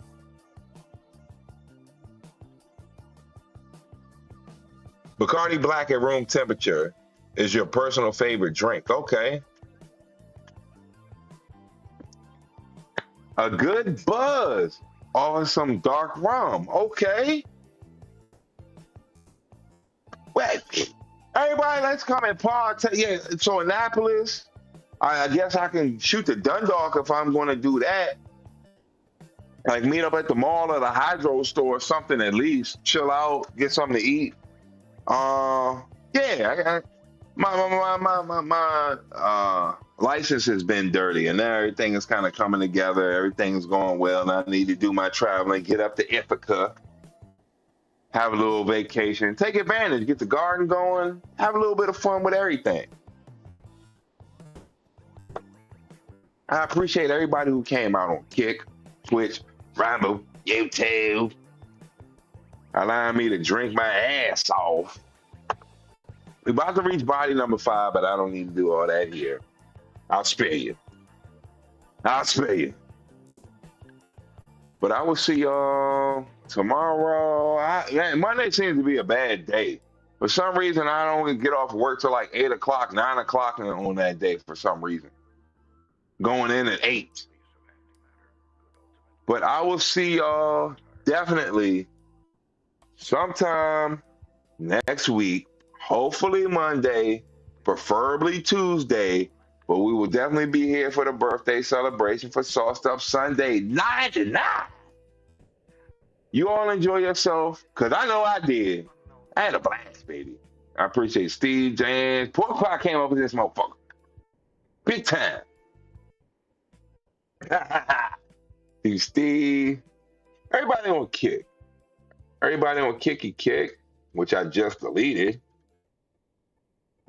Yeah, everybody.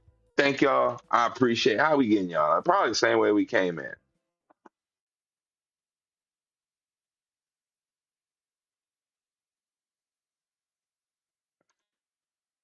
Pass out these flyers, get these kids on drugs. Jackpot.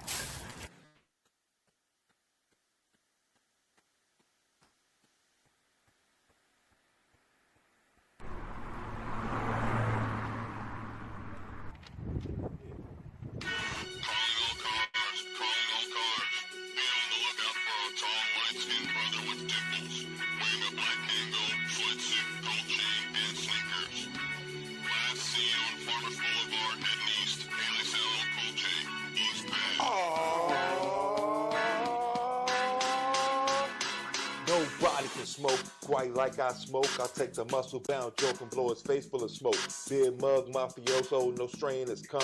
Make you say, yo, J-Bell and roll a blunt. If you think you cannot smoke me, yeah, boy, I bet. Cause I ain't met a motherfucker who can do that yet. Smoke better, not wetter. My buds are good. I got a rolling trait that says I wish you would. And when the session begins, I gotta join in. And before the blunt is over, I'm rolling again. J Bella's arrived, so you better make way. As anyway here in the cypher said the kid don't play. Smoking hydroponics, that's my hobby and job. Chill with my mob while I'm rolling a bob. I got a pen joint rap that helps me get smacked. So many girls in my lap, cause my weed ain't crap. I'm smacked.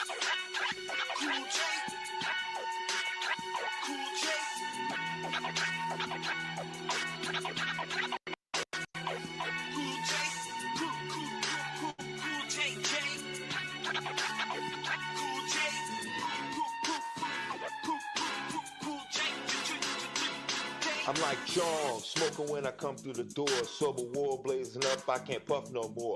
Got kush bud ground, been smoking for 30 years. And even when I'm sleeping, I'm drinking a beer. Steady getting it in, getting drunk off gin. I'm like Jaws, my jacket's like a shark fin. Cause I'm high as can be, I got a fresh 12 packs. Brothers know after that, I'm sparking a jack. I'm boozing and wooded, and I'ma stay that way. The highest brother you know, just roll 2 J's or kamikazes. Take a look at what I've done. Used to smoke in my basement, now it's 201. With a hydro spine, I put weed in the line. You wanna match me? First you better go cop a dime. I'm drinking Pinnacle, that means I reign supreme. And I'm notorious, I smoke you like some lime green. I'm smashed.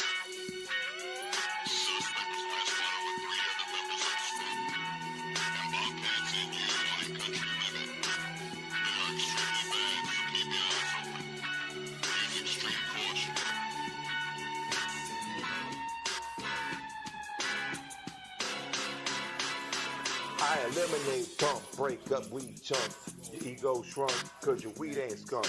I'm devastated, smoking weed in the shade. I eat brownies filled with cannabis, I'm calling them James. Sipping on Blue Bull, I'll give you a pull. I enjoy what I'm doing, plus my weed jar's full. Come battle me, why try? Busting out as I smoke so much I passed out. You think that I died, never retired. I put my light on the shelf, the highest brother in the history of weed itself. You look bitter and mad, I'm just proving I'm bad. You wanna hit, give me 5 minutes plus a blunt in the bag. Weed head, retreat them like animals, I eat them. Smoke and delete them, and the rep won't cheat them. I'm the smack this, taking out all rookies. So forget Chips Ahoy, put weed in them cookies. I'm smacked.